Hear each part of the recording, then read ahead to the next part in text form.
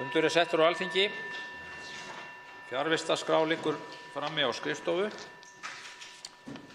Af dagskrá þessa fundar tekið 4. dagskrármálið. Þá útbýtt á fundinum þingskjali 157, kostnaðarþátttaka ríkisins í dreifingu eldsneytis og uppbyggingu hleðslustöðvarnets. Fyrirspurn flutningsmaður Albertína Friðbjörg Elíasdóttir. Þingskjali 161, ferðamálastofa og nýsköpun í ferðaþjónustu. Fyrirspurn flutningsmaður Albertína Friðbjörg Elíasdóttir og þingskjali 162, vistvæn innkaup. Fyrirspurn flutningsmaður Andrés Ingi Jónsson. Áður en gengið til dagskrár hefur hv. 3. þingmaður Suðurkjördæmis, Birgir Þórarinsson, óskað eftir að ræða fundarstjórn forseta.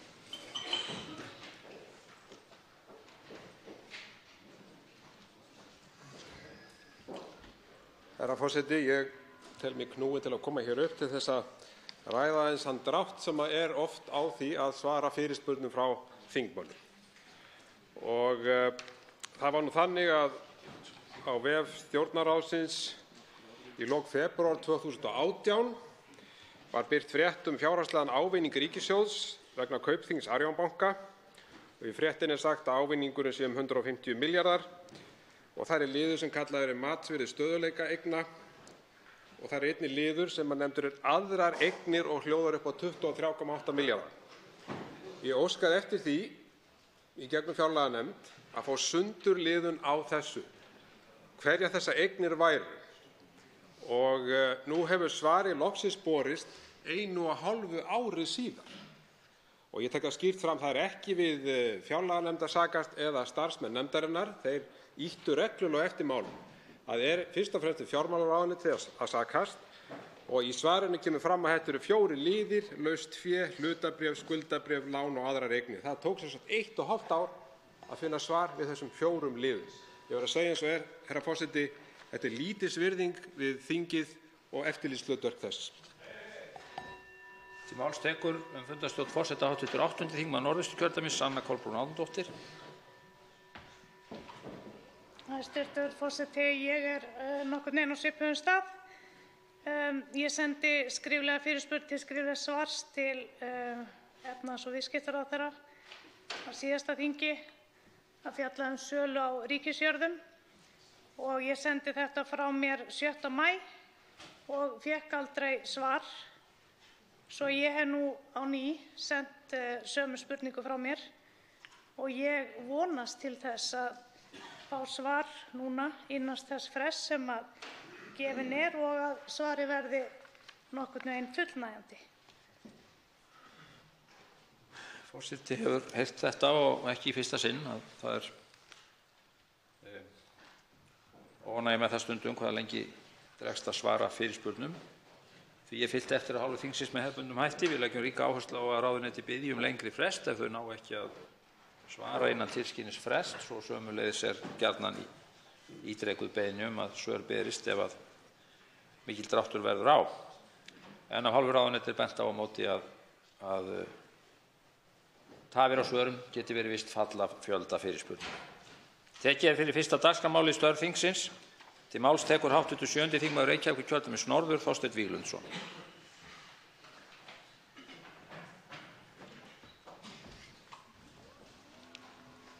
Virðulegur forseti,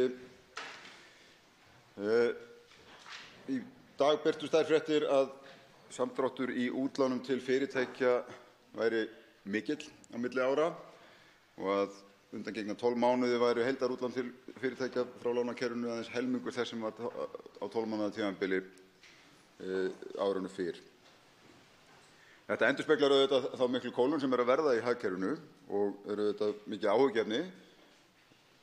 En leið endurspeglar líka slaka samkeppnisstöðu íslenska bankakerfisins.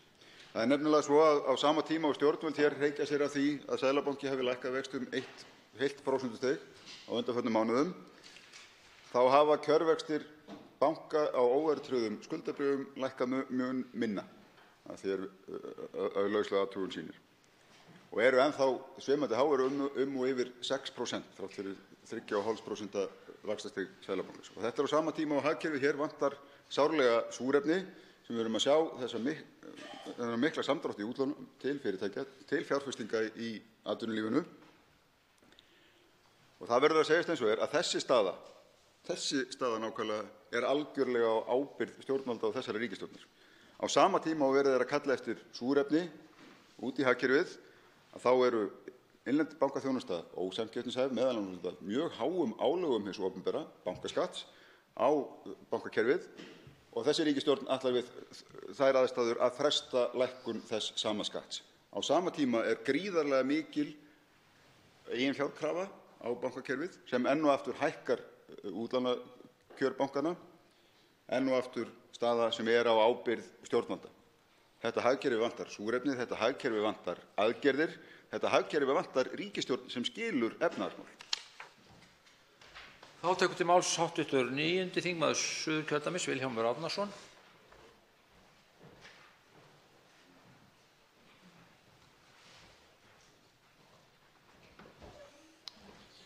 Virðulegi forseti, nú þessum töluðu orðum fer fram vígsluhátíð á nýbyggingu hjá félagasamtökunum Samhjálp.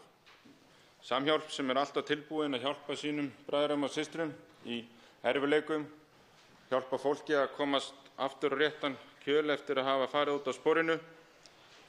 Og ég vil óska þeim til hamingju með þessa nýbyggingu og velferðnar áfram í starfi. En það eru svona félög sem eru okkur sem samfélagi svo gríðarlega mikilvæg. Þau gefa svo mikið, þetta sjálfsprottið frumkvæði í því að hjálpa fólki að hafa úrræði til boða sem getur hjálpað þeim til að eiga betra líf. Og þetta alveg ómetanlegt hvað svona frumkvæði og svona mikil trú á því starfi sem að félagasamtök, þriðji geirinn eins og ég kalla hann oft hér í þessum ræðustól, hversu dýrmætt þetta fyrir okkur og hvað mikill ávinningur af þessu. Við getum ímyndað okkur ef þetta úrræði og þessi nýbygging væri öll unnin á vegum hins opinbera. Hvað hefði það kostað okkur? Hvaða verkferlar og lög og reglur og greiningar og viðtöl og annað sem fólki þyrfti til þess að bara koma nýbyggingun á stað, til þess að fá fjármagnið í hana og svo til þess að fá að njóta þeirra þjónustu sem þarna er. Þannig að þarna erum við að fá á hagkvæman hátt lausnir sem henta oftast þeim sem að þurfa á lausnunum að halda mun betur heldur en það sem fast inn í okkar fasta ríkisramma. Þannig að þetta meira svigrúm, þetta auðveldara aðgengi og opnara aðgengi fyrir mun minni fjármuni og kemur mun miklu hraðar og þjónusta mun miklu fleiri. Fyrir þetta skulum við þakka. Þá tekur til máls störf þingsins hv. 9. þingmaður Suðvesturkjördæmis, Willum Þór Þórsson. Hæstv. forseti, ég vil byrja á að taka undir með síðasta hv. ræðumanni árnaðaróskir til Samhjálpar og ég ætlaði einmitt að ræða hér málefni almannaheillastarfsemi og þriðja geirann sem við köllum svo. Og það er óumdeilt að þar fer fram gífurlega mikilvægt starf á fjölbreyttu sviði. Starf í samfélagslega þágu og til almannaheilla, dýrmætt á svo marga vegu. Og hlutverk og framlag þessari starfsemi mjög erfitt að verðmeta og raun engin ein rannsókn til sem hefur gert tilraun til þess að draga fram heildarumfangið, enda það býsna flókið verk og erfitt. Það sem geirinn svo margbrotinn og þá viðfangsefnið í slíkri rannsókn að skilgreina skilyrði til þess að fá einhverja raunhæfa niðurstöðu. Við vitum hins vegar að framlagið og verðmætin, félagslega verðmæti, velferðarframlagið, sjálfboðaliða framlagið, forvarnarframlagið, mannúðarframlagið, lífsbjargirnar og ég gæti lengi talið, eru verðmæti langt umfram það sem við gætum nokkru sinni til dæmis afrekað á fjárlögum hverju sinni. Það segir okkur hins vegar að það skynsamlegt að styðja allt þetta fjölbreytta starf sem fer fram hjá óhagnaðardrifnum félagasamtökum af ýmsum toga og efla og styrkja þetta sjálfboðaliða starf í tugþúsund tali allt land og við gerum það. Við gerum ýmislegt. Við erum með bein framlög, við erum með þjónustusamninga og við erum með tímabundin framlög og við í hv. fjárlaganefnd erum í raun minnt reglulega á þessa staðreynd, ekki síst í tengslum við umfjöllun einmitt fjárlögin. Fjármála- og efnahagsráðherra hæstvirtur skipaði í apríl síðastliðinn starfshóp til þess að fjalla skattalegt umhverfi þeirra starfsemi sem fellur undir þriðja geirann og leggja fram tillögur í þeim tilgangi að efla og styrkja sjálfboðaliða starf, að hvetja einstaklinga og lögaðila til þess að leggja slíkri starfsemi lið og horfa því tilefni til nágrannalanda og auka samræmi í lagareglum. Það von á skýrslu frá hópnum hvar ég sit og við fengum jafnframt kynningu á því að í bígerð stofnun á rannsóknarsetri þriðja geirann við Háskóla Íslands og ég bind mikla vonir við að það efli rannsóknir og stuðning við almannaheillargeirann. Til máls tekur hv. 8. þingmaður Reykjavíkurkjördæmis suður, Inga Sæland. Já, virðulegi forseti. Ég kem hér í ræðustólinn til að tala störf þingsins í orðsins fyllstu merkingu. Ég varð vitni að ótrúlegri uppákomu í morgun í hv. stjórnskipunar- og eftirlitsnefnd þar sem að nýr formaður hefur tekið þar sæti, hv. þingmaður Þórhildur Sunna Ævarsdóttir. Ég vil byrja á því að óska henni til hamingju með þá skipan. Hins vegar var alveg eiginlega sárara en tárum taki að verða vitni að þeirri uppákomu sem átti sér stað einmitt í morgun, þar sem formaður nefndarinnar hafði sýnt það frumkvæði að kalla eftir dómsmálaráðherra til að ræða alvarleika stöðu lögreglunnar. Í raun og veru var ekki verið að óska eftir því að kalla eftir einhverjum skýrum línum hvað aðgerðir og hvað væri verið að gera, heldur hins vegar verið að líta öxl og kannski meira horfa inn á við hver ástæðan fyrir þeirri stöðu sem upp komin í dag, og finnst mér ekki nokkur einasti vafi þar á að það ætti heima hjá stjórnskipunar- og eftirlitsnefnd. Og hvað varðar það sem þarna kemur fram að ákveðnir aðilar voru að kvarta undan því það væri ekki samráð að ræða við aðra nefndarmenn, aðra stjórnendur í nefndinni, þá vil ég bara benda á það að ég hef bæði verið varaformaður atvinnuveganefndar og nú annar varaformaður fjárlaganefndar og ég veit ekki betur heldur en að meginreglan sé sú, það gengur bara þannig fyrir sig að við fáum dagskrána og á meðan við gerum ekki athugasemd við hana þegar hún komin í hendurnar á okkur, þá lítur maður sennilega á það sem samþykki. Að minnsta kosti gerir hún það, þessi kona sem hér stendur. Þannig að ég vona innilega að samstarfið í nefndinni þessari sem öðrum nefndum eigi eftir að verða okkur farsælt og að við stöndum saman frekar en að koma með svona uppákomur eins og maður þurfti að verða vitni að hér í morgun. Þá tekur til máls hv. 7. þingmaður Norðausturkjördæmis, Bjarkey Olsen Gunnarsdóttir. Já, herra forseti, allsherjar- og menntamálanefnd brá undir sig betri fætinum í gær og fór í vettvangsheimsókn til Akureyrar. Mjög góðar og gagnlegar heimsóknir. Í framhaldi af því langar mig að tala tvennt í dag, lögregluna og sýslumann. Þetta umdæmi risastórt og nær frá Þórshöfn og Langanesi til Siglufjarðar og oft erfitt yfirferðar yfir veturinn, auk hálendisins sem maður þarf að sinna. Fyrir utan hin hefðbundnu störf hjá lögreglunni hefur embættið stutt við umbætur í málefnum þolenda ofbeldis, meðal annars með því að taka þátt í þjónustumiðstöð fyrir þolendur ofbeldis sem heitir Bjarmahlíð og var opnað 1. apríl síðastliðinn. Mjög góð reynsla komin á þessu tæpa hálfa ári sem liðið frá opnun og alveg ljóst að löngu tímabært var orðið að bjóða upp á slíka þjónustu á Norðurlandi. Þá hefur einnig verið opnað útibú frá Barnahúsi sem hefur komið sér vel. Embættið tók líka þátt í tilraunaverkefni ásamt Sjúkrahúsinu á Akureyri, Heilbrigðisstofnun Norðurlands og rannsóknarmiðstöð gegn ofbeldi við Háskólann á Akureyri. Könnuð var reynsla þolenda kynferðisofbeldis af því að leggja fram kæru hjá lögreglu og þiggja sálfræðiviðtal að lokinni skýrslutöku og svo reynslu kæranda kynferðisofbeldis af því að fá tilkynningu niðurfellingu héraðssaksóknara á kynferðisbrotamálum með því að vera boðaðir í viðtal á lögreglustöð í stað þess að fá sent bréf heim til sín. Þessar einföldu breytingar hafa skipt fólkið afar miklu máli og sýnir mikilvægi þess að horfa út fyrir kassann, ekki síst í svo viðkvæmum málum sem þessum. Við fengum einnig að sjá myndavélarnar sem staðsettar eru á nokkrum stöðum í bænum sem hafa gert gríðarlega mikið gagn og hjálpað til meðal annars við lausn á erfiðum líkamsárásarmálum. Að sýslumanni, hann sinnir nærþjónustu héraði ef eitthvað bjátar á eða þörf á einhverjum upplýsingum sem tengjast hinu opinbera, leitar fólk gjarnan á skrifstofu sýslumanns. Aðalskrifstofan á Húsavík en svo eru 2 skrifstofur á Akureyri og Siglufirði og útibú á Dalvík. Sýslumaður kynnti okkur hugmyndir samvinnu við sveitarfélögin, til dæmis á jaðarsvæðum að hafa fastan starfsmann sem hefur þar búsetu til að tryggja betur nærþjónustu. Hann kynnti einnig fyrir okkur hugmyndum sáttarferli sem nær þvert yfir kerfið sem ég er sannfærð að skili okkur öllum ávinningi og ég hvet ráðherra dómsmála til að kynna sér þetta. Til máls tekur hv. 5. þingmaður Suðurkjördæmis, Ari Trausti Guðmundsson. Herra forseti, hugtakið kolefnisjöfnun mun lita störf þingsins. á næstunni og trúlega nokkuð lengi. Nú það þannig að kolefnisjöfnun mun brátt teljast með í kolefnissamningum, útreikningum á kolefnisspori í gegnum EES-samninginn. Það mun ekki minnka skyldur okkar við losun en mun samt hjálpa okkur að engu síður.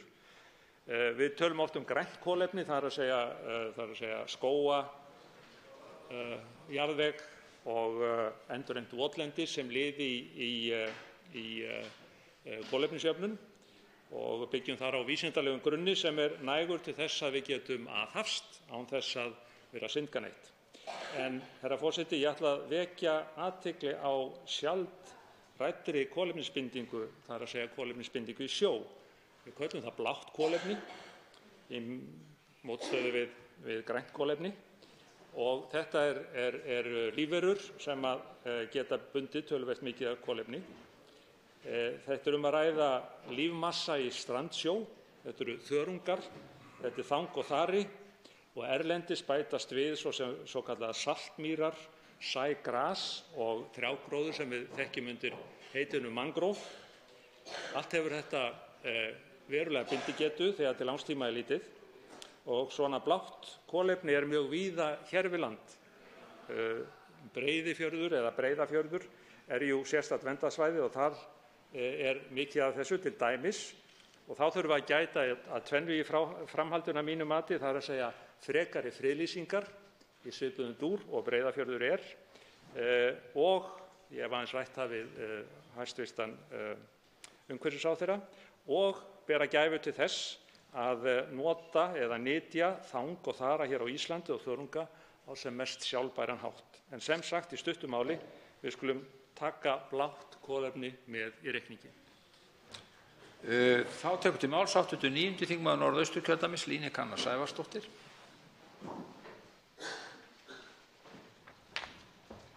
Virðulegi forseti. Framræst votlendi getur losað mikið af gróðurhúsalofttegundum þegar gróðurleifar rotna hraðar í þurru landi en blautu.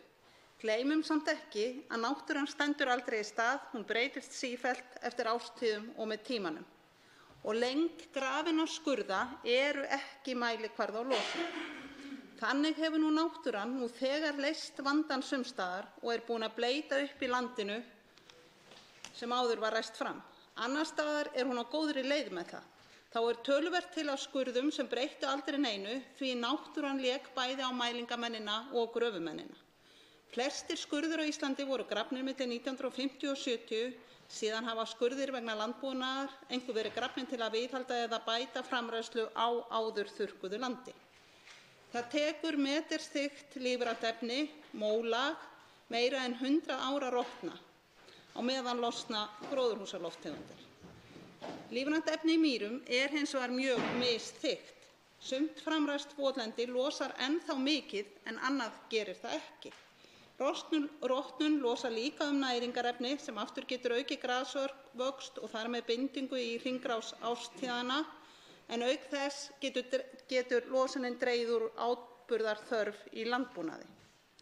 Endurheimt verður að ígrunda vel, gæta þess að opna ekki land fyrir jarðvegsrofi og muna allt votlendi þarf afrennsli. Snögg umbreyting getur líka veikt gróðurþekju og mótstöðu vistkerfa. Ef mögulegt leyfum þá votlendi sem ekki notað að blotna upp vegna verkunar náttúrunnar sjálfrar, leyfum skurðum að síga saman og breytast aftur í læki. Notum sem minnst inngrip. Við framræslu votlendis á Íslandi voru gerð margvísleg mistök. Dettum ekki sömu gryfju við endurheimtina. Henni verður ekki best sinnt með gulum gröfum út alla blár og flóa.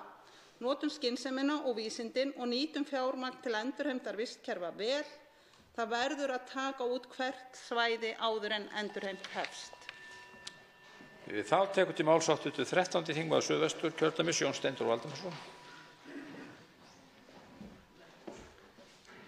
Herra forseti, frelsi til flestra hluta mikilvægt í íslensku samfélagi.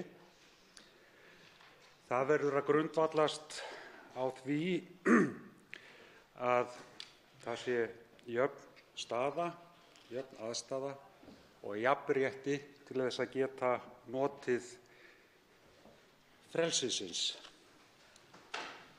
Í upphafi þessa þings var lögð fram skýrsla sérstöðu þjóðkirkjunnar fram yfir önnur trúfélög og lífsskoðunarfélög í landinu. Þar kennir margra grasa og kemur skýrt fram, sem kemur væntanlega engum á óvart, að þjóðkirkjan nýtur umtalsverðs hagræðis umfram önnur sambærileg félög í landinu, og þó að það sé nú ekki einhlítur mælikvarði, að þá má nefna að það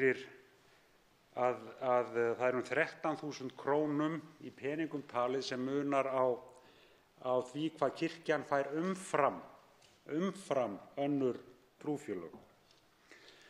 Þess vegna hefur verið lögð núna fram tillaga til þingsályktunar það að þegar verði hafist handa við það að semja lagafrumvarp sem að feli í sér fullan aðskilnað ríkis og kirkju.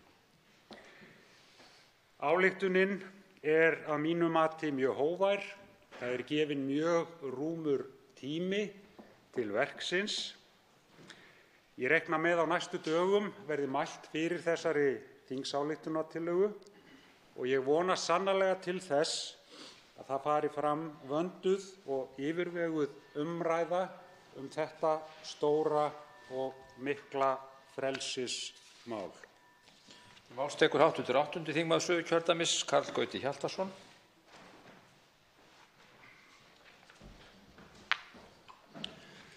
Herra forseti, lögreglan í landinu hefur sannarlega verið mikið til umfjöllunar að undanförnu.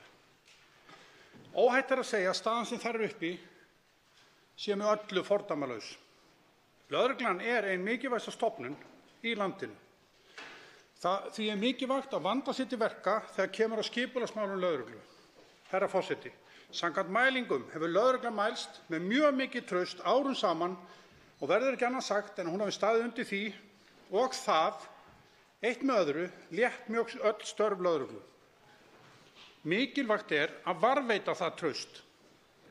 Við megum ekki leyfa okkur að málið sem nú er uppi verði þæft með því að taka undir þær raddir sem tala fyrir því að nú verði að fara í viðamiklar og afdrifaríkar skipulagsbreytingar í lögreglunni.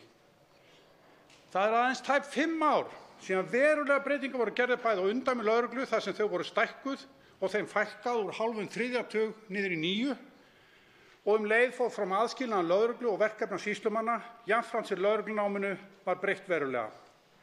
Nokkrum árum fyrr höfðu miklar skipulagsbreytingar átt sér stað. Að sögn formanns Landssambands lögreglumanna er breytingaþreyta mikil innan lögreglunnar og er ekki á það bætandi að sinni. Og ef til vill er það ein orsökin fyrir þeim uppákomum sem við höfum orðið vitni að. Annað er að verkefni sem hafa verið á höndum ríkislögreglustjóra hafa skarast á við mörg verkefni lögregluembættanna í landinu og er það ein ástæða ólgunnar. Ég tel ekki séu nein efni til þess að ana út í skipulagsbreytingar í lögreglu og alls ekki fara í þær að líta athuguðu máli. Allt niðurrifstal lögreglu þjónar engum tilgangi nema að rýra og minnka tiltrú á lögreglunni og menn verða að átta sig á ábyrgð sinni í þeim efnum. Það er mín skoðun að úrlausn þessa máls má ekki draga steginu lengur vegna þess að mestan skaða af því ber lögreglan í landinu og við megum ekki við því. Tekur til máls hv. 12. þingmaður Suðvesturkjördæmis, Guðmundur Ingi Kristinsson.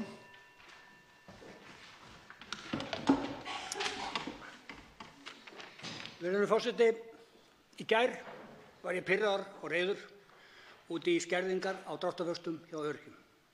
Í dag er ég sár og svekktur vegna þess að við tryggjum ekki að öryrkjar sem eiga þess rétt viti réttindi sín. Tryggingastofnun ríkisins í 9. grein almannatryggingalaga segir: veita almenningi þjónustu og ráðgjöf réttindi og skyldur samkvæmt þeim lögum sem stofnunin starfar eftir. Ráðgjöf réttindi. Kynna almenningi réttindi sín með upplýsingastarfsemi. Kynna almenningi réttindi sín með upplýsingastarfsemi.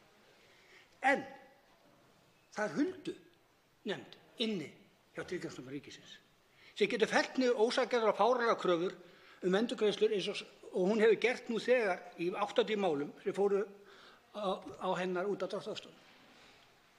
En fólk hérna úti veit ekki af þessu.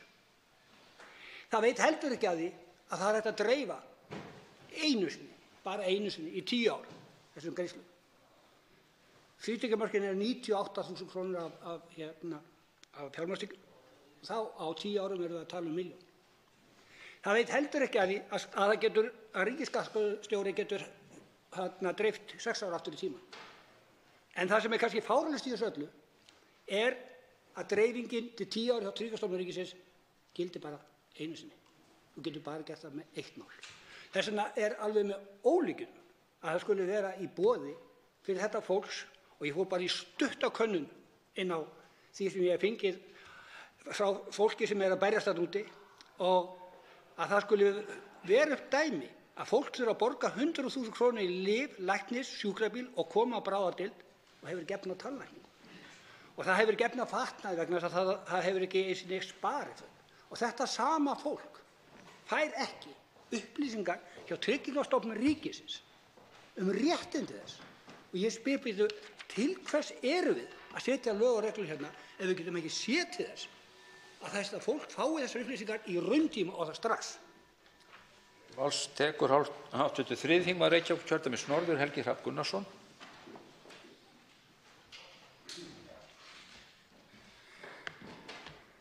Virðulegi forseti, ég kem hingað upp sem hv. þingmaður, en ég verð eiginlega að tala aðeins sem almennur borgari sem hefur búið í þessu landi meira eða minna frá fæðingu.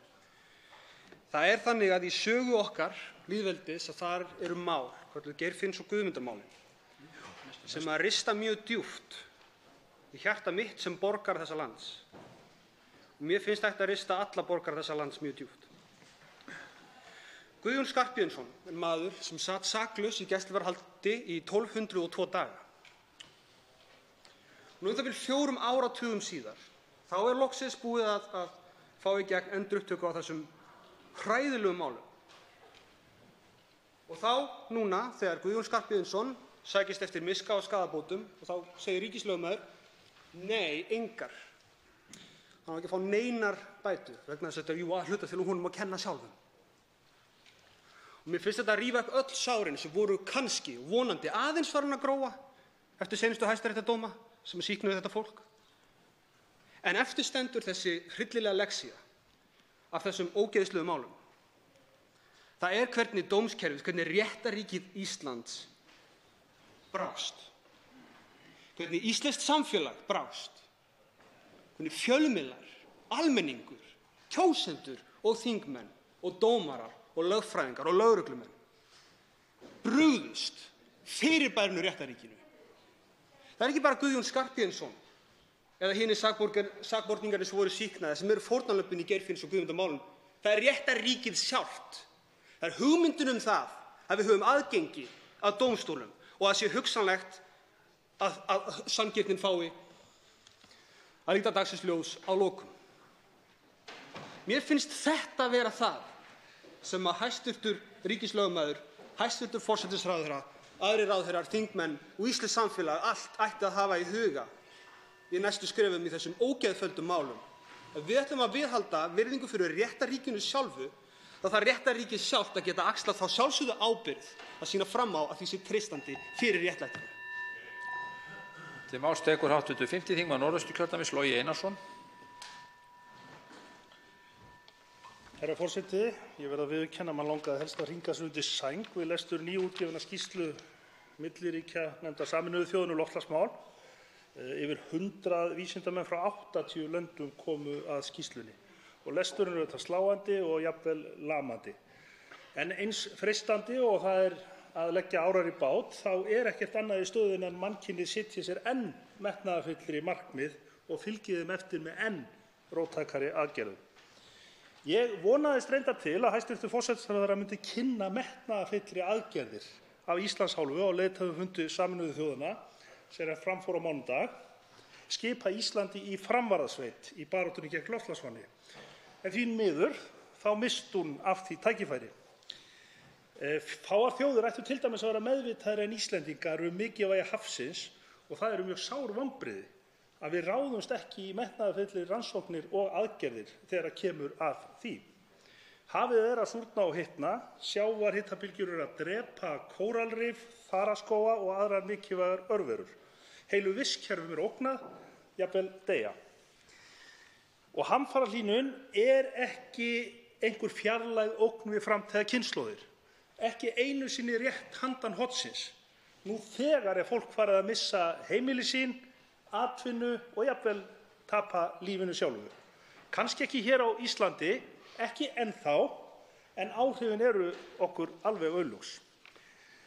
Það sameiginlegt verkefni alls mannkyns og við ríkari þjóðirnar getum ekki látið undir höfuð leggjast og ættum auðvitað að ganga undan með góðu fordæmi. Og herra forseti, hér duga engar smáskammtalækningar. Við getum ekki komið í veg fyrir þessar hamfarir án þess að gera grundvallarbreytingar á hagkerfum heimsins. Við þurfum að bregðast við strax, annars munum við tapa þessu kapphlaupi. Til máls tekur hv. 11. þingmaður Reykjavíkurkjördæmis suður, Björn Leví Gunnarsson. Virðulegi forseti, ég vil náttúrulega byrja að þakka hv. þingmanni Ingu Sæland fyrir ræðu sína hérna áðan. Þetta einmitt svoleiðis stjórnmál sem ég vil stunda, þar sem við komum til varnar þvert yfir flokkslínur. En í morgun, eða í kringum hádegið, var haldinn síðan kynningarfundur samkomulag ríkisins við sveitarfélög á höfuðborgarsvæðinu. Þar var efnislega ekkert fjallað samkomulagið sjálft, nema að því leyti að útskýra hvaða samgönguframkvæmdir sem eru á samgönguáætlun og híft upp og gert á að fara í fyrr heldur en samkvæmt samgönguáætlun. Og þar dregið upp úr hattinum fjármögnun einhverja 60 milljarða sem á að vera í formi einhverja veggjalda og ýmislegt svoleiðis. Og það farin í gangi einhver svona svartapétursleikur það hver ber ábyrgð á því að koma á veggjöldum. Ég finnst þetta aldrei áhugavert. Og þá skal það vera alveg kýrskýrt og fannst mér alveg kýrskýrt fram á fundinum í kringum þarna í morgun að það og verður ekkert veggjald tekið án heimildar þingsins. Þannig að þegar allt kemur til alls þá það ákvörðun þingsins hvort það verður veggjald eða ekki. Það enginn sem getur kvittað á eitthvað samkomulag út í bæ og sagt að það verður þá bara að vera þannig af því að lokum það þingið sem kemur til með að þurfa að búa til og koma þar að. Það talað samt einhverja þverpólitíska sátt og eina sáttin sem ég get samt séð bara nauðsyn þess að fara í þessar samgönguframkvæmdir á höfuðborgarsvæðinu. Að það þurfi að fjármagna þær sama hvað.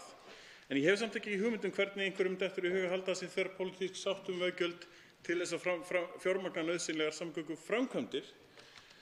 Ef það eitthvað sem einhverjir halda fram, þá verður það bara komið dálítið í ljós í þingsal. Það ýmislegt annað nefnt þarna, en þetta það sem ég finnst vera lykilatriði, að við reynum aðeins að horfa í gegnum þennan svartapétursleik sem í gangi og vera aðeins á yfirvegunarnótunum varðandi hver ber ábyrgð. Þá tekur til máls hv. 8. þingmaður Norðausturkjördæmis, Anna Kolbrún Árnadóttir.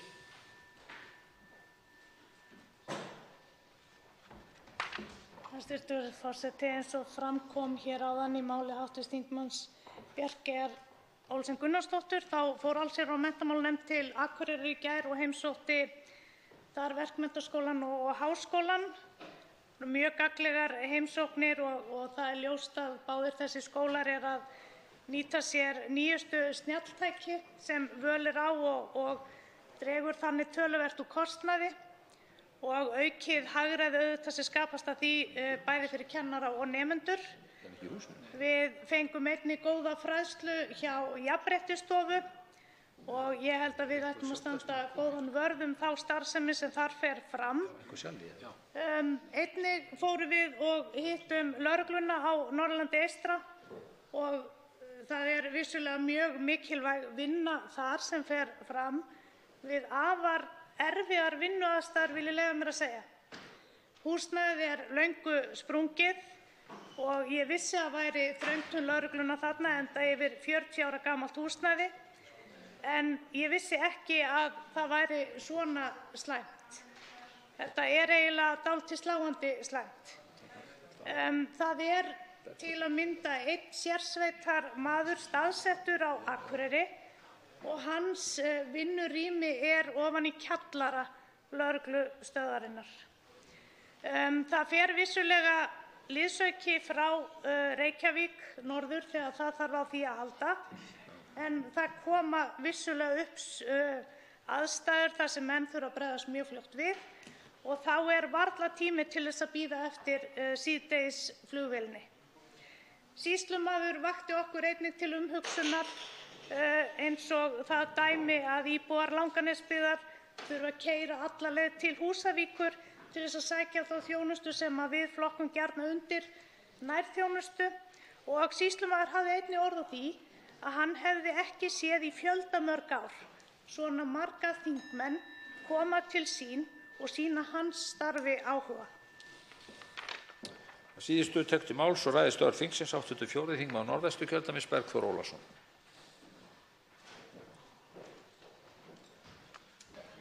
Virðulegur forseti, mig langar hér undir störfum þingsins að segja nokkur orð það samkomulag sem hefur verið nokkuð til umræðu í dag og síðustu daga og snýr að uppbyggingu á samgöngum á höfuðborgarsvæðinu.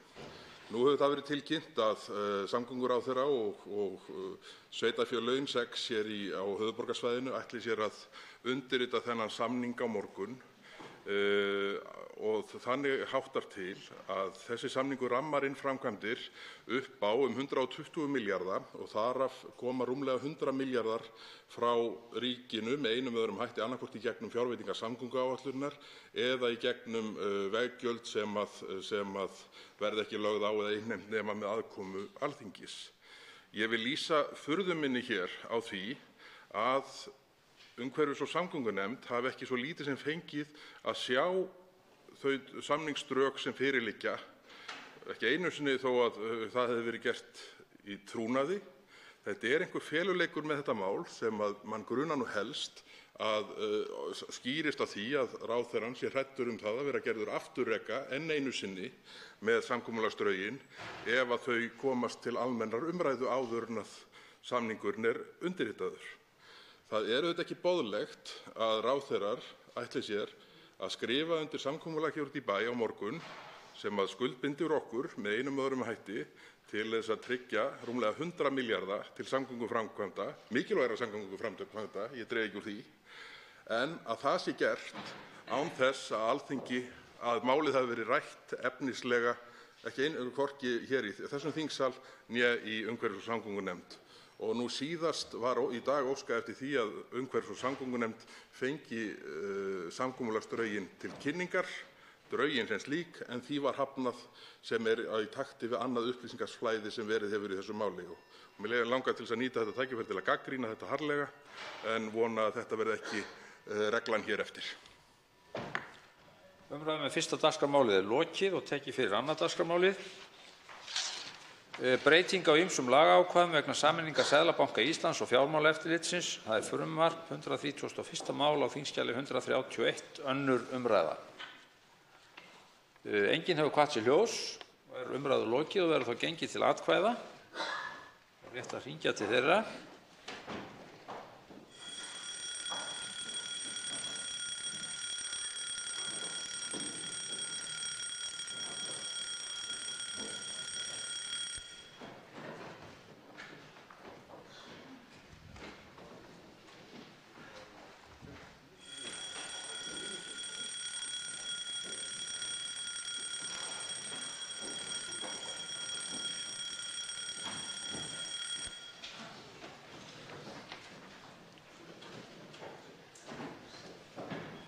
Já, fyrst verða greidd atkvæði 1. grein og hefst nú atkvæðagreiðslan.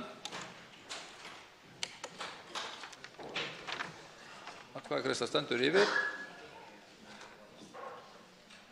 Atkvæðagreiðsla stendur yfir. 1. grein frumvarpsins.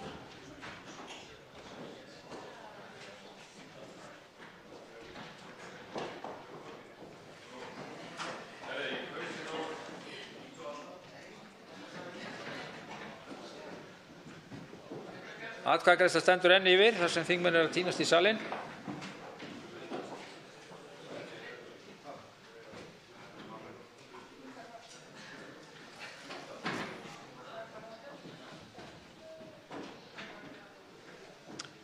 Þá sýnist forseti að allir hafa náð sætum sínum, þannig að það er spurning hvort á að bíða eftir hæstv. Fjármálaráðherra.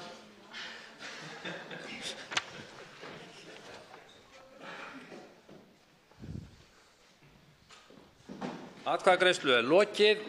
Fyrsta grein er samþykkt með 36 atkvæðum, 9 greiða ekki atkvæði. Þá voru greidd atkvæði með aðra til og með 8. grein og hefst nú atkvæðagreiðslan. Atkvæðagreiðslunni er lokið. Önnur til og með 8. grein eru samþykktar með 36 atkvæðum, 9 greiða ekki atkvæði. Fyrirsögn frumvarpsins skoðað samþykkt án atkvæðagreiðslu, enginn hreyfir andmælum. Frumvarpið gengur nú til 3. umræðu og það er samþykkt. Þá tekið fyrir 3. dagskrármálið ráðstafanir vegna útgöngu Bretlands úr Evrópusambandinu og Evrópska efnahagssvæðinu, stjórnarfrumvarp, 142. mál á þingskjali 142, 1. umræða. Til máls tekur hæstv. utanríkisráðherra Guðlaugur Þór Þórðarson.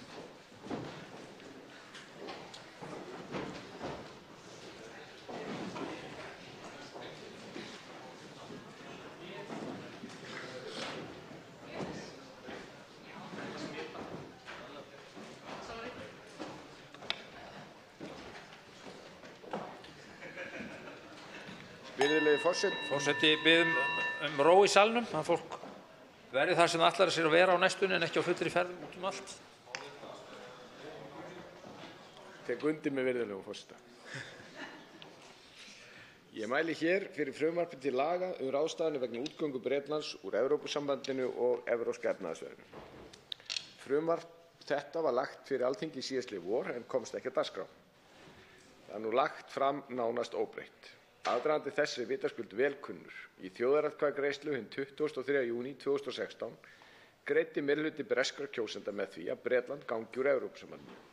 Í kjölfarið tilkynntu bresk stjórnvöld hinn 29. mars 2017 úrsögn Bretlands úr Evrópusambandinu. Bresk stjórnvöld og Evrópusambandið hófu í kjölfarið samningaviðræður hvernig standa skyldi á útgöngunni og þeim viðræðum lauk með gerð svonefnds útgöngusamnings í nóvember á síðasta ári. Sá samningur hefur hins vegar reynst umdeildur í Bretlandi. Hefur samningurinn ítrekað verið borinn undir atkvæði í neðri deild breska þingsins en ekki hlotið brautargengi. Bretland hefði að óbreyttu átt að ganga úr Evrópusambandinu hinn 29. mars 2019 en bresk stjórnvöld hafa tvívegis óskað eftir að fresta útgöngu til að leitast við að ná stuðningi meirihluta breska þingsins við útgöngusamninginn. Í apríl síðastliðinn ákváðu leiðtogar Evrópusambandsins að fresta útgöngu Bretlands til 31. október næstkomandi. Afstaða ríkisstjórnar Bretlands er að ganga úr Evrópusambandinu hinn 31. október næstkomandi. Ekki hins vegar hægt að útiloka frekari frestun og útgöngu frá 31. október eins og mál hafa nú þróast. Þess vegna er mikilvægt að íslensk stjórnvöld sé áfram reiðubúin að bregðast við mismunandi sviðsmyndum og er þetta frumvarp mikilvægur liður í þeirri vinnu. Virðulegi forseti, það var ljóst strax frá því að niðurstaðan í þjóðaratkvæðagreiðslunni lá fyrir sumarið 2016 að útgangur Bretlands úr Evrópusambandinu myndi hafa talsverð áhrif hér á landi. Í krafti aðildar sinnar að Evrópusambandinu er Bretland aðili að EES-samningnum og öðrum þeim samningum sem Ísland hefur gert við ESB. Þegar þeirri aðild lýkur taka þessi samningar ekki lengur til Bretlands. Bretland er ein af okkar helstu viðskiptaþjóðum, nágrannaríki okkar og náið okkur á fjölmörgum sviðum. Af þeim sökum hefur það verið forgangsatriði íslenskra stjórnvalda að tryggja áframhaldandi náin tengsl og góð viðskiptakjör við Bretland eftir útgöngu þeirra úr ESB. Þetta markmið er meðal annars endurspeglað í stjórnarsáttmála ríkisstjórnarinnar þar sem áréttað er mikilvægi þess að gæta vel að hagsmuni Íslands við úrsögn Bretlands úr Evrópusambandinu. Útganga Bretlands úr Evrópusambandinu mun vitaskuld marka þáttaskil og kalla á að Ísland og Bretland skilgreini framtíðarsamskipti sín í samningum sín á milli.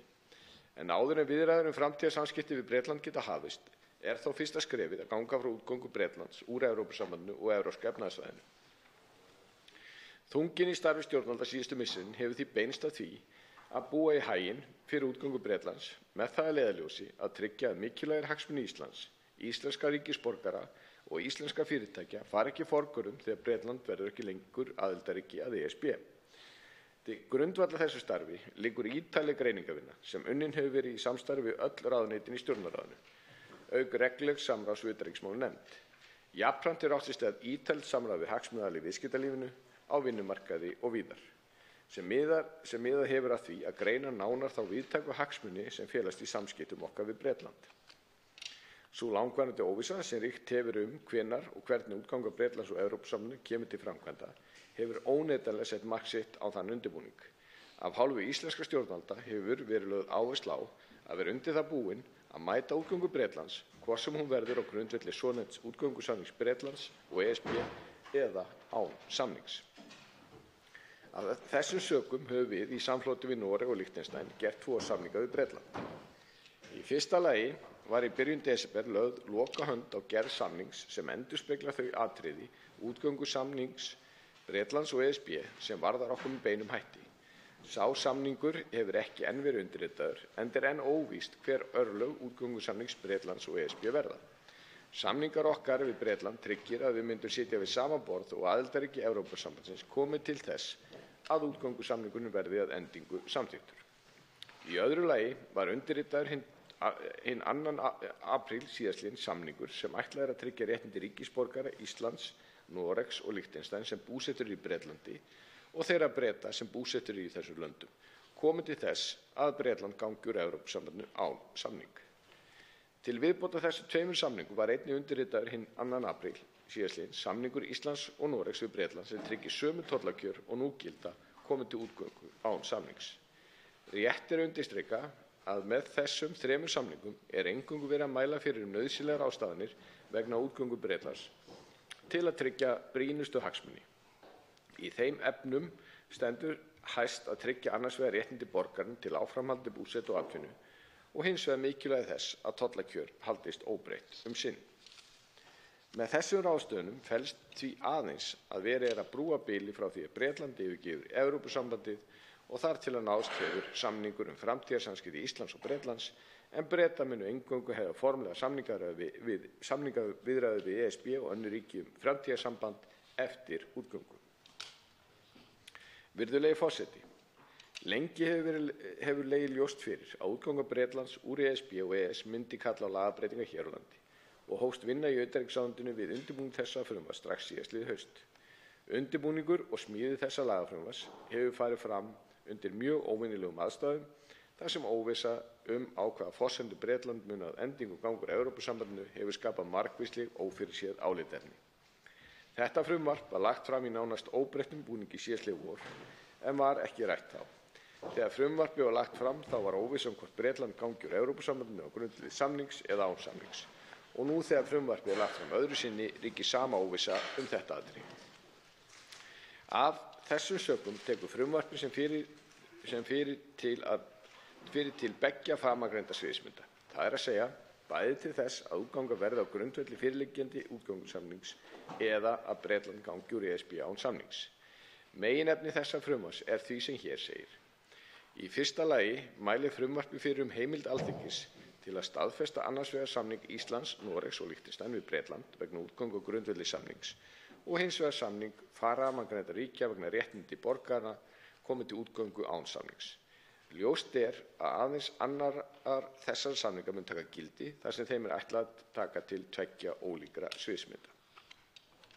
Það er hins vegar mikilvægt að heimild liggi fyrir að staðfesta hvort samninginn fyrir sig þegar það kemur í ljós hvorum þeirra mun í raun verða beitt. Í öðru lagi er með frumvarpinu mælt fyrir stöðu Bretlands hér á landi á meðan að svonefndu aðlögunartímabili stendur. Rétt er að undirstrika að til aðlögunartímabilsins kemur aðeins ef útganga Bretlands verður á grundvelli samnings. Í aðlögunartímabilinu felst að Bretland heldur áfram að hafa stöðu aðildarríkis Evrópusambandsins fram til ársloka 2020. Þó að aðild þess hafi verið formlega lokið og Bretar hafi ekki lengur seturétt innan stofnana ESB. Rétt er að undirstrika að samningar Bretlands og Evrópusambandsins í tengslum við útgöngu munu aðeins gilda á milli Bretlands og ESB og munu ekki binda önnur ríki. Hins vegar má gera ráð fyrir að komi til þess að munu ESB og Bretar óska eftir því við önnur ríki að þau haldi áfram að veita Bretlandi sömu stöðu og aðildarríki ESB njóta á grundvelli þeirra samninga sem gildir á milli ESB og viðkomandi ríkja. Af hálfu Íslands er vitaskuld sjálfsagt mál að veita Bretlandi þessa stöðu, enda munu íslenski aðilar njóta þessar sömu réttinda í Bretlandi á meðan á slíku aðlögunartímabili stæði. Hins vegar kallar slíkt á að sett sé ákvæði það í lög og því mælt fyrir slíkt í ákvæði frumvarpinu. Í þriðja lagi mælir frumvarpið fyrir breytingar á lögum útlendinga, lögum atvinnurétti útlendinga og lögum lögheimili vegna framkvæmda áðurnefndra samninga hér á landi. Þessar lagabreytingar miða að því að tryggja breskum ríkisborgurum sem búsettir eru hér á landi þau réttindi sem þeim eru tryggð með áðurnefndum samningum og mæla nánar fyrir það fyrirkomulag sem þessi samningar mæla fyrir svo sem skráningu og útgáfu skilríkja. Í fjórða og síðasta lagi mælir frumvarpið fyrir breytingar á lögum verðbréfaviðskipti en þeim breytingum er ætlað að viðhalda tilteknum undanþágum frá ákvæðum þeirra laga komi til þess að Bretland gangi úr ESB án samnings. Þá með lögunum heimiluð tiltekin undanþága frá lögum fjármálafyrirtæki komi til útgöngu Bretlands úr ESB án samnings. Virðulegi forseti, eins og gat hér áðan, áforma bresk stjórnvöld að ganga úr Evrópusambandinu hinn 31. október næstkomandi. Með þessu frumvarpi búið svo hnútana að við erum tilbúin að mæta útgöngunni og tryggja okkar mikilvægustu hagsmuni, hvort sem Bretland gangi út úr Evrópusambandinu á grundvelli samnings þess við Evrópusambandið eða án samnings. Jafnframt það mat utanríkisráðuneytisins, sem byggir á nánu samráði við bresk stjórnvöld, að enda þótt Bretland og ESB myndu semja ákveðnar breytingar á útgöngusamningnum, myndi það ekki áhrif á þá samninga sem liggja fyrir á milli Íslands, Liechtensteins og Noregs annars vegar og Bretlands hins vegar. Það því ekki ástæða til að bíða eftir niðurstöðum viðræðna Bretlands og ESB. Það því afar mikilvægt að þetta frumvarp fái brautargengi og verði samþykkt tímanlega. Sérstaklega í ljósi þess að það skýrist líklega ekki fyrir en mjög skömmu fyrir settan útgöngudag á hvaða forsendum útganga Bretlands og ESB verður og hvort hún verður 30. október næstkomandi eða einhverju síðar. Virðulegi forseti, ég hef nú gert grein fyrir helstu efnisatriðum frumvarpsins og legg til að því verði að lokinni þessari umræðu vísað til hæstv. Utanríkismálanefndar og annarra umræðu. Til máls tekur hv. 5. þingmaður Norðausturkjördæmis, Logi Einarsson. Herra forseti, tilefni þessa máls þykir mér nú heldur dapurlegt. Málið eins og hæstv. ráðherra sagði, kannski flóknara en ella þar sem ómögulegt að segja hverjar lyktir verða í samningum Breta eða ekki samningum Breta við Evrópusambandið og því alveg hárrétt að það varasamt að vera að bíða fram á síðustu stundu þar sem ekki vita hvort þetta leysist fyrr en bara þá. En það auðvitað ekki langt síðan að hæstv. Utanríkisráðherra talaði þau tækifæri sem fælust í væntanlegri útgöngu Breta úr ESB og stillti sér nokkuð glaðbeittur upp við hlið Borisar Johnson, þáverandi utanríkisráðherra Breta, og talaði að Bretar væru að ganga í gegnum afar spennandi tíma umbreytinga. Nú auðvitað minna að tala þessi tækifæri og hversu spennandi tímar Breta séu. Vonandi farnast þeim þó best, sama hvernig málum lyktar, en það meira talað pólitíska ringulreið og efnahagslegan óstöðugleika. Og síðustu mánuðir hafa, svo maður segir það nú bara alveg eins og það dregið fram verstu hliðar þings þessarar ágætu vinaþjóðar okkar.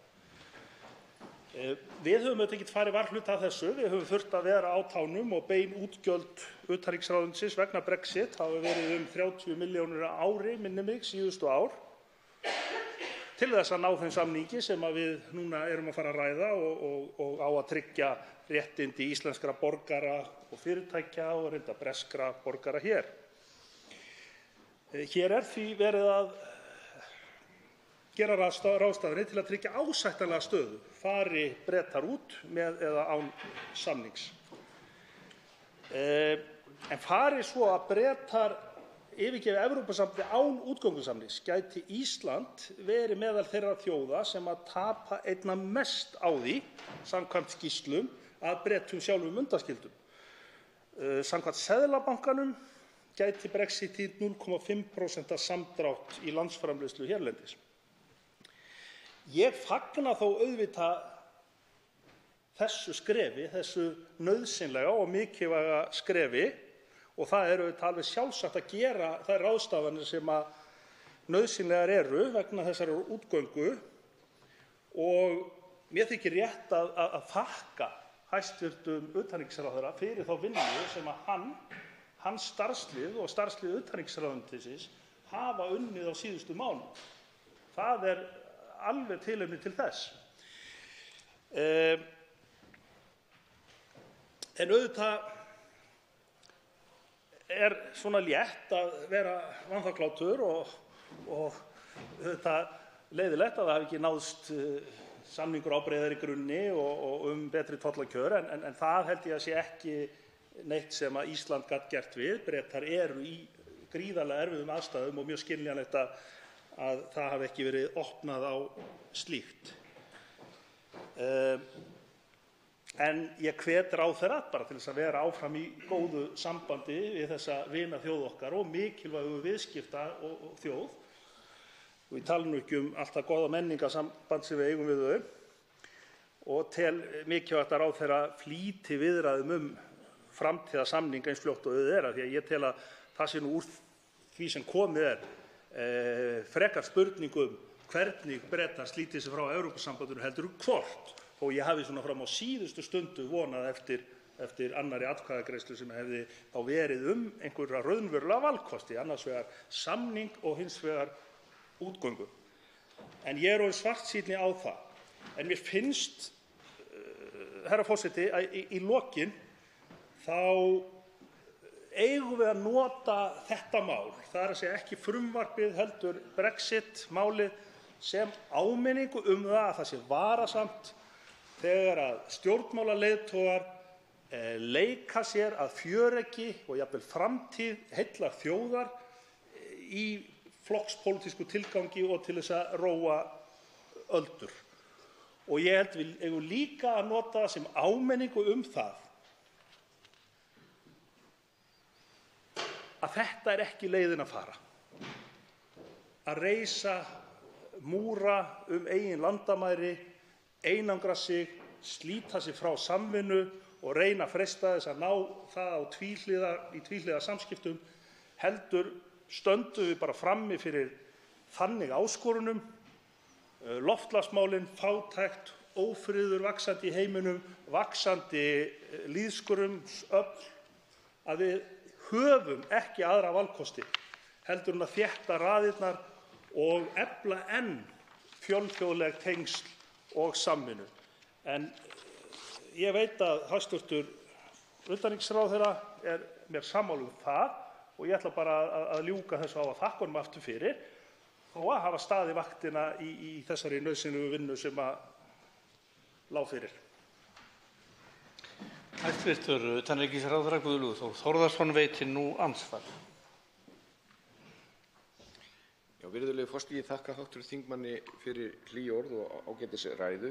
Ég vildi þó leiðrétta svona ákveðinn misskilning sem kom fram hjá hv. þingmanni.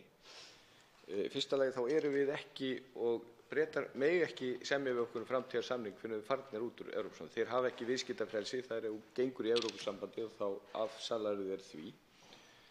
Þannig að, og ég er ennþá bara mjög vongóður það að við náum góðum samningi við Breta og við lagt mikið upp úr því. Og það stendur alveg að það eru tækifæri í því ef við getum sest niður með Bretum og samið framtíðarsamning. Það hefur ekkert breyst. Ég tala nú ekki fyrir hönd hvorki Borisar Johnson eða annarra stjórnmálamanna, þeir verða að tala fyrir sína hönd þó svo að sé auðvitað ræða mitt ættartengsl við konu mína en látum það liggja milli hluta. En það er nú grín. En varðandi hvað Íslendingar tapa á þessu þegar þær útleggingar eru lagðar upp með, þá er ekki gert ráð fyrir þessum samningum. Við erum hérna að koma með samninga og gera ráðstafanir, annars verið fara með samningnum sem hefur ekki náðst í gegn eða án samnings, og við höfum tryggt þessa helstu hagsmuni okkar. En við lögðum náttúrulega alltaf upp með það að þetta væri forgangsmál vegna þess að svo miklir hagsmunir í húfi eins og hv. þingmaður vísaði hér réttilega til.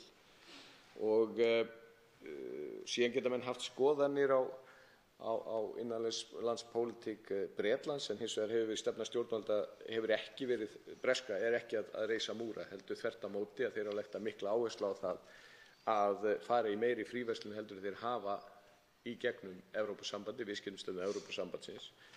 Og ég held að það sé alveg óhætt að fullyrða ástæðan fyrir því að svokallaður May-samningur hefur ekki farið í gegn vegna þess að það var ekki tryggt að þeir gætu gert það án þess að Evrópusambandið væri búið að samþykkja það. En ég hjartanlega sammála hv. þingmanni allt það sem hann segir mikilvægi þess að við náum góðum framtíðarsamningi og það við munum leggja okkur fram við það í góður samvinnu meðal annars við hæstv. Utanríkismálanefnd. Og hv. 5. þingmaður Norðausturkjördæmis, Logi Einarsson, svarar nú andsvari. Herra forseti, ég ætlaði þetta alls ekki að gera orð Bórisar að orðum hæstv. Utanríkisráðherra, en þegar ég sá nú myndina fyrir ári síðan þá lágu mér nú hver sem vill, þá fannst mér þetta nánast vera einn og sami maðurinn, en síðan hafa nú leiðir aðeins skilið og sem betur fer þá hefur okkar hæstv. Utanríkisráðherra heldur svona lagst á sveif með mínum skoðunum.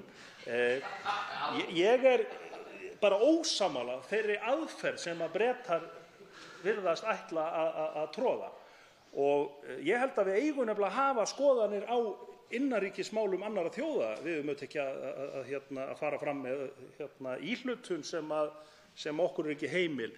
En ég held nefnilega að við búum í veruleika þar sem að allar þjóðirnar þurfa að velta því fyrir sig hvað nágrannarnir eru að gera. Og það skiptir svo miklu máli að við tölum um þessa leið og ég bara bendi á það að niðurstaða þessarar þjóðaratkvæðagreiðslu var með þeim hætti þegar maður horfir á niðurbrot, til dæmis eftir aldri,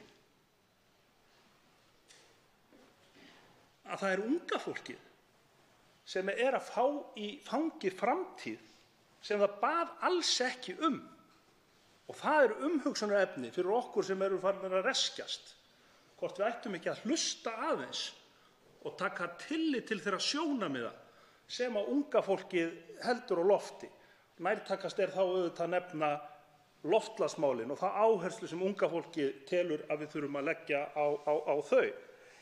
En ég vona að það hafi ekki misskilist áðan hæstv. Utanríkisráðherra að ég átta mig á því að Bretar höfðu engin tækifæri til þess að semja lengri framtíð eða víðtækari samninga og fannst okkar fólk standa sig bara afskaplega vel.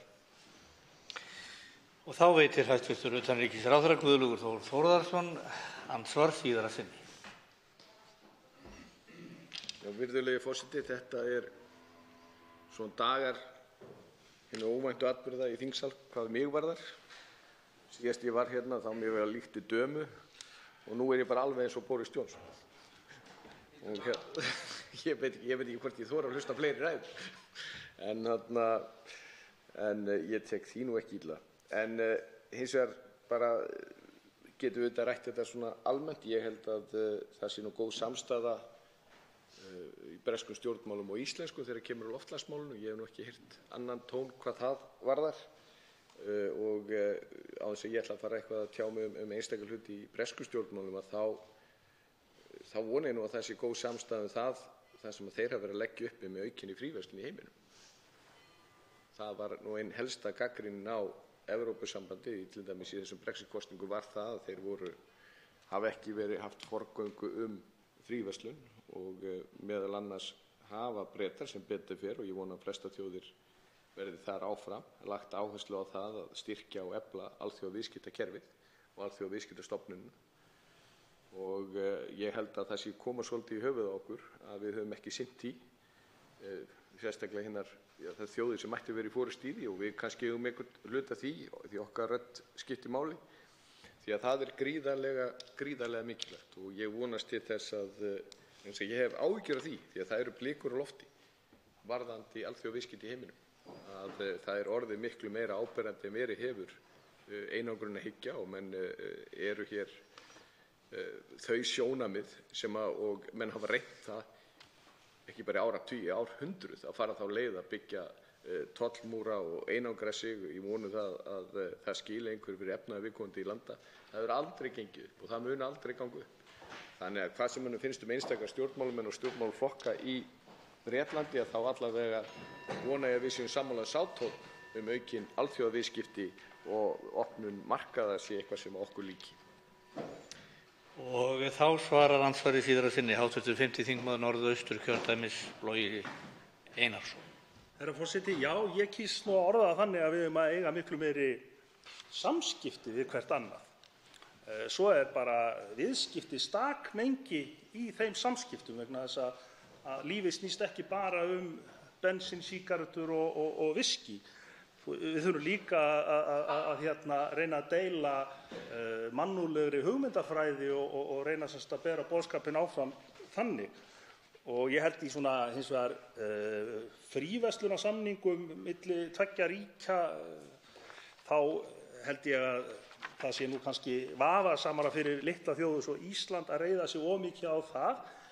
Bretar geta í krafti styrkleika síns væntanlega vænst meira út úr slíku samstarfi heldur en við. Ég held að okkur muni farnast betur í stærri einingum og ég held að það sé gríðarlega mikilvægt að Evrópa taki sér stöðu í þeirri veröld sem við búum í núna.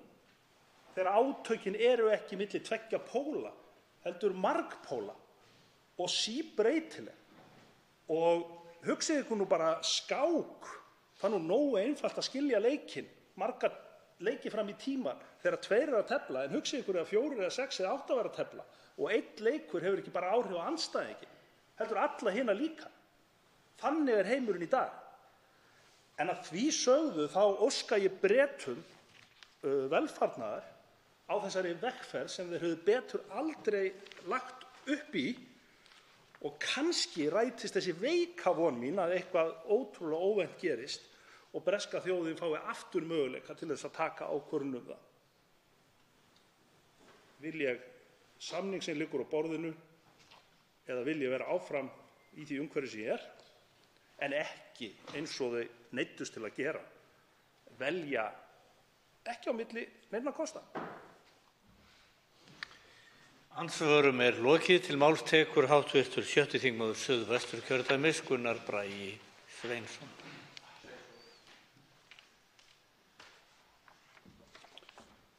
Virðulegur forseti, ég vil byrja að þakka hæstv. ráðherra fyrir ágæta ræðu hér þetta frumvarp til laga ráðstafanir vegna útgöngu Bretlands úr Evrópusambandinu og Evrópska efnahagssvæðinu.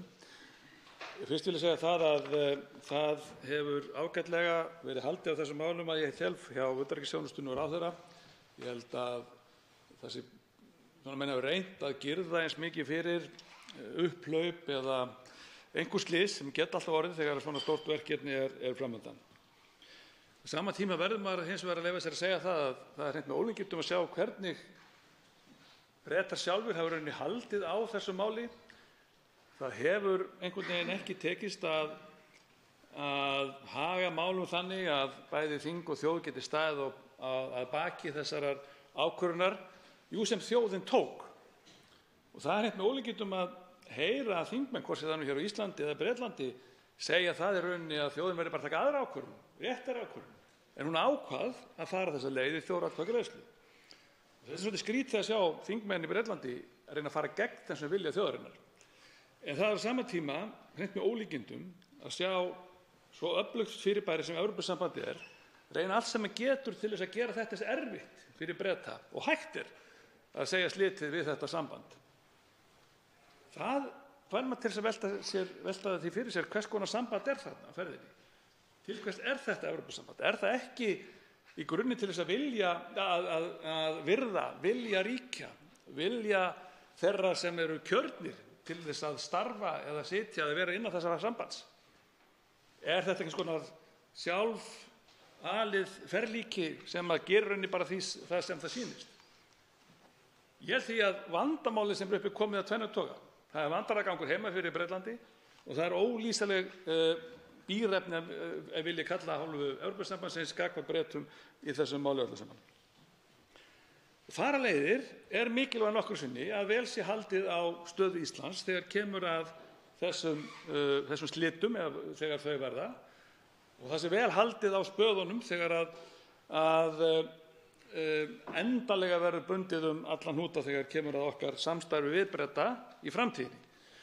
Það er ekki nóg með að Bretar séu ein okkar mesta viðskiptaþjóð. Þetta eru nágrannar okkar líka og þetta eru bandamenn. Þetta hefur á ýmsu gengið í gegnum tíðinni eins og við vitum þegar kemur að Bretum. Það ekki alltaf sólskinn og blíða í samskiptunum. En það hluti af því bara að vera í alþjóðasamfélaginu og við erum ekkert að flýja það. En við eigum miklu meiri hagsmuni með Bretum heldur en á móti þeim. Og það er nákvæmlega það sem ég held að Evrópusambandið er líka. Það er miklu meiri hagsmuni að vinna með Bretum að leysa þessi mál í stað þess einhvern veginn að reyna að þvælast fyrir öllu sem dettur í hug.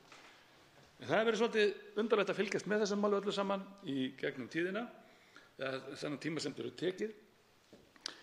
Það verður hins að segja eins og er að það er jafn forvitnilegt, ég ætla ekki að segja þessi tilhlökkunarefni, en það er pínu spennandi að sjá hvernig hlutinni þróast á næstu vikum og mánuðum, hvernig heimamenn, ætla að leyfa mér að segja, munu taka á sínum málum.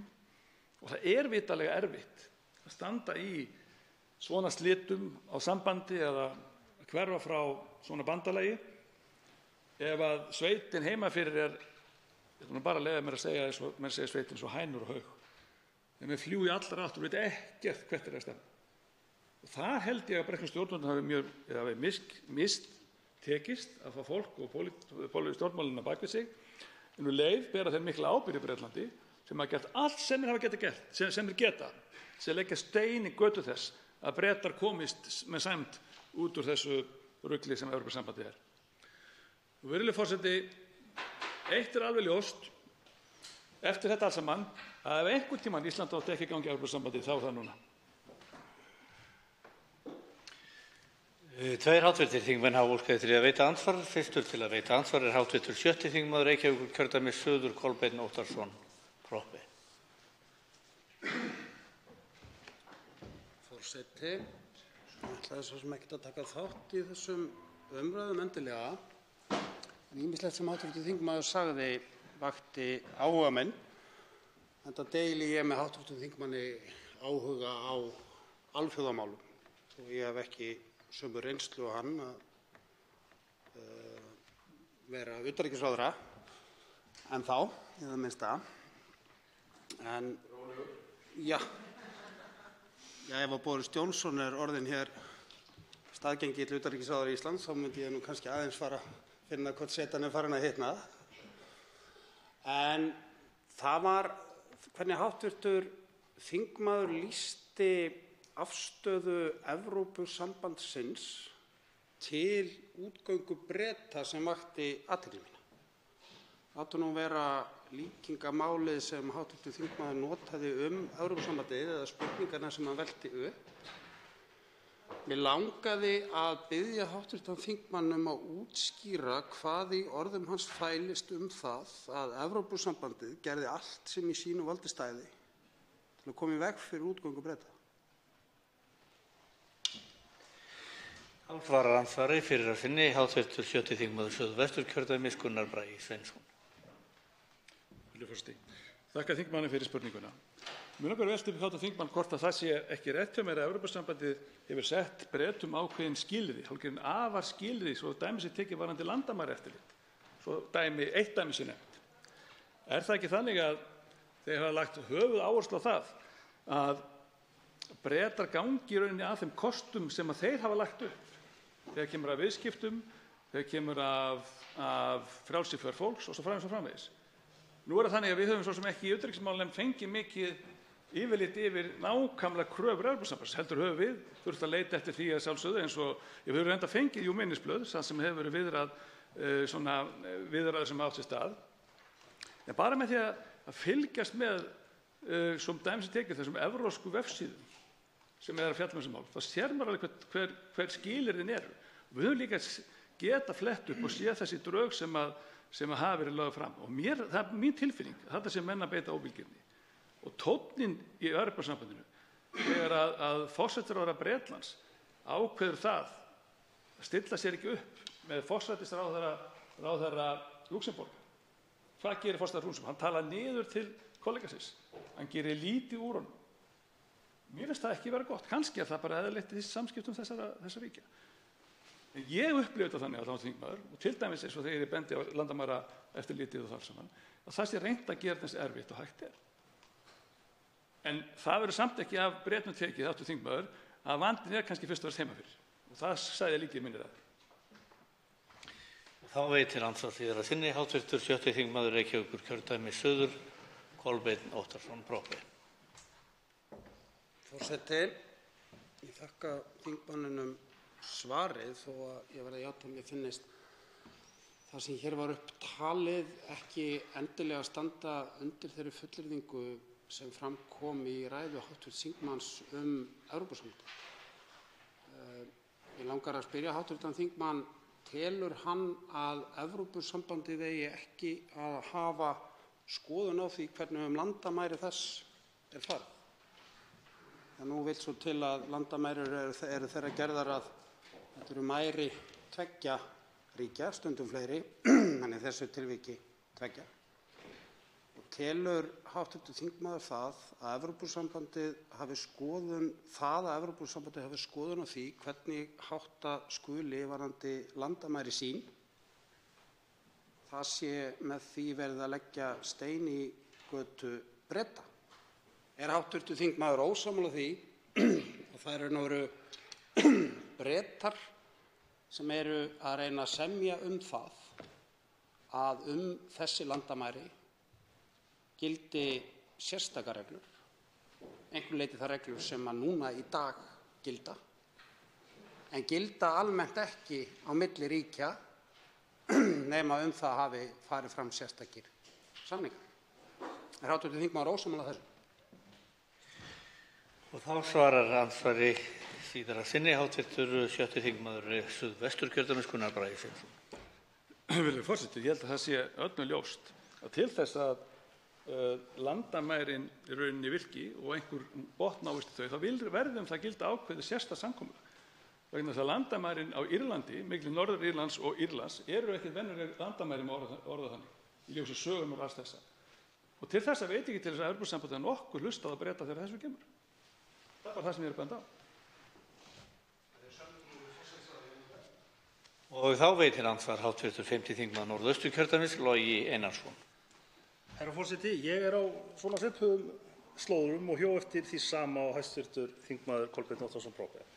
Ég er hins vegar alveg sammála hv. þingmanni að við eigum auðvitað að nálgast hvert annað með virðingu og fólk á ekki að tala niður til annars fólks. Þannig að ég ætla ekki að réttlæta orð þessa ágæta manns frá Luxemborg sem ég man nú ekki hvað embætti gegndi, en mér finnst þetta hafi verið svona á báða bóga. En við, hv. þingmaður, þekkjum auðvitað báðir ágætlega fyrirbærið hjónaband, að fólk hittist og giftist og það deilir með sér réttindum og skyldum og ábyrgð og öllu því, og síðan í einhverjum 20, 30, 40% tilfella þá gengur það ekki upp og fólk fer hver sín leið. Það hefur í besta falli þau áhrif að fólki getur talað saman áfram, getur umgengist börnin sín með sæmilega friðsömum hætti. Í versta falli gengur það ekki, en hins vegar mun það alltaf hafa einhver áhrif. Og það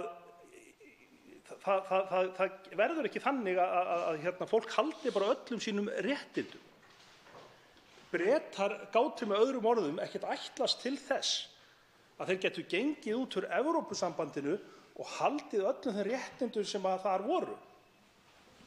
Þannig að ég skil ekki hvar þessi fjandsemi birtist og ég myndi vilja fá nákvæma útlistun á því hjá hv. þingmanni í hvaða atriðum Evrópusambandið hefur sýnst einhverja sérstaka óbilgirni hvað varðar landamærin. Þá er það bara gríðarlega flókið mál vegna þess að við erum með land sem er í Evrópusambandinu og svo erum við með annað sem er það ekki.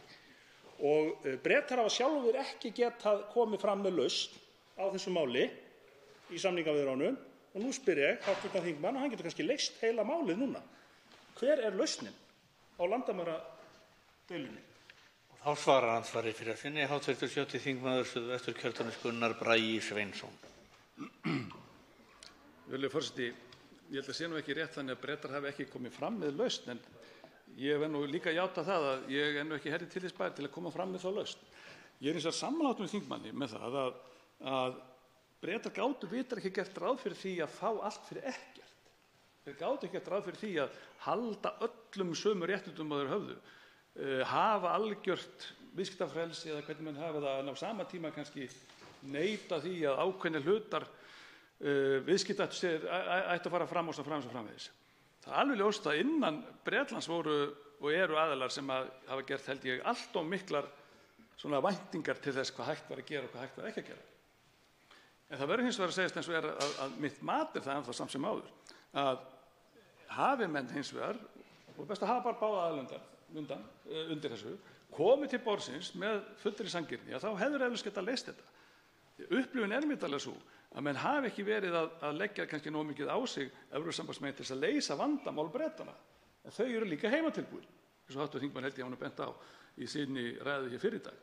Það vitanlega þannig að það vandræðagangur heima fyrir Bretlandi sem hefur haft mikil áhrif inn í allt þetta leiðindamál.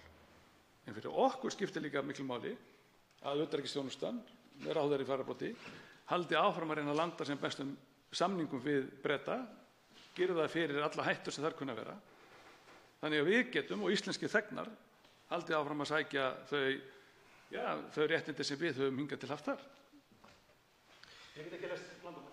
Og þá veitir andsvar síðara sinni hv. 5. þingmaður Norðausturkjördæmis, Logi Einarsson. Herra forseti, eins og þetta blasir við mér, þá hafa Bretar nálgast þetta mál með sama hætti og maðurinn sem ætlar að labba runnanum og hirða bara bestu berin.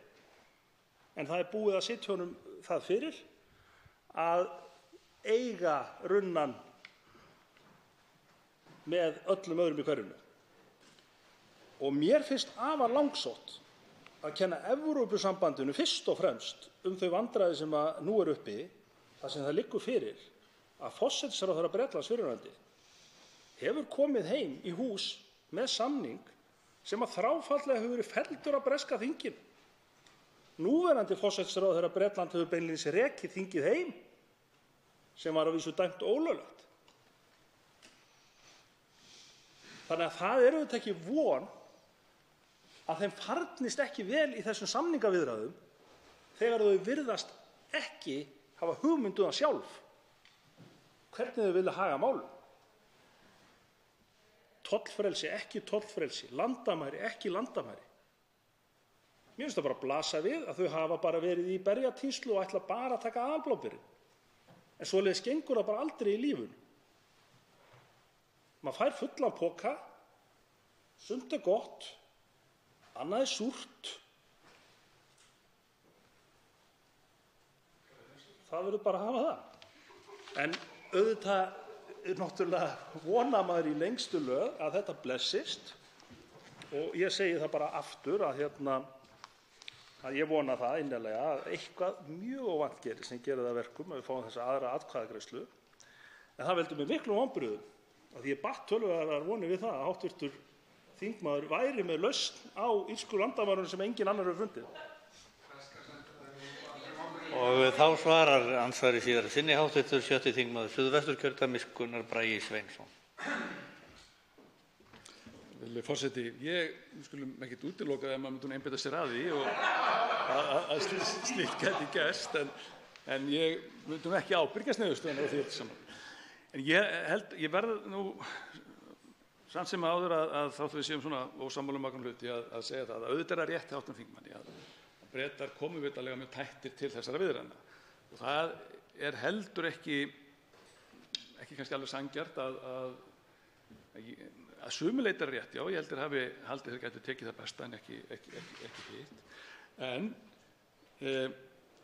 ég fer ekkert með það. Ég heldur hafi fengið ofboðslega mótstöðu og á það gerða mikla kröfur, til dæmis varðandi landamærin, sem vitað er gríðarlega viðkvæmt mál. Þó svo ég hef ekki fundið lausnina, þá vitum við alveg að það er lykilmál fyrir báða aðila, þar sem Íra og Breta, að þetta leysist með farsælum hætti. Ég kannast alveg það að þegar utanríkismálanefnd fór í heimsókn til Bretlands og þá ræddum við þetta mál og það var svolítið mikið að öxlum væri bara yft yfir því hvernig þetta væri. En á sama tíma hafa við Breta lagt fram ákveðnar hugmyndir að þessu sem að Evrópusambandið og líklega þá Írar hafa ekki verið ánægðir með.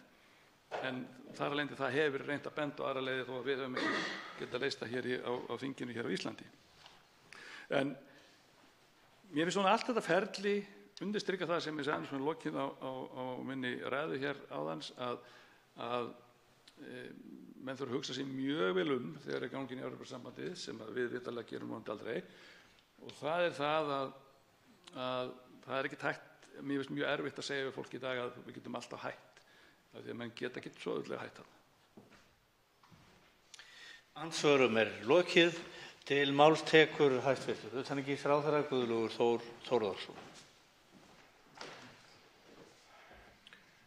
Virðulegi forseti, ég vil nota tækifærið og þakka hv. þingmönnum fyrir góða umræðu og mér finnst mín skoðun sú að umræðan utanríkismál að verða meiri og betri í þingsölum og ég held að það sé mjög skynsamlegt.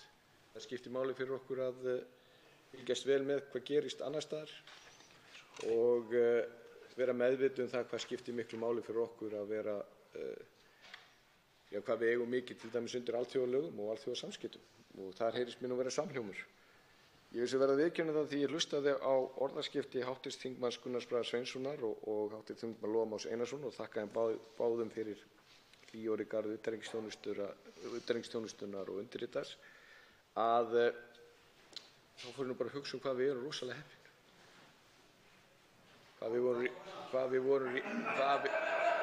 við vorum rétt þjóð á réttum stað þegar EES-samningurinn var gerður. Og því að það sem menn eru að tala hér hv. þingmaður, ég vissi þarf ekki að vera alveg sammála mörgu sem kemur fram hjá hv. þingmaður Loga Má Einarssyni að við sem lítil þjóð, við erum í EFTA, aðgang að stóra okkar stærsta markaði ennþá sem Evrópumarkaðurinn eða ESB-markaðurinn í gegnum EES og veitir okkur fjölmörg réttindi en á sama tíma getum við gert viðskipti við allar þær þjóðir sem við höfum. Við erum með viðskiptafrelsi sem okkur Íslendingum alveg gríðarlega mikilvægt. Og við getum alveg borið svona fríverslunarnet okkar við alla og bent á það að það bara mjög gott. Við vorum bara gegnum EFTA núna að ganga frá viðskiptasamningi við Indónesíu og Mercosur og erum auðvitað með mjög öflugt viðskiptanet. Vonandi náum við árangri í þeim tvíhliða viðræðum sem við erum eða tvíhliða samskiptum sem við eigum við, til dæmis við Bandaríkin og Japan og fleiri þjóðir. Og þetta gerum allt meðal annars vegna erum við lítil þjóð. Það er líka kostur við lítil þjóð. Það er engin hræddur við litla þjóð. Þegar við gerum viðskiptasamning á Íslandi að það er engin heima fyrir í sama hvað landið er sem hugsa bara að þeir koma núna Íslendingar og taka þetta allt saman yfir. Ég gleymi aldrei að ég fór til Malasíu í þingmannanefnd EFTA að þá komum við og hittum þingmenn frá því landi og þar voru 2 fánar, malasíski fánar og ESB-fánar. Ég get rétt ímyndað hvort undirritar hafi verið mjög glaður að sjá ESB-fánann og hann var umsvifalaust tekinn niður og útskýrt að við vorum alls ekki í Evrópusambandið. Og þeir voru mjög þungir fyrir þegar við mættum við. Þá lifnaði við. Það var allt annað mál að eiga við þessar 4 þjóðir sem að því að þeir hafa varan á sig gagnvart stórþjóðum og stórum viðskiptablokkum. En það er engin hræddur við Ísland og við eigum að reyna að nýta okkur það. Og ég held að líka við eigum að læra af þessu, fara yfir þessu Brexit-ferli. Og ég ætla ekki að fara að leggja dóma það hér hverjum sé að kenna eða hvað en það er hins vegar alveg vitað að þegar kemur að Evrópusambandinu og þá eru þeir að gæta sinna hagsmuna og mönnum getur fundist það vera eðlilegt. Eitt var það að þeir lögðu mikla áherslu á það að Bretar myndu halda áfram að borga í einhvern tíma vegna þess að Bretar borga svo mikið með okkur, með sér, svipað eins og Ísland fær inn að við myndum borga mjög mikið með okkur og þeir sáu fram á mjög alvarlega stöðu að það myndi hætta samstundis og þeir náðu þeim samningi við Breta. En á sama tíma eru þeir auðvitað að hugsa að þeir vilja ekki skapa fordæmi þannig að aðrir fara út. Það er alveg vitað. Það er algjörlega vitað. Og auðvitað eru líka uppi raddir innan Evrópusambandið sem hafa áhyggjur af því að ef að Bretar eru að fara í mjög mikla fríverslunarsamninga heiminn að það skaði samkeppnisstaða landa innan eða fyrirtæki innan Evrópusambandsins. Og þetta hefur auðvitað, við erum ekki bara búið við samskipti við Breta, við höfum samskipti við Evrópusambandið auðvitað og EFTA-ríkin og þetta er auðvitað allt sem er þekkt og ég er ekki að segja neina fréttir hér. Varðandi landamæri og samskipti í Evrópu vegna þess að Evrópsamstarf er lagskipt. Það er ekki bara ESB. Sum lönd eru í ESB, önnur ekki. Sum eru í EES, önnur ekki. Sum eru í EFTA, önnur ekki. Sum eru í NATO, önnur ekki. Sum eru í Schengen, önnur ekki. Og sem betur fer eru samt sem áður landamæri opin þó að löndin sé ekki öll í sömu ríkjabandalögum. Sviss til dæmis er ekki ESB, ekki EES. Það er ekkert vandamál á landamæri Sviss og Evrópusambandsins. Noregur og Svíþjóð, annað er í ESB og hitt er í EES. Það er ekkert vandamál þar. Þannig að menn geta auðvitað spurt sig hvort að menn geta ekki notað þær lausnir annars staðar. Ég ætla ekki að fara að þvæla mér inn í það. Ég hef alveg nóg að gera á mínu borði og ég er ekki, maður tekur auðvitað bara æðruleysisbænina þegar ýmis mál koma upp, en við höfum lagt á þá áherslu frá fyrsta degi við alla þessa aðila að ef að verða viðskiptahindranir í Evrópu þá mun það hafa slæm áhrif á alla. Það mun allir tapa á því. Við munum líka tapa á því. Ef að þessar vinaþjóðir okkar í Evrópu setja einhvers konar tollmúra eða tæknilega viðskiptahindranir sín á milli, þá mun það koma niður efnaði þeirra og það mun ekki hafa góð áhrif á okkur vegna þess að við eigum mikið undir það að þessum þjóðum gangi vel. Þær kaupa bæði okkur vörur og þjónustu og það er algjörlega okkar hagur að þeim vegni vel. Og það er rétt sem að hér hefur komið fram, bæði hv. þm. Loga Má Einarssyni og hv. þm. Gunnar Bragi Sveinssyni, að það skiptir miklu máli að við séum í góðum samskiptum við Breta og það er hagur beggja að svo verði og við erum auðvitað að leggja mikla áherslu á það að við eigum gott framtíðarsamband við þá. Og svo það sé líka rétt að og svo við tökum saman í gegnum árhundruðina þá held ég að það megi segja það að samstarfið hafi verið mjög gott, en við eigum líka dæmi um dökka daga í samskiptum þjóðanna, svo ekki sé dýpra í árinu tekið. Síðan geta menn velt fyrir sér, því að hv. þingmaður Gunnar Bragi Sveinsson var að velta upp hér annarri atkvæðagreiðslu, að það er líka svona bara fyrir okkur öll svona lýðræðishugmyndir, hvað áhrif hefur það á lýðræðið að menn hafa aftur nýja atkvæðagreiðslu um sama málið? Hvað ef að væri gerð önnur atkvæðagreiðsla í Bretlandi og hún myndi fara á sama veg og svo fyrri? Þá að hafa þriðju? Ég held að eitt af þessum grafi undan Evrópusambandinu er það að menn hafa fundið þegar farið í þjóðaratkvæðagreiðslur og niðurstaðan hefur ekki verið í þágu, þeirra sem að styðja það sem það er lagt að borða. Þá er ofta breytt lítil og því keyrt áfram þangað til að niðurstaðan sem er þeim sem styðja Evrópusambandið þóknanleg. Ég held að það hef ekki haft góð áhrif og ég held að það hef alið á vantrausti almennings með stjórnmálastéttina og embættismannastéttina.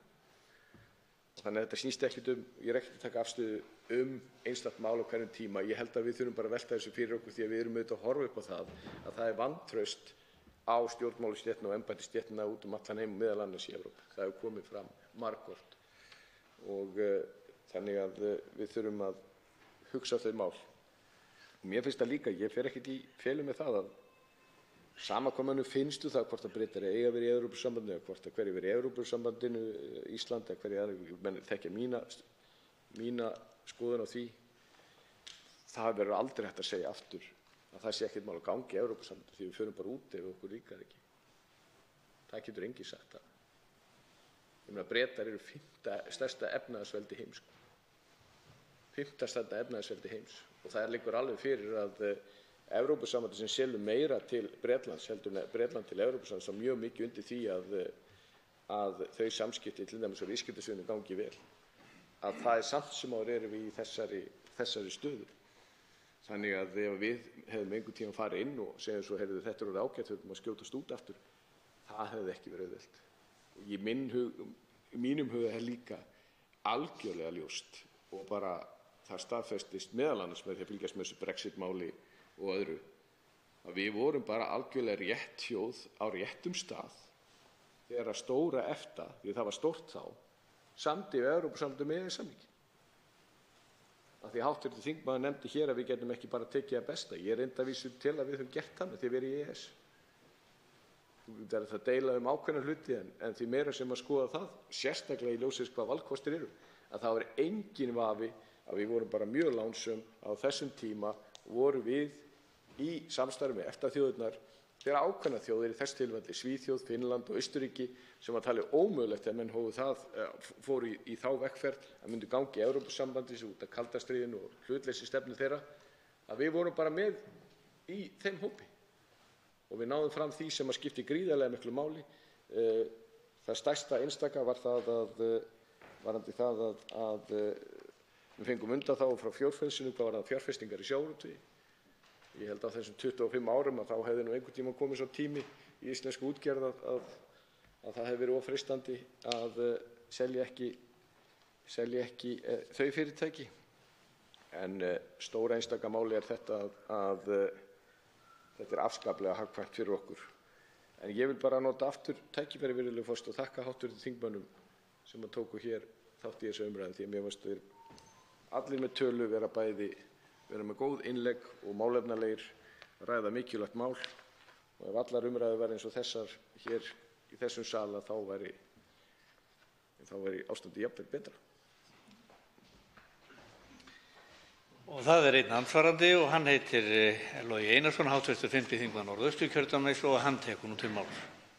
Herra forseti, mér langaði bara að varpa einni lítil spurningu fram. Ég geri nú kannski ekkert endilega ráð fyrir að þurfa að fara aftur í andsvar, en við sjáum til. Mér finnst nú reynda merkilegt í upphafi hvað hæstv. Utanríkisráðherra er ofboðslega áfram það að fólk og þjóðir virði þjóðaratkvæðagreiðslur og minni á þjóðaratkvæðagreiðslu stjórnarskrá sem á enn eftir að efna. En vandamálið með þessa tilteknu þjóðaratkvæðagreiðslu var auðvitað sá að það var verið að kjósa núverandi ástand eða einhverja óvissu sem var meira að segja teiknuð upp með svo fölskum hætti og með svo miklum ósannindum eins og sýnt hefur verið fram á að maður verður hugsi. Og þegar maður speglar það líka í muninu sem voru á afstöðu ungra og eldri kjósenda, þá verður þetta eiginlega enn óhuggulegra. Ég orðinn svona býsna leiður á því að við ræðum aldrei samskipti við aðra þjóðir annað en bara fríverslun og viðskipti. Náttúrulega þurfum við að eiga samskipti á sviði menningar og lista og ýmissa annarra hluta, en þau skipta máli.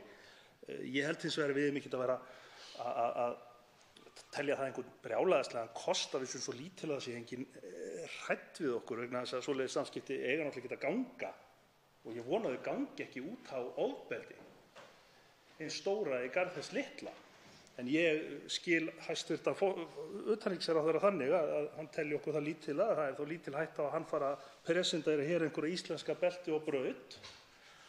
Við bara gerum okkur grein fyrir hvar við erum, en mig langar að spyrja hæstv. Ráðherra að því bara að lokum, það er alveg rétt að Evrópusambandið væntanlega velti fyrir sér einhverjum fordæmum þegar þeir gera þennan samning við Bretland og sanngirni og öðru.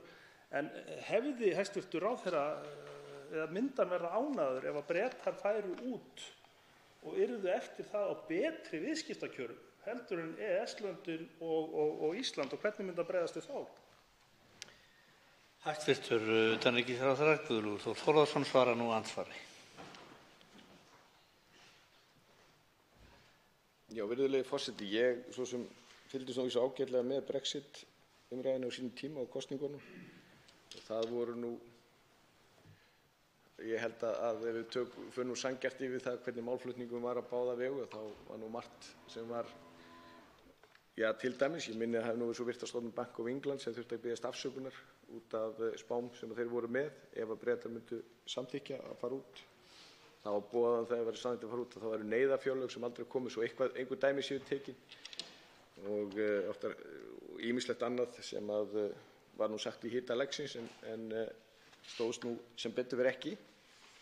Og síðan geta menn alltaf deilt það, já, hvor eitthvað hafi meira rangt fyrir sér eða hvernig menn gengur fram, en við gerum það nú líka, virðulegi forseti, eftir hver einustu kosningu hér á Íslandi, ef ég man rétt.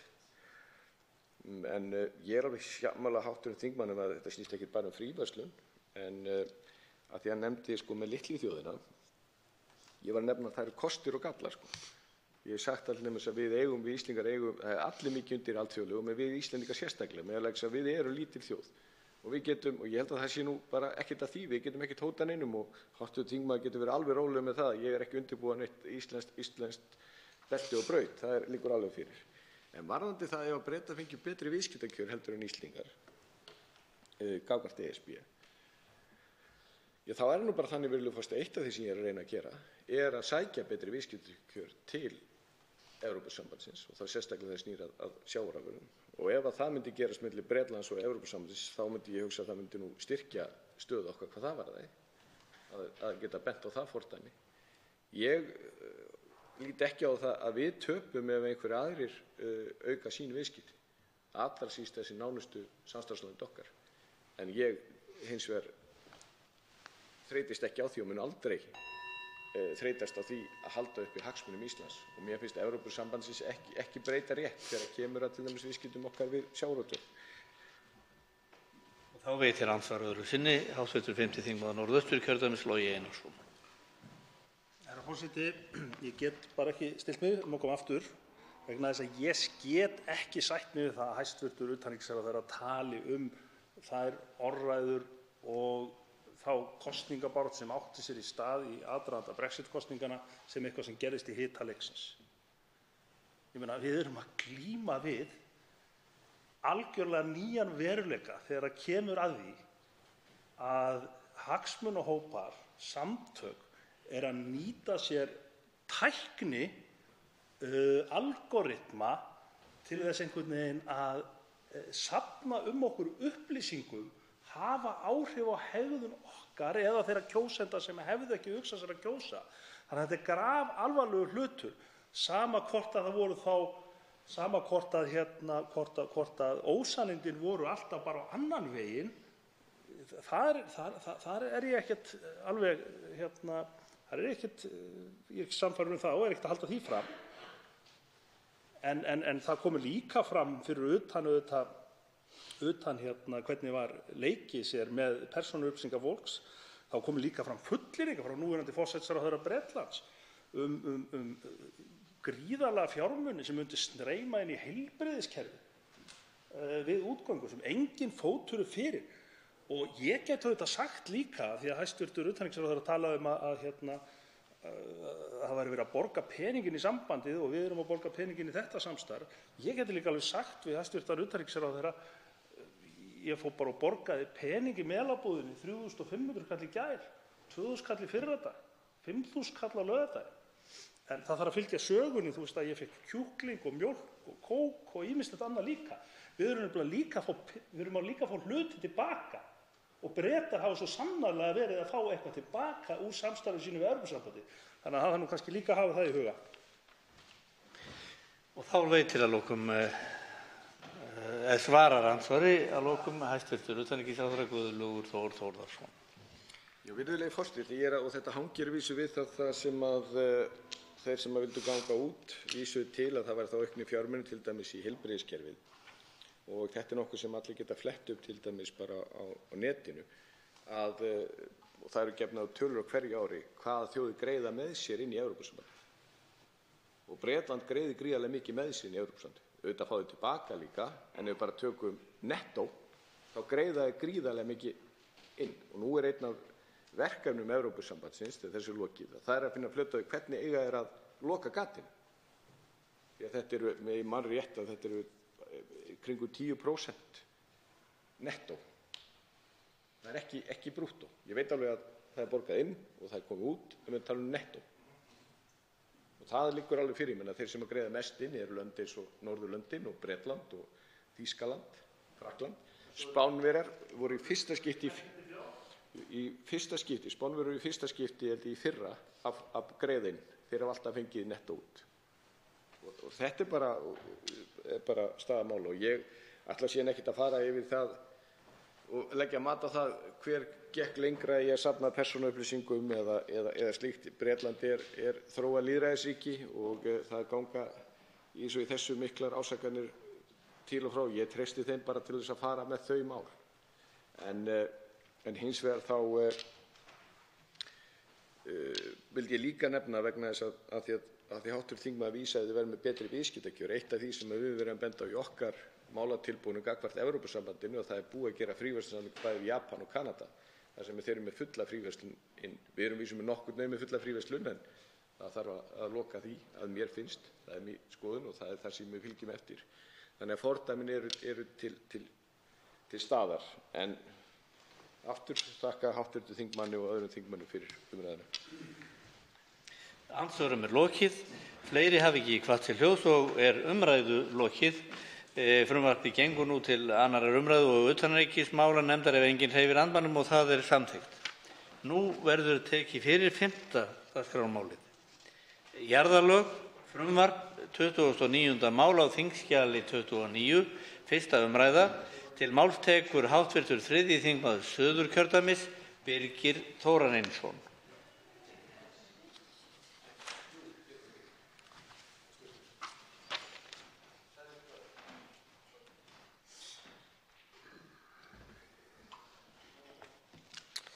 Herra forseti. Ég mæli hér fyrir frumvarpi til laga breytingu á jarðalögum, nr. 81/2004, með síðari breytingum, forkaupsréttur sveitarfélaga. Flutningsmenn ásamt þeim sem hér stendur eru Anna Kolbrún Árnadóttir, Bergþór Ólason, Gunnar Bragi Sveinsson, Karl Gauti Hjaltason, Ólafur Ísleifsson, Sigmundur Davíð Gunnlaugsson og Sigurður Páll Jónsson, hv. þingmenn. Í 1. grein segir: og eftir 27. grein laganna kemur ný grein, 27. grein A, ásamt fyrirsögn svo hljóðandi: forkaupsréttur sveitarfélaga. Sveitarfélag á forkaupsrétt að landi og öðrum fasteignum innan sveitarfélagsins sem lög þessi gilda og fyrirhugað að selja eða ráðstafa varanlega með öðrum hætti ef fyrirhuguð nýting samræmist ekki aðalskipulagi eða sveitarfélagi þörf á að fá umráð yfir slíkum fasteignum til nota fyrir opinbera starfsemi sveitarfélags eða sameiginlegra nota fyrir íbúa sveitarfélagsins. Í 2. grein segir: og eftir orðunum 27. grein í 1. málsgrein 28. greinar og 1. málsgreinar 29. greinar og 1. málsgreinar 30. grein laganna kemur og 27. grein A, eins og ég gat hér áðan. Og í 3. grein segir: lög þessi öðlast þegar gildi. Herra forseti, ég ætla að víkja hér aðeins að greinargerðinni.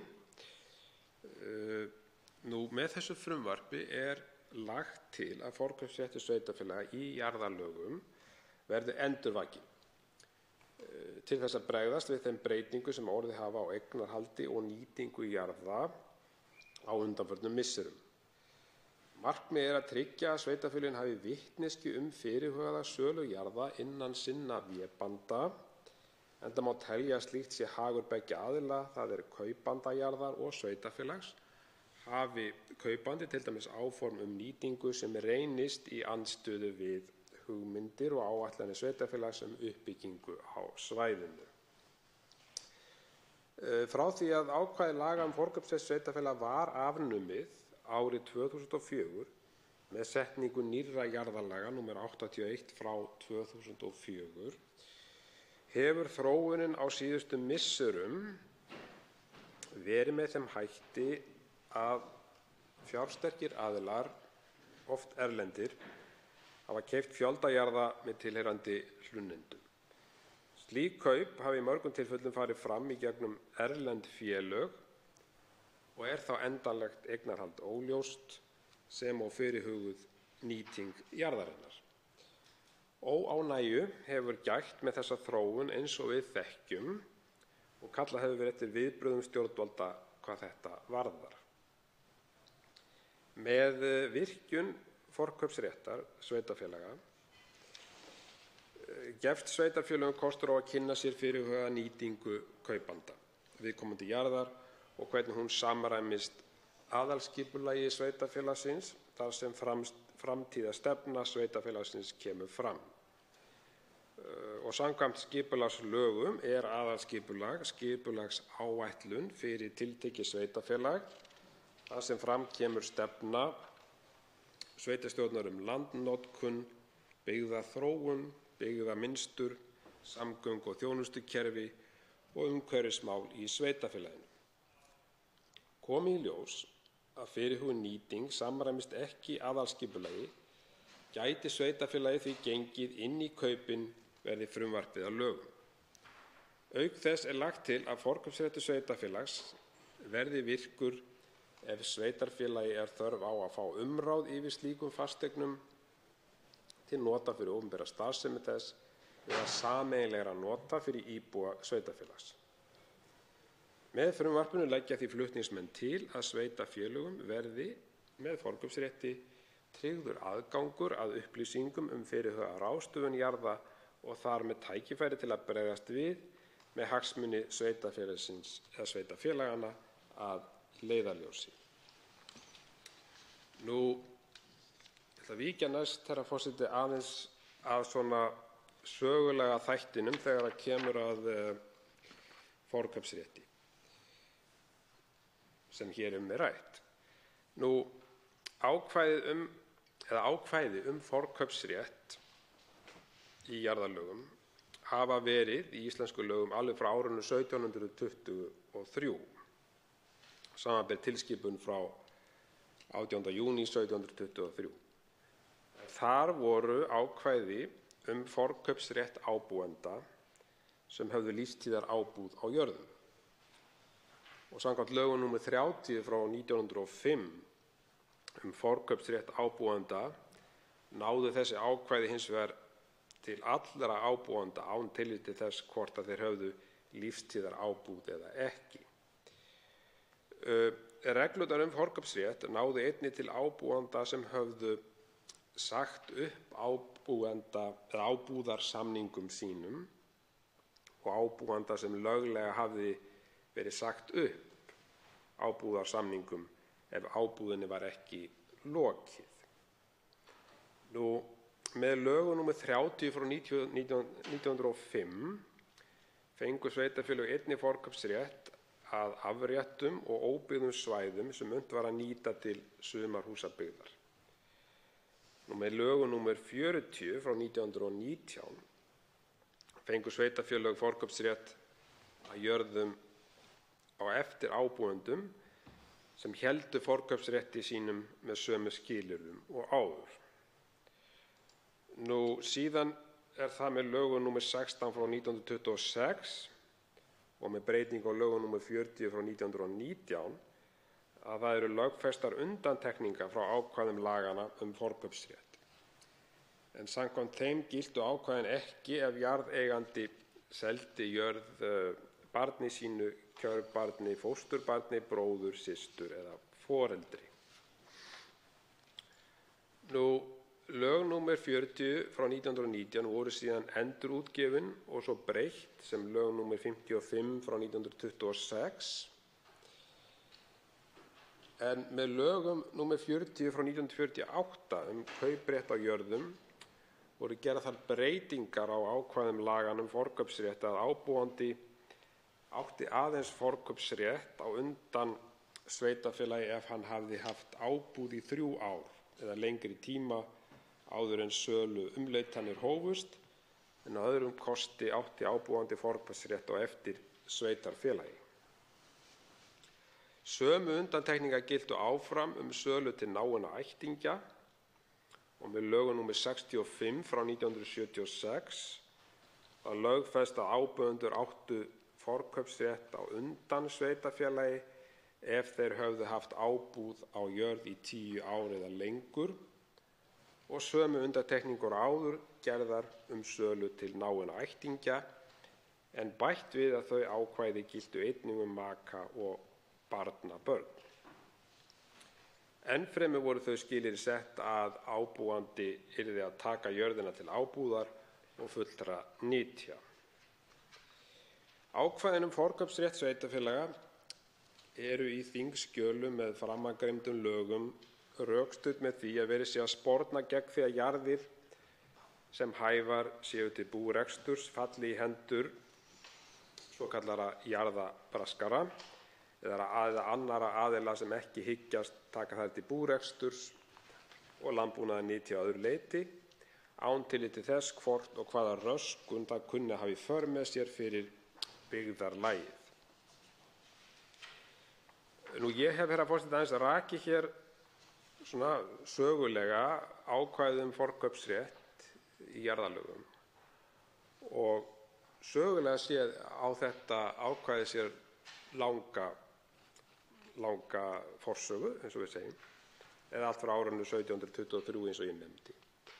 Og það sýnir það að þetta ákvæði hefur ávallt verið talið mikilvægt og þess vegna verður það að teljast svolítið sérstakt að með lögunum 2004 að þá er ákvæðið fellt niður og ég kem hér aðeins nánar að því á eftir, en það er sem sagt með lögunum frá nr. 81 frá 2004 sem að sem að þetta tekið út og hafði þá verið í íslenskum rétti allt frá 1723.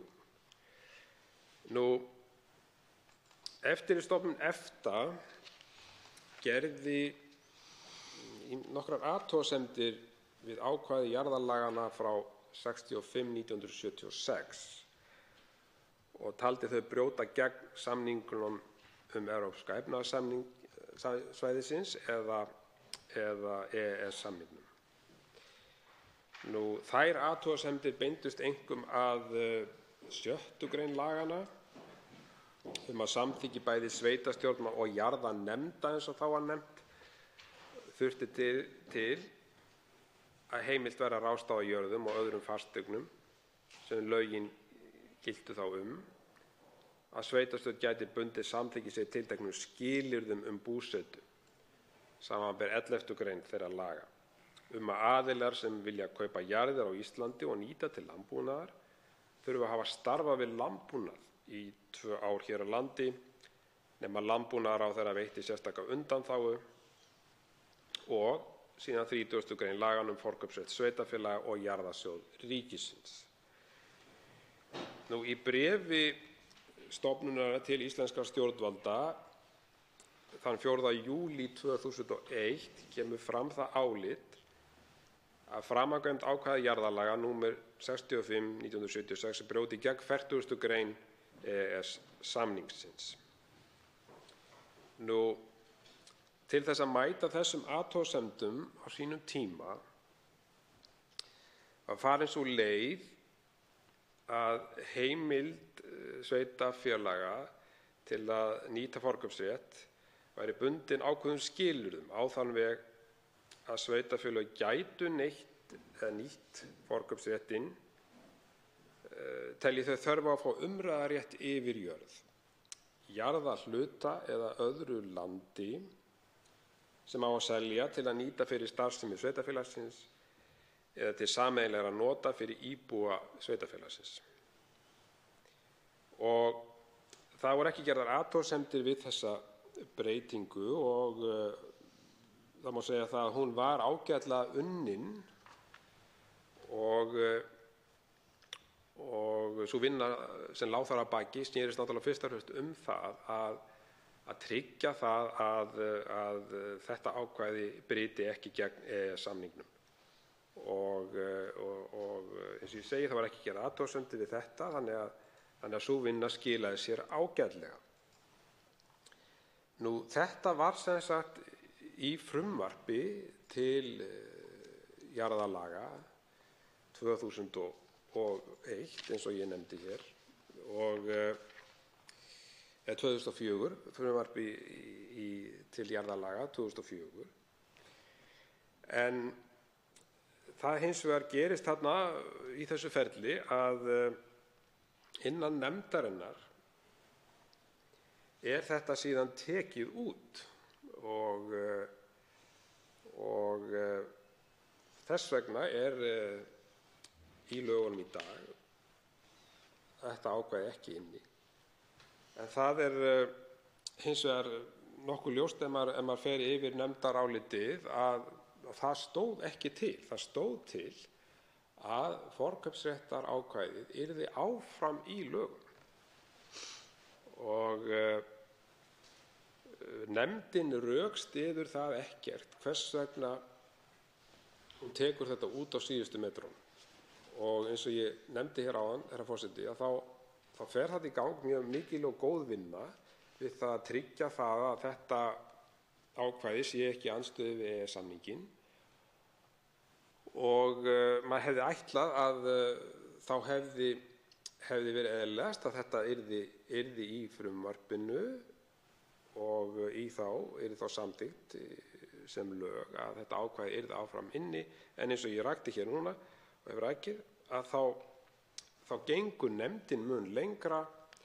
Hún tekur þetta ákvæði út einhverra hluta vegna og rökstyður það ekki, sem svolítið sérstakt. Og það verður til þess að þetta ákvæði ekki í lögum í dag og þarna afnumið 2004 eftir að hafa þau verið í lögum alveg frá 1723 eins og ég rakti fyrr. Í frumvarpi því sem hér mælt fyrir stuðst við þetta ákvæði og við það bætt, eins og áður segir, að sveitarfélag geti nýtt sér forkaupsrétt samræmist hugmyndir kaupanda jarðar ekki aðalskipulagi sveitarfélags. Þannig að þessu bætt inn í með aðalskipulagið og telja verður að það falli ágætlega að því ákvæði. Með sameiginlegum hagsmunum íbúa, eins og segir í ákvæðinu og ég rakti hér í upphafi, átt við hagsmuni margra og jafnvel meiri hluta íbúa sveitarfélagsins. Líta verður svo á að ekki gert ráð fyrir að unnt sé að neita forkaupsréttar samkvæmt þessu ákvæði í þeim tilgangi að afhenda viðkomandi jörð tilteknum einstaklingum eða þröngum hópi einstaklinga til afnota. Það ekki í anda þessa frumvarps. Ég ætla ekki að fullyrða hér, herra forseti, það hvort að sveitarfélögin hafi fjárhagslegt bolmagn til þess að ganga inn í kaup telji þau nauðsyn til. Það eitthvað sem önnur umræða á öðrum vettvangi, en allavega þetta ákvæði fyrst og fremst hugsað til þess að sveitarfélögin hafi vitneskju þessi mál innan sinna vébanda. Þó að sveitarfélög hafi úrræði samkvæmt ýmsum ákvæðum í skipulags- og byggingarlögum þegar kemur að nýtingu jarða, þá verður að telja að þrátt fyrir það mikilvægt að sveitarfélögin hafi vitneskju fyrirhugaða sölu jarða innan sinna vébanda. Enda má telja að slíkt sé hagur beggja aðila, kaupenda jarðar og sveitarfélagsins, og getið var hér í upphafi. Auk þess þá tel ég að þetta ákvæði gæti skapa meiri sátt þennan mikilvæga málaflokk, einfaldlega vegna þess að þá eru sveitarfélögin vel upplýst, íbúar sveitarfélagsins upplýstir og nýting jarðarinnar að hún komi þá vonandi til með að samræmast þeim hugmyndum sem sveitarfélagið leggur út á og kemur fram í aðalskipulagi eins og ég nefndi. Að svo búnu, herra forseti, þá vísa ég þessu máli til viðkomandi nefndar, háttvirtar, sem þá væntanlega allsherjar- og menntamálanefnd, geri ég ráð fyrir. Herra forseti leiðréttir mig þá ef svo en allavega þá vísa ég þessu máli hér með til háttvirtrar nefndar. Fleiri hafa ekki hvatt til hljóðs og umræðu lokið. Frumvarpið gengur nú til annarrar umræðu og umhverfis- og samgöngunefndar. Ef enginn hreyfir andmælum, og það samþykkt. Tekið fyrir 6. dagskrármálið. Skipun rannsóknarnefndar til að fara yfir starfshætti Guðmundar og Geirfinnsmálum. Það þingsályktunartillaga 139. mál á þingskjali 139, fyrri umræða. Til máls tekur hv. 4. þingmaður Reykjavíkurkjördæmis norður, Helga Vala Helgadóttir. Herra forseti, ég mæli hér fyrir þingsályktunartillögu skipun rannsóknarnefndar til að fara yfir starfshætti lögregluvalds, ákæruvalds og dómsvalds í Guðmundar- og Geirfinnsmálum. Þeir sem standa að þessari þingsályktunartillögu þingflokkur Samfylkingar, en það sú sem hér stendur, en auk mín Albertína Friðbjörg Elíasdóttir, Ágúst Ólafur Ágústsson, Guðjón S. Brjánsson, Guðmundur Andri Thorsson, Logi Einarsson og Oddný G. Harðardóttir. Þingsályktunartillagan svohljóðandi: Alþingi ályktar í samræmi við lög rannsóknarnefndir nr. 68/2011 að skipa sérstaka 3 manna rannsóknarnefnd sem geri sjálfstæða og óháða rannsókn á starfsháttum lögregluvalds, ákæruvalds og dómsvalds í Guðmundar- og Geirfinnsmálum. Nefndin kanni hvort og þá hvaða meinbugir voru á starfsháttum ákæruvalds og lögreglu við meðferð málanna sem og málsmeðferð fyrir dómi. Rannsóknin taki einnig til aðkomu þýska rannsóknarlögreglumannsins Karls Schütz. Með tillögu þessari er lagt til að Alþingi skipi rannsóknarnefnd til að fara ofan í saumana á mögulegri misbeitingu valds ásamt því hvort ólögmætum aðferðum hafi verið beitt við rannsóknir lögreglu á svonefndum Guðmundar- og Geirfinnsmálum og við meðferð dómstóla á árabilinu 1975 til 1980. Fjölmargt hefur verið málið fjallað og nýr sýknudómur Hæstaréttar frá 27. september 2018 varðandi manndrápsmálin 2 staðfestir að málsmeðferð var augljóslega ekki samkvæmt lögum. Málsmeðferðin sjálf hefur þó ekki verið rannsökuð markvisst, né heldur hefur hún sem slík komið til kasta dómstóla, en flutningsmenn telja nauðsynlegt að ljúka málunum í eitt skipti fyrir öll með því að Alþingi Íslendinga skipi rannsóknarnefnd til að fara yfir alla þessa málsmeðferð.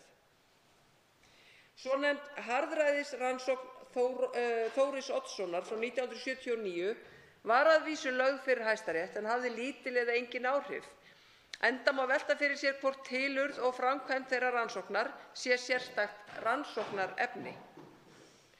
Skýrsla starfshóps Guðmundar- og Geirfinnsmál undir forystu Arndísar Soffíu Sigurðardóttur frá 2013 er einnig ítarleg og þar eru fjölmargar vísbendingar alvarlega misbeitingu valds ásamt því að farið hafi verið mjög á svig við lög og reglur.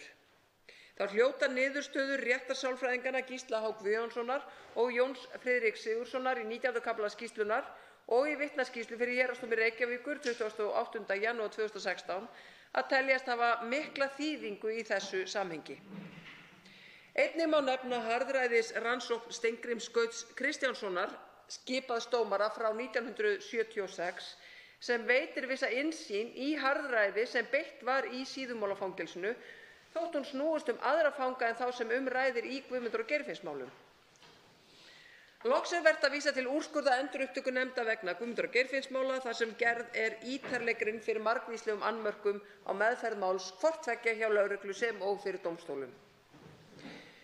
Herra forseti, nú liggur fyrir sýknudómur Hæstaréttar varðandi manndrápsmálin 2, en dómur Hæstaréttar frá 1980 stendur enn óhaggaður að því er varðar rangar sakagiftir á hendur 4 saklausum mönnum. Í hinum nýja dómi Hæstaréttar er ekkert fjallað málsatvik, heldur grundvallast niðurstaðan einvörðungu á kröfu setts ríkissaksóknara. Strax af þeim gögnum sem lágu fyrir sakadómi Reykjavíkur 1977 virðist augljóst að meginreglur sakamálaréttar hafa verið brotnar við margvísleg tækifæri. Augljósust og algengust virðast brot á skyldunni til að rannsaka jafnt þau atriði sem benda til sýknu og hin sem horfa til sektar. Í Guðmundarmálinu meinuðu sakadómarar lögreglumanni að rannsaka mögulega fjarvistarsönnun Sævars Ciesielskis og í Geirfinnsmálinu létu dómararnir alveg undir höfuð leggjast að kanna sannleiksgildi fjarvistarsönnunar sem Sævar lagði sjálfur fram í bréfi til réttarins mánuði áður en réttarhöldin hófust.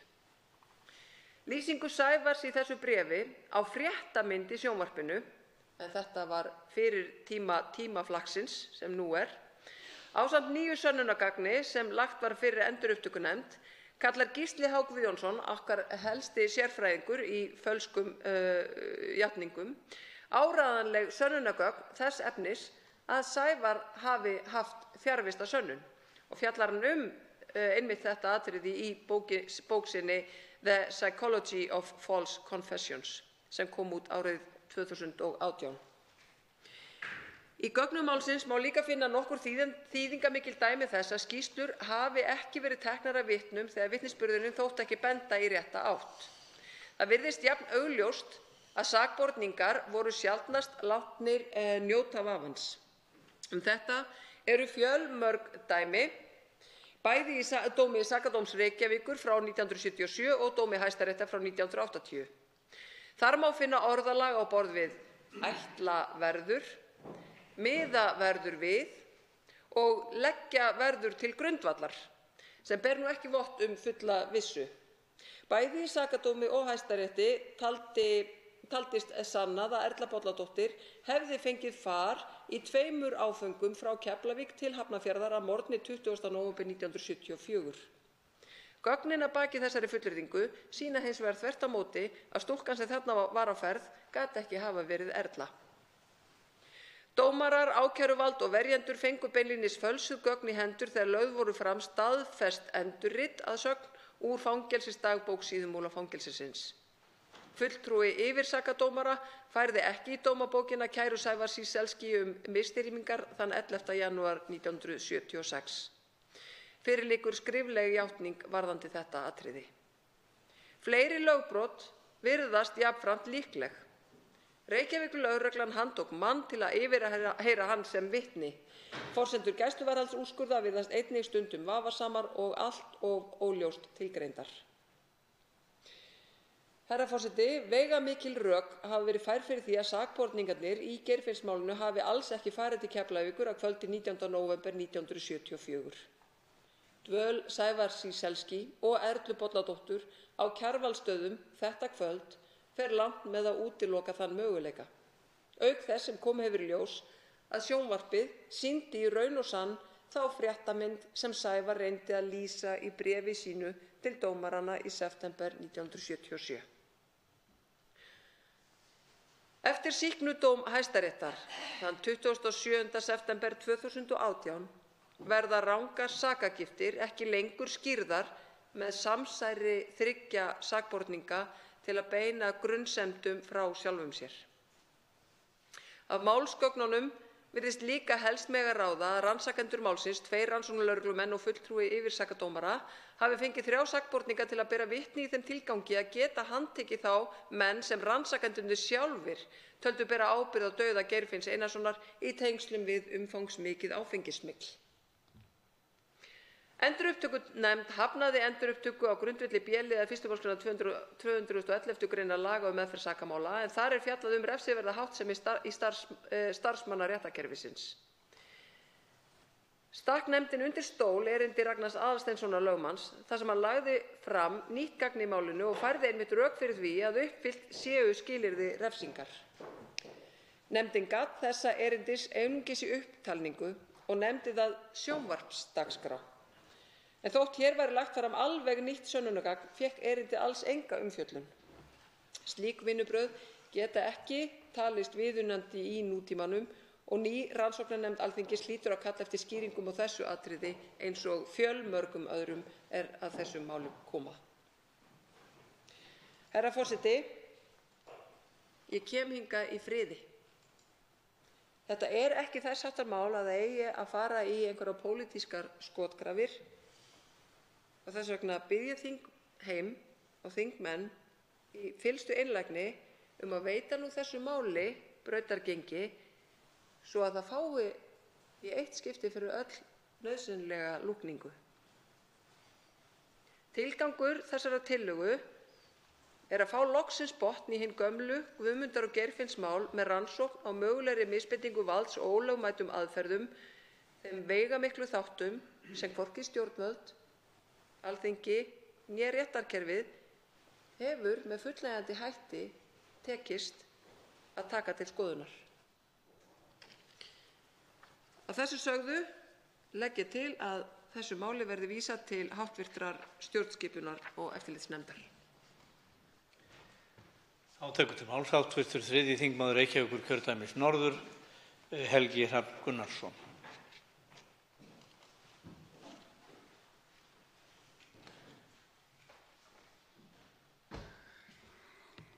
Virðulegi forseti, ég vil byrja á því að þakka hv. þingmönnum fyrir að leggja fram þetta góða mál. Mér finnst það vel rökstutt, en hv. þingmaður Helga Vala Helgadóttir sagði hérna seint í sinni ræðu að hún kæmi hingað í friði. Og það er það eina sem ég ætla að vera svona kannski ósammála henni hvað varðar sjálfan mig. Ég er ekki alveg viss að ég komi hingað í friði. En auðvitað ekki flutningsmaður málsins og vona að sú aðstaða komi ekki niður á málsmeðferð þess. Ég tek undir það, það á ekki vera neitt mál fyrir þingheim að samþykkja þetta mál. Vandi minn er þessi. Ég geri sjálfur, sem borgari, ekki sem þingmaður, heldur sem borgari, sem lífvera af dýrategundinni Homo sapiens, þá kröfu við yfirvöld að þau fari vel með vald. Og ef þau fara ekki vel með þetta vald, þá geri ég þá kröfu og áskil mér þann rétt að breyta því stjórnarfari. Og ef mér tekst ekki að breyta því stjórnarfari lýðræðislega, með öðrum orðum friðsamlega, þá geri ég það ófriðsamlega.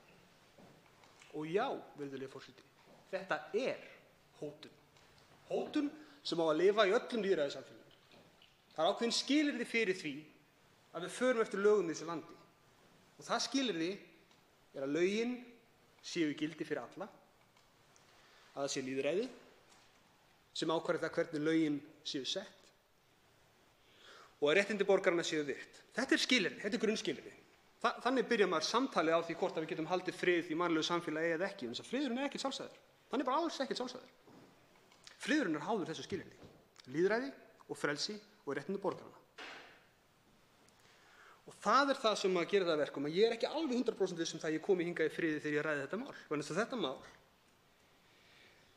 er ekkert minna heldur en algjör áfellisdómur yfir gjörvöllu íslensku samfélagi, sem siðmenningu, sem lýðveldi, sem þjóð. Og það að það taki 4 áratugi að komast þó ekki lengra en hingað eftir það helvíti sem þetta mál er áfellisdómur ennþá yfir okkar samfélagi. Nú upp á síðkastið hafa hlutina aðeins skánað. Það er búið að dæma þessa sakborninga saklausa eða úrskurða það þegar Hæstarétti, en eins og hv. þingmaður Helga Vala Helgadóttir fór inn á, ekki vegna þess að málsgögnin hafi verið tekin til aftur og metið sönnunargildi út frá því, heldur vegna þess að saksóknari fór fram á sýknu. Eitthvað sem í mínum bransa, virðulegi forseti, væri kallað skítmix. Ég kann ekki betra orðið verið, virðulegi forseti. Fyrst forláts sem það þykir oft dónalegt. En þegar við erum að ræða þetta mál, þá finnst mér nú alveg þess virði að nota þó nokkuð mikið dónalegri orð heldur en það. Það sem átti sér stað í þessum málum, Geirfinns og Guðmundar-málum, voru pyntingar. Köllum það bara það sem það er. Þegar það gerist í Guantanamo Bay, þá köllum við það pyntingar. Þegar Hervald beitir þessum aðferðum, þá köllum við það pyntingar. Þetta voru pyntingar. Mér er alveg saman hvað einhverjir fræðimenn hafa að segja um það. Það er þannig. Og það er augljóst í þokkabót. Og ætti að vera umfram alla einhverja fræðilega akademíska umræðu á þessu tímapunkti. Sömuleiðis þetta fólk var frelsissvipt með röngu. Það ætti bara að liggja fyrir og ætti ekki að vera einn ágreiningur um það. Og sú staðreynd að það sé ennþá hægt að finna löglært fólk á Íslandi sem opinberlega segir að svona hefði nú bara þurft að vera. Það á þessum tíma og áratugum saman hafi löglært fólk sem lærið í íslenskum háskóla og starfaði í íslensku lagaumhverfi segir að þarna hafi nú ekki verið neitt dómsmorð á ferðinni. Og það að enn þann dag í dag að þá stingur ríkislögmaður upp á því að einn sakborninga í þessu máli ekki fá neinar skaðabætur, það sé að hluta til honum að kenna, það hafi nú ekki verið það slæmt. Og hann eigi þess að borga kostnaðinn, lögfræðikostnaðinn. Það er hneisa, virðulegi forseti. Og það undirstrikar það sem ég leiðist að segja hér, virðulegi forseti, að mínu mati það stendur og fellur trúverðugleiki réttarríkisins Íslands með þessu máli. Og ég verð að segja eins og er fyrir mitt leyti, mér finnst það hanga á bláþræði. Mér finnst það rétt svo að sleppa að ég hafi trú á íslensku dómskerfi og íslensku réttarríki með þessum sýknudómum, með forsenduna sem þar lágu til grundvallar sýknunni. Nefnilega því að saksóknari krafðist sýknu. Það var svona það allra minnsta sem er hægt að gera. Það var hægt, að skítmiksa það þannig. En það er það sem það var. Eina leiðin fyrir mig sem borgara til að öðlast trú aftur á réttarríkinu Íslandi er þegar það er fullur samhugur um það að þarna hafi gerst það sem gerðist, dómsmorð og pyntingar. Vegna þess að akkúrat núna er staðan þessi, virðulegi forseti, að þið sama gæti gerst aftur. Það er leksían sem við höfum að taka frá þessu. Ef það sama gæti gerst aftur, þá myndi það taka 4 áratugi að fá saksóknara til að kannski sækjast eftir sýknu. Og eins og staðan er í dag, að þá myndum við búast við því að yfirvöld myndu samt segja engar skaðabætur. Þetta er leksían í dag, virðulegi forseti, hún er bara ekki boðleg. Hún er ekki boðleg í réttarríki, hún er ekki boðleg siðmenntuðu samfélagi. Nú efast ég ekki í eina sekúndu að einhverju finnst ég hérna taka djúpt í árinu. Og svo er bara fjandakornið ekki neitt, virðulegi forseti. Svo er ekki. Það ætti að sjóða blóðið í öllum sem kynna sér þetta mál og sjá hvernig hefur farið fyrir því í þessa það bil 4 áratugi. Vegna þess að það er ekki líðandi, virðulegi forseti, og það er ekki hægt að halda eitthvað frið í mannlegu samfélagi samhliða því að svona þyki á nokkurn hátt í lagi. Það segir alla fyrir sjálfan mig, hann er ekki í boði. Sem betur fyrir búum við í þvílíku lýðræðisríki að það er hægt að leysa hlutina hérna friðsamlega, ennþá, geri ég ráð fyrir, en það er það á því að þetta samfélag hysji aðeins upp með sér brækurnar þegar kemur að þessu máli. Þar á meðal þingmenn og háttvirtir ríkislögmenn, hæstvirtur forsætisráðherra, dómararnir, lögreglumennirnir, blaðamennirnir, kjósendurnir, allir, bara íslenskt samfélag. Hvernig leyfðum við þessu að gerast? Hvernig leyfðum við þessu að bíða í 4 áratugi? Hvernig geti það verið, virðulegi forseti? Það eru vonbrigðin sem ég upplifi úr þessu máli. Og ekki bara vonbrigðin, heldur hneykslaninn, sem er algjör. Og enn og aftur í þessu máli, eins og gerist svo oft, þegar ríkið brýtur á borgurum, þá kemur ríkið með ýmsar skýringar á því hvernig það var nú allt í lagi eða ekki svo slæmt eða eitthvað því líkt. Og virðulegi forseti, ég hvet alla til að láta slíka þvælu sem vind eyrur þjóta, því það er skásti kosturinn af öllum í stöðunni. Þetta fólk var frelsissvipt og það var pyntað af íslenskum yfirvöldum á lýðveldistíma í svokölluðu réttarríki. Það er það sem gerðist. Og við eigum ekki bara að horfast í augu við það, við eigum að segja það eins og það er og við eigum að ganga frá þessu máli með einum eða öðrum hætti þannig að kynslóðir framtíðarinnar þurfi aldrei framar að búast við því að lögfróðir einstaklingar segi upp í opið geðið á sér að þetta hafi ekki verið dómsmorð, að þetta hafi ekki verið pyntingar eða ekki verið svo slæmt eða á einhvern hátt verið sakborningum að kenna. Svo slík orðræða, virðulegi forseti, er ekki tillaga að friði.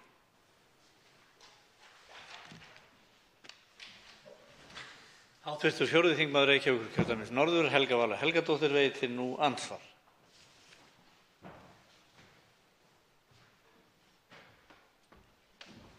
Herra forseti,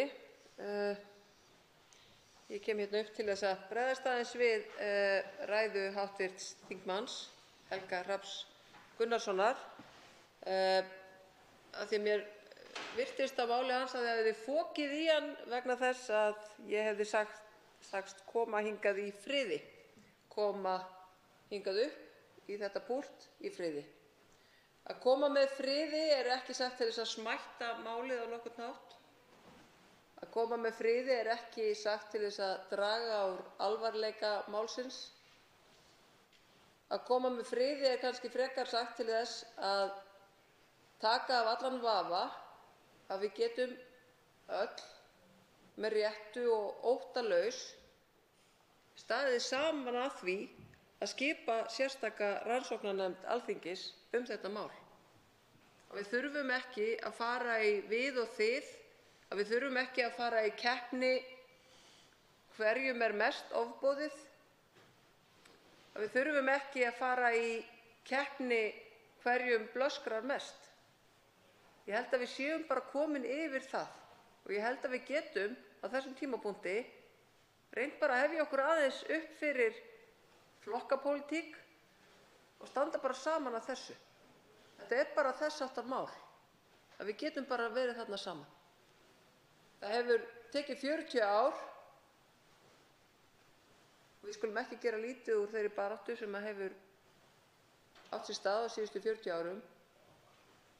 En ég hvet aftur þingmenn til að standa saman í þessu og fara ekki í einhverja innbyrðiskeppni. Og þá bregst við andsvari hv. 3. þingmaður Reykjavíkurkjördæmis norður, Helgi Hrafn Gunnarsson. Virðulegi forseti, ég geri engar athugasemdir við það hv. þingmaður segist koma hingað í friði. Trúi því og met það bara fulls.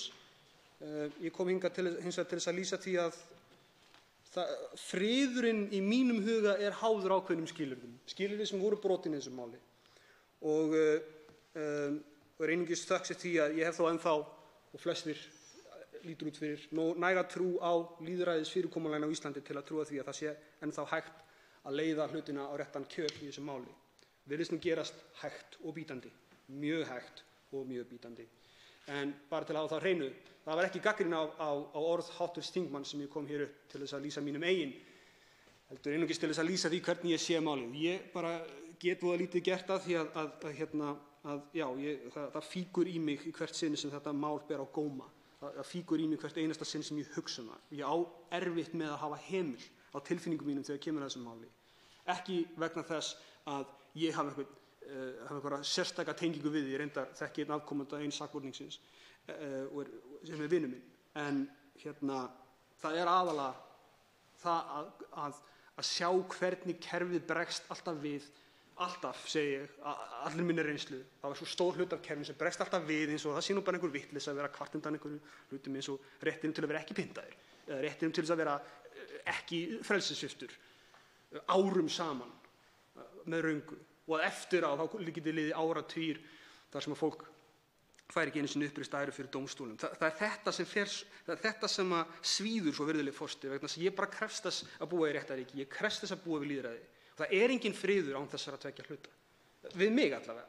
En ég virði orð hv. þingmanns að fullu og segi það líka að ef mér hefði verið boðið að vera með þessari þingsályktunartillögu, þá er ég ekki alveg viss um að ég hefði vilja það, einmitt vegna þess að ég einhvern veginn finna þið sjálfum mér að ég þarf sem þingmaður og borgar að tjá mig mun harðar heldur en þingsályktunartillagan gefur til kynna. En það er ekki gagnrýni, það er bara munur á því hvernig mér líður með þetta mál, eða hvernig mér finnst ég þurfa að nálgast þetta mál. Þetta er fulla virðingu og gagnrýni ekki á neitt hátt það að aðrir nálgast þetta öðruvísi, en það þarf vissulega einhverja samvinnu í til að ná því í gegn.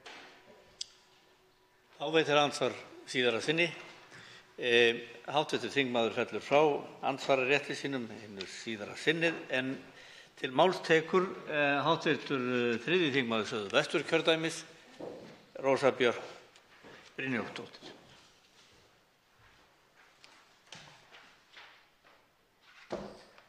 Herra forseti, ég vil koma hér upp í ræðustól Alþingis til að gefa mig hljóðs vegna þessa máls. Ég vil þakka fyrsta flutningsmanni og flutningsmönnum fyrir þessa þingsályktunartillögu skipun rannsóknarnefndar til að fara yfir starfshætti lögregluvalds, ákæruvalds og dómsvald í Guðmundar- og Geirfinnsmálinu. Fyrsti flutningsmaður rökstuddi það vel í sinni ræðu hvers vegna þörfin á rannsóknarnefnd starfshætti í þessu stærsta dómsmáli 20. aldar og 21. aldar hér á landi er þörf og brýn. Og það er nú einu sinni svo að þrátt fyrir langþráðan sýknudóm Hæstaréttar 27. september á síðastliðnu ári, þar sem 5 sakborningar í Guðmundar- og Geirfinnsmálinu voru sýknaðir af öllum ákæruliðum, hefur málinu ekki verið lokið með þeim sýknudómi. Því miður. Sátt sem boðuð var við sakborningana hefur verið hleypt í uppnám síðastliðnar vikur og daga. Og það uppnám hefur vakið sterk viðbrögð hjá almenningi sem sýnir almennan stuðning við sakborninga í Guðmundar- og Geirfinnsmálinu sem fundnir hafa verið saklausir, og það hefur líka sýnt almennan vilja hjá fólki að sakborningum sé sýnd virðing og auðmýkt eftir allt sem þau hafa gengið í gegnum í einu mesta dóms- og réttarfarshneyksli síðustu áratuga hér á landi. Sátt verður að ríkja að bæta unga fólkinu sem var ranglega frelsissvipt og ranglega dæmt það upp sem þau máttu þola. eins vel og hægt er að bæta frelsissviptingu og fangelsisvist. En umfram allt með eins mikilli mannvirðingu og hægt er. Og ég ber einlæga von í brjósti að það verði hægt. Þetta mál hér sem við erum með til umfjöllunar hér er líka angi af sáttinni, líka angi af uppgjörinu sem verður að eiga sér stað þegar að vondir hlutir gerast á borð við Guðmundar- og Geirfinnsmálið og afleiðingar þess 40 ár eftir að þau komu upp fyrst. Því án uppgjörsins verður engin sátt og engin lærdómur og því styð ég þetta mál hér vegna þess að því miður þá þarf ennþá að velta við steinum, það þarf að komast til botns í því hvað nákvæmlega gerðist í þessu hræðilega máli og það verður að fara yfir það sem gerðist hjá lögreglu, ákæruvaldi og dómsvaldi í þessu máli og ég held þess vegna að þetta mál sem hér er komið fram sé þarft og brýnt og gott og hluti af þessu uppgjöru sem við verðum að eiga sem samfélag til þess að við getum loksins sagt og fagna því að þessu máli sé endanlega lokið. Fleiri hafa ekki kvatt sér hljóðs eða umræðu lokið. Tillagan gengur nú til síðari umræðu og stjórnskipunar- og eftirlitsnefndar ef enginn hreyfir andmælum. Það er samþykkt. Tekið er fyrir 7. dagskrármálið. Valfrjáls bókun við alþjóðasamning efnahagsleg, félagsleg og menningarleg réttindi, þingsályktunartillaga, 46. mál, þingskjali 46, fyrri umræða. Til máls tekur hv. 11. þingmaður Reykjavík-Kjördæmis norður, Halldóra Mogensen. Forseti, ég mæli hér fyrir tillögu til þingsályktunar undirritun og fullgildingu valfrjálsar bókunar við alþjóðasamning efnahagsleg, félagsleg og menningarleg réttindi. Tillagan var áður lögð fram á 147., 8. og 9. löggjafarþingi og er nú endurflutt að mestu óbreytt. Í 4. skiptið, vonandi kannski að hún nái í gegn í þetta skiptið. En saga og mikilvægi samningsins efnahagsleg, félagsleg og menningarleg réttindi er að finna í greinargerðinni og hún var einnig reifuð af mér þegar ég mælti fyrir málinu á seinasta þingi og finnst óþarfa að endurtaka þá ræðu nú en langar samt að segja að á undanförnum árum og áratugum hefur vægi þessara réttinda, þar að segja efnahagslegra, félagslegra og menningarlegra réttinda aukist mikið. Og með undirritun og fullgildingu valfrjálsrar bókunar við samninginn mætti stuðla að aukinni vernd þessara réttinda. Þannig yrði komið á sambærilegri kæruleið fyrir þau réttindi sem varin eru í alþjóðasamningi borgaraleg og stjórnmálaleg réttindi. Það er orðið langt síðan Ísland varð aðili að þessum samningi og staðfesti mikilvægi réttindana sem hann verndar, bæði með breytingum á lögum og stjórnarskrá en einnig fyrir dómstólum. Með því að undirrita og fullgilda valfrjálsa bókun við samninginn verði kærunefnd sem starfar samkvæmt samningnum kleift að taka við erindum frá einstaklingum á Íslandi. Og með því að stíga þetta skref má auka vernd þessara mikilvægu réttinda og er því lagt til að Alþingi álykti að fela ríkisstjórninni að undirrita fyrir Íslands hönd og fullgilda valfrjálsu bókunina við alþjóðasamninginn efnahagsleg, félagsleg og menningarleg réttindi. Meira hef ég ekki það að segja í bili annað heldur en að það er einlæg von mín að þessu máli gangi betur í meðferð nefndarinnar og fái þá kannski að koma í aðra umræðu og að við náum að sameinast það að stíga þetta skref loksins.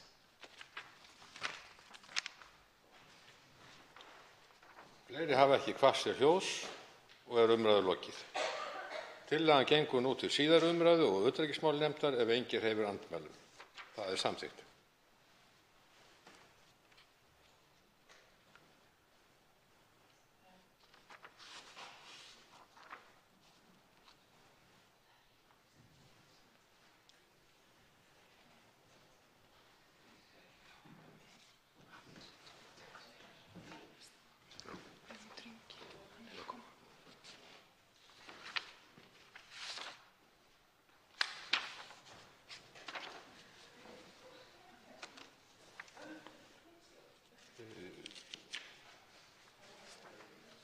Umræða 8. dagskrármálið færist aftur. Tekið fyrir 9. dagskrármálið, búsetuöryggi í dvalar- og hjúkrunarrýmum, þingsályktunartillaga, 41. mál á þingskjali 41, fyrri umræða. Til máls tekur hv. 12. þingmaður Suðvesturkjördæmis, Guðmundur Ingi Kristinsson.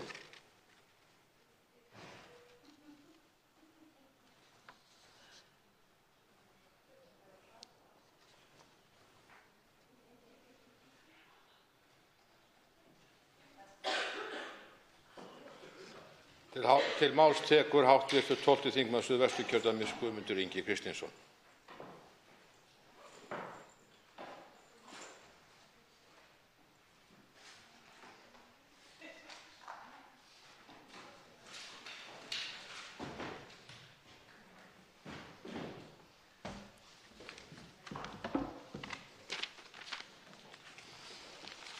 Virðulegur forseti.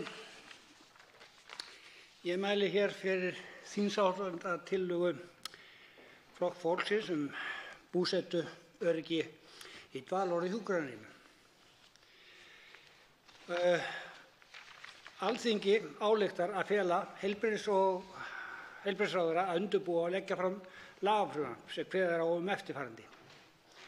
Í fyrsta lagi, ríki og sveitarfélög verður skylt að útvega öldruðum sem hafa gengist undir færni- og heilsumat, dvalar- eða hjúkrunarrými eigi síðar en 60 dögum eftir niðurstöðu mats viðkomandi eigi rétt á slíku úrræði liggur fyrir. Númer 2. Færni- og heilsumat skuli gefið út eigi síðar en 10 dögum eftir að umsókn það berst. Í þriðja lagi, öldruðum einstaklingum sem dveljast hafa lengur en 10 daga á sjúkrahúsi án sérstakrar meðferðar verði útvegað dvalar- eða hjúkrunarrými. Í fjórða lagi, læknar geta ákveðið að einstaklingur sem bersýnilega þarf að fá vistun á hjúkrunarrými þurfi ekki að undirgangast færni- og heilsumat til þess að fá dvöl á viðeigandi stofnun. Í fimmta lagi, maki eða sambúðarmaki heimilismanns á stofnun fyrir aldraða skuli án tillits til þess hvort hann hafi gengist undir færni- og heilsumat eiga þess kost að dvelja á stofnun ásamt heimilismanni. Viðkomandi öðlist þá sjálfstæðan rétt sem heimilismaður á stofnun fyrir aldraða. Ráðherra leggur fram frumvarp af þessu efni á haustþingi 2020. Þingsályktunartillaga þessi var áður lögð fram á 149. löggjafarþingi, 859. mál og nú endurflutt með breytingum. Fjöldi þeirra sem bíða eftir hjúkrunarrými jókst 60% á landsvísu á milli í janúar 2014 og 2018. Á sama tíma fjölgaði þeim sem þurftu lengur en 90 daga eftir hjúkrunarrými 15%. Frá 2014 til 2018 lengdist meðalbiðtími eftir hjúkrunarrými úr 91 degi í 116.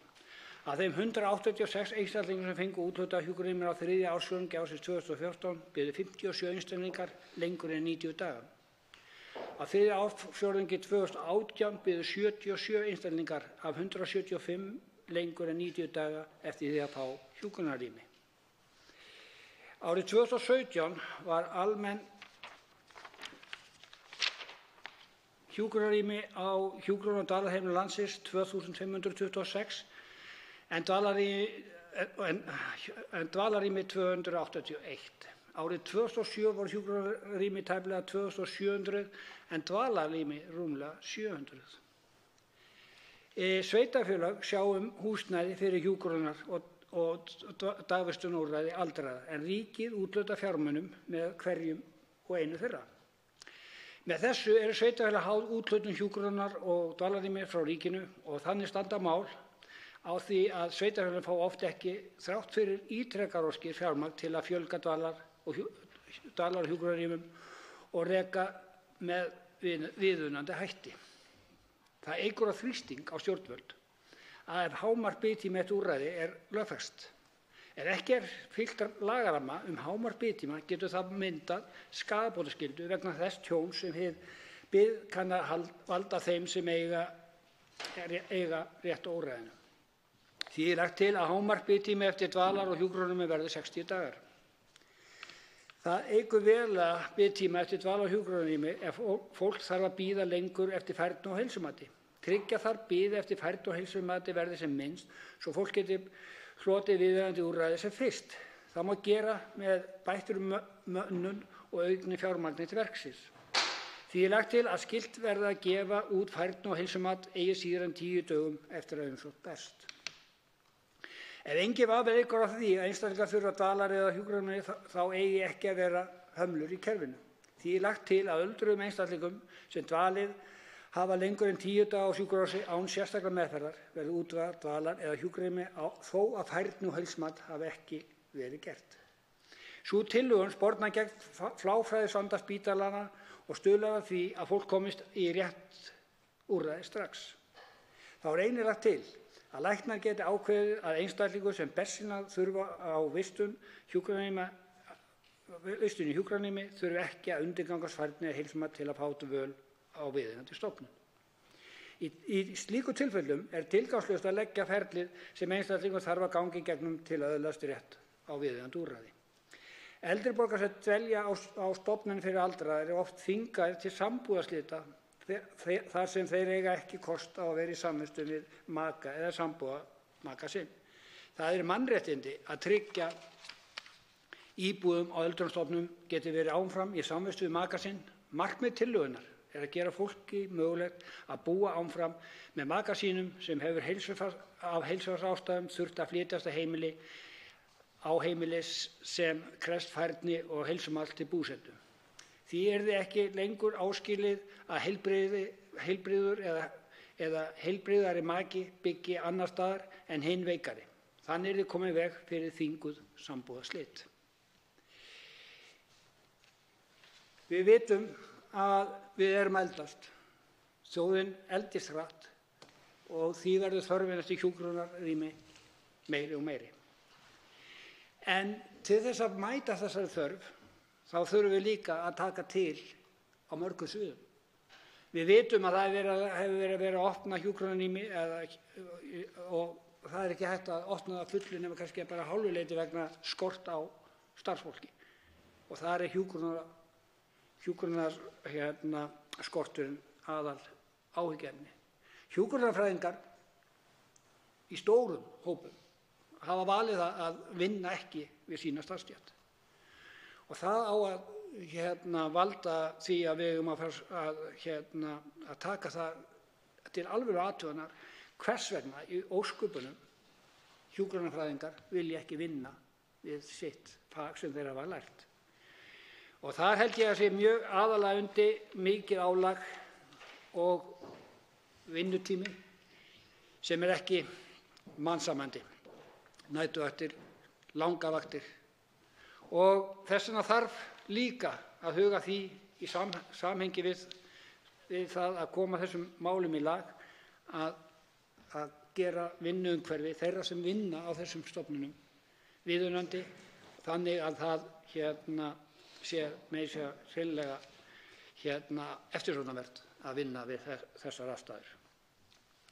Við vitum líka að það er búið að skera inn að beini hjá þessum hjúkrunarstofnunum undanfarin ár. Það er búið að skera niður allt sem hægt er að skera niður. Og samningar hafa gengið mjög illa við þá þjónustuaðila sem eiga að veita þessa þjónustu. Og þarna þurfum við að taka aldeilis til hendinni og reyna að sjá til þess að þessi þjónusta sé í boði á þann hátt að hún sé mannsæmandi fyrir alla og það sé ekki gengið svo hart að þurfa að skera niður liggur við allt við trog þannig að ekkert sé orðið eftir nema bara hrein og klár umönnun liggur við hvern sem á dag. Inn í þessar dæmi verðum við líka að átta okkur á að það er einn hópur þarna líka sem er í mjög erfiðri aðstöðu og þarf að bregðast hratt og vel við og það er þeir sem eru með heilabilun. Þar er þurfum við að taka verulega á og í þessu, ef að þessi þingsályktunartillaga yrði tekin til gagngerðrar skoðunar og farið að henni fylgt eftir, þá er ég viss að þarna yrði mikil bót á og þar erum við, eins og ég segi, með líka þarf líka að taka tillit til og taka virkilega á þeirri þörf sem eins og fleiri með Alzheimer og aðra sjúkdóma sem eru gífurlega erfiðir og valda einstaklingum og fjölskyldu miklum erfiðleikum og þarna þurfum við virkilega að taka okkur á. Við vitum að því líka að það er frá tárum taki að þegar verið að aðskilja hjón í þessum tilfellum og það sem er ennþá verra og er eiginlega óboðlegt er þegar það er einstaklingur fer á sjúkrahús og stað fyrir að hann sé boðið aðstoð að komast inn á hjúkrunarheimili þá eða sjálfsvarandi stofnun, þá er honum færa það ekki í boði heldur sendur heim þar sem makinn þarf að taka við viðkomandi einstaklingi og þjónustan. Makinn sem oft er í svipaðri aðstöðu og jafnvel á ekki möguleika á því að taka við að veikum maka sínum til þess að þjónusta honum og þar af leiðandi erum við að búa til keðjuverkandi áhrif sem veldur því að í mörgum tilfellum bugast sá maki sem á að taka við maka sínum veikum og við vitum það að þarna eru mörg dæmi undir og við verðum og eigum að sjá til þess að aldraðir fái og eiga rétt á því að lifa áhyggjulausu ævikvöldi og þess vegna leggjum við fram þessa þingsályktunartillögu og vonum að hún beri árangur vegna þess að eitthvað verðum við að gera ef við ætlum ekki að gera neitt í dag, eins fljótt og auðið er, þá séum við bara Guð hjálpa okkur vegna þess að öldrunin hjá almenningi verður mjög hröð. Jú, vísu er búið að tala það að vera að auka aðstoð og annað heimahjúkrun en því miður eins og við vitum þá hefur það ekki skilað sér. Það vantar að ganga vel frá þeim málum og sjá til þess að þau virki og meðan svo er þá verðum við að grípa til þess ráðs að byrja strax að sjá til þess að það sé nóg að hjúkrunarrýmum fyrir þá sem framundan eru og eru að eldast. Og ef við gerum það ekki, þá erum við í miklu vanda. Þá veitir andsvar hv. 11. þingmaður Suðvesturkjördæmis, Ólafur Þór Gunnarsson. Er það að ræða?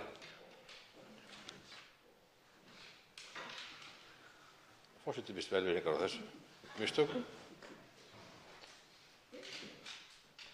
Þá tekur til máls hv. 11. þingmaður Suðvesturkjördæmis, Ólafur Þór Gunnarsson.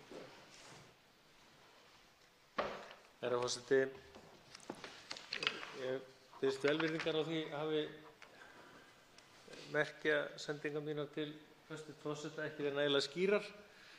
Það var mitt klúður en ekki forseta. Við ræðum hér tillögu til þingsályktunar búsetuöryggi í dvalar- og hjúkrunarrýmum. Og nú efast ég ekki að þetta mál sé lagt fram af góðum hug og raunverulegum vilja til þess að gera vel í þessum málum. En það er engu að síður þannig að minnsta kosti sumar tillögurnar eru þess eðlis að það er ekki hægt annað heldur en að gera athugasemdir við þær. Það er alveg rétt sem kom fram hjá hv. þingmanni Guðmundi Inga Kristinssyni að auðvitað þurfum við að taka á í kjörum umönnunarstétta og bæta vinnuumhverfi þeirra. En það er ekki það sem tillagan fjallar Og þrátt fyrir það sem kemur fram í greinargerð með frumvarpinu þá var það bara seinast í dag eða gær sem birtust upplýsingar það að sem betur fer hafa biðlistar þrátt fyrir allt styst og bið eftir hjúkrunarrýmum hefur aðeins styst og það er vel. Enda hefur hjúkrunarrýmum verið fjölgað á þessu ári og enn meiri fjölgun verður á næsta ári. 99 ný hjúkrunarrými verða tekin í notkun strax ég man ekki hvort það í febrúar eða mars á næsta ári. Og allt er þetta til bóta. En það er ákveðinn ómöguleiki, ef það má nota það hugtak, til að mynda punkti 2 að færni- og heilsumat verði gefið út 10 dögum eftir umsókn berst. Færni- og heilsumat er tiltölulega flókið ferli og þegar að það ferli fer á stað þá þarf að afla gagna frá utanaðkomandi aðilum og þessir utanaðkomandi aðilar hafa, eins og staðan er í dag, tiltekinn frest til þess að senda frá sig gögn og afla þeirra. Megnið af þessum gögnum er í dag ekki hægt að senda með rafrænum hætti vegna þess að lög heimila það ekki. Þannig að þau fara með sníklapósti og það er afar vandséð hvernig væri hægt að gera þetta að meginreglu. Það væri frekar hægt að gera það að meginreglu að menn hröðuðu ferlinu sem helst mætti, en það er, ég held að sé algjörlega útilokað að ætla að færa það í lög að gera þetta á 10 dögum. Upplýsingarnar eru ekki alltaf fyrirliggjandi, það er ekki alltaf hægt að ná í þá aðila sem að eiga upplýsingarnar eða búa yfir þeim og svo framvegis. Þannig að það verður einhvern veginn að milda þessa aðferð sem þarna er. Það kemur fram í fyrsta liðnum að ríki og sveitarfélögin skulu vera skylda út á öldruðum sem gengist hafa undir færni- og heilsumat dvalar- eða hjúkrunarrými. Þarna er aftur ákveðinn ómöguleiki í því að það eru í sjálfu sér sveitarfélögin ákveð ekkert ein og sjálf að byggja hjúkrunarrými. Þau hafa engar heimildir til þess. Þetta er alltaf samkomulagsmál á milli ríkis og sveitarfélaga og það verður að semja þessi atriði og það er ekki, sveitarfélögin geta ekkert legið með einhver hjúkrunarrými á lager. Þú getur ekki legið með einhvern helling af ónotuðum rýmum, en aftur það er hægt að hvetja þau til þess að í samvinnu við ríkið að standa sig betur, en ég sé ekki hvernig er hægt að setja þennan áskilnað niður eins og þarna stendur. Sérstaklega þegar að það má ætla að tillöguflytjendur telji að þetta sé verkefni sveitarfélaganna sem að allavega staðan í dag er ekki þannig og þá væri kannski nær að leggja fram lagafrumvarp sem að legði það til hreinlega að sveitarfélögin tæki yfir þetta verkefni. Hins vegar er það að svo er fjórði liðurinn að læknar geti ákveðið að einhver einstaklingur fái færni- og heilsumat. Það held ég sé afar varhugavert að leggja það í hendur einhvers einstaklings að taka ákvörðun með þessum hætti án þess að það fari fram formlegt mat. Læknir sem er í meðferðarsambandi við sjúkling er ekki endilega besti aðilinn til þess að taka ákvörðun um það hvort að hver nákvæmlega staða viðkomandi einstaklings er. Það er miklu betra að það sé hlutlaus utanaðkomandi aðili sem að metur það, vegna þess að við skulum átta okkur á því að það er verið að taka þarna mjög afdrifaríkar ákvarðanir fyrir hönd þessara einstaklinga sem undir eru.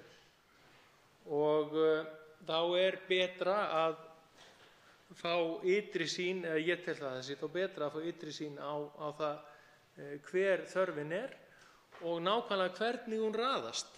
Af því að færni- og heilsumatskerfið er þannig að það er þannig að það raðar einstaklingunum eftir þörf. Og þá er ekki hægt að segja að einhver læknir eða einhver heilbrigðisstarfsmaður geti einn og sjálfur tekið ákvörðun að þessi einstaklingur er með þessa þörf. Af því að sá eða sú getur ekki haft neina yfirsýn yfir það hvernig þörf annarra í röðinu kann að vera. Og það er þá verið í rauninni að leggja það í hendur einhverja tiltekinna lækna hvort þeir eru frekari eða frekastir fyrir hönd sinna skjólstæðinga. Það gengur ekki. Það verður að vera einhvers konar samræming í þessu þannig að allir búi í rauninni við sömu aðstöðu, það sé ekki einhver aðstöðumunur þarna.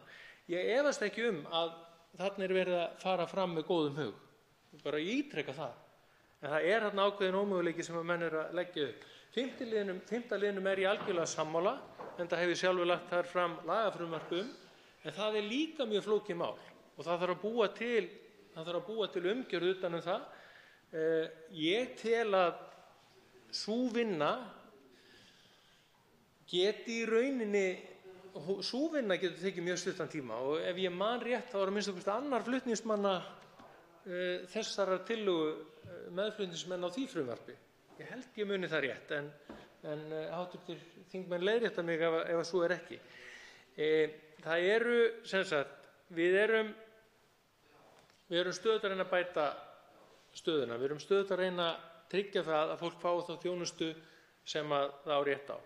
En þá verðum við í rauninni að búa þannig hnútana að við séum ekki að búa til einhverjar hliðarleiðir fyrir fólk til þess að geta komist fram fyrir í einhvers konar, sanngirnisröð, eða búa til einhverjar hliðarleiðir þannig að menn geti með einhverjum öðru móti heldur en venjulegum leiðum fengið vistunarmatið sitt.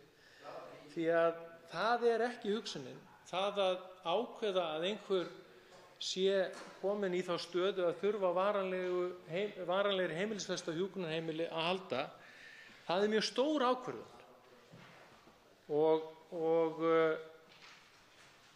hún getur bæði verið íþyngjandi fyrir einstaklinginn og það er ekki lítil ákvörðun fyrir einstakling að fara inn á hjúkrunarheimili og fyrir ríkið sem að sér gagnagrunnin færni og heilsumat, að þá er það algjört grundvallaratriði að þær upplýsingar sem þar eru inni og að þær upplýsingar sem eru inni sjúklingana að þær séu sambærilegar og það liggi algjörlega fyrir að einhver einn einstaklingur sem að er á biðlista eftir hjúkrunarrými hafi farið í gegnum sama matsferli og einhver annar. Að það sé ekki verið að kippa þeim fram fyrir. Ég vona að hv. þingmenn skilji hvað ég er að fara. Það er eitt enn sem að mér finnst vanta inn í tillöguna. Það er ekkert, það er hvergi í tillögunni eða greinargerðinni minnst neitt á þann kostnað sem að kann að hljótast af tillögunni og mér finnst svona almennt finnst mér það ókostur á tillögum en það þarf ekki að gera þær ótækar. En kannski alveg í blárestina og þá held ég að það sem að kannski við hljótum að vera sammála það er þetta atriði sem er þó í stjórnarsáttmálanum þessi mál. Það er að segja að við þurfum að bæta rekstrargrunn hjúkrunarheimilanna. Það er eitt af því sem við verðum að gera. Og ég hlakka til að eiga samtölu þingmenn þessi mál.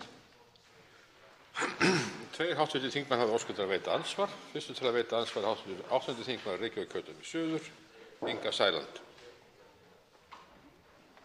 Virðulegi forseti, ég þakka hv. þingmanni Ólafi Þór Gunnarssyni fyrir hans ræðu. Mig langar nú til að byrja á því að þingmaður talar gjarnan ómöguleika. Þar vísar hann í lið 2, þar sem stendur færni og heilsumat skuli gefið út eigi síðan en 10 dögum eftir að umsókn það berst. Ómöguleiki, segir hv. þingmaður, en virðist síðan misskilja 4. liðinn, þar sem stendur skýrum stöfum. Það er ekki verið að tala að ganga fram hjá einhverju sem heitir eða láta einn lækni ákveða færni og heilsumat, bara alls ekki. Það stendur skýrum stöfum í 4. liðnum að læknir eða læknar geti ákveða einstaklingur sem bersýnilega, hv. þingmaður, þarf á vistun í hjúkrunarrými þurfi ekki að undirgangast færni og heilsumat til þess að fá dvöl á viðeigandi stofnun. Og hérna er verið að reyna að ná utan kannski vanda það sem er bersýnilega þýðir einfaldlega að það geta komið upp þær aðstæður að það er í rauninni ekki búandi eða bjóðandi fyrir fársjúkan einstakling að vera einhvers staðar fastur án þess að fá úrlausn sinna mála Og annað sem stakk mig svolítið mikið, það er þegar hv. þingmaður er að tala um að það sé ósanngjarnt að taka einhvern fram yfir og annað slíkt. Það er venjulega gert heildstætt mat, eins og hv. þingmaður ætti að vita, sem öldrunarlæknirinn sem hann er, að mér skilst, að tala um það að taka fólk fram yfir. Eða þá að þetta geti verið íþyngjandi fyrir einstaklinga. Það er aldrei á neinu tímapunkti sem við erum að mælast til þess að einstaklingur verði sviptur sjálfræði sínu til að tróða honum í eitthvað úrræði sem alls ekki hann óskar eftir sjálfur eða er í samráði við hans aðstandendur. En ég náttúrulega þakka og svo ég kem nú kannski með það í seinna ansvari fyrst en nú fara að blikka svona skemmtilega á mig. Já, ég geri það. Bara. Þá svarar andsvari hv. 11. þingmaður Suðvesturkjördæmis, Ólafur Þór Gunnarsson. Virðulegi forseti, já, hv. þingmaður er að fyrirgefa mér að ég lesi tillögugreinina eins og hún hljóðar. En þar stendur: læknar geti ákveðið að einstaklingur sem bersýnilega þarf á vistun í hjúkrunarrými þurfi ekki að undirgangast færni- og heilsumat til að fá dvöl á viðeigandi stofnun. Hvað gerist þá ef það eru kannski 2 sem eru bersýnilega á einhverjum stað? Hver á þá að meta hvor er í meiri þörf ef það er ekki búið að gera færni- og heilsumat, ef það er ekki búið að gera eitthvað formlegt mat, ef það er ekki gert? Hvernig í ósköpunum eiga stjórnvöld að úthluta gæðum ef þá að einhverju leyti að taka frá þeim tæki sem þau þurfa til þess að nota til þess að úthluta þessum gæðum á réttlátan hátt?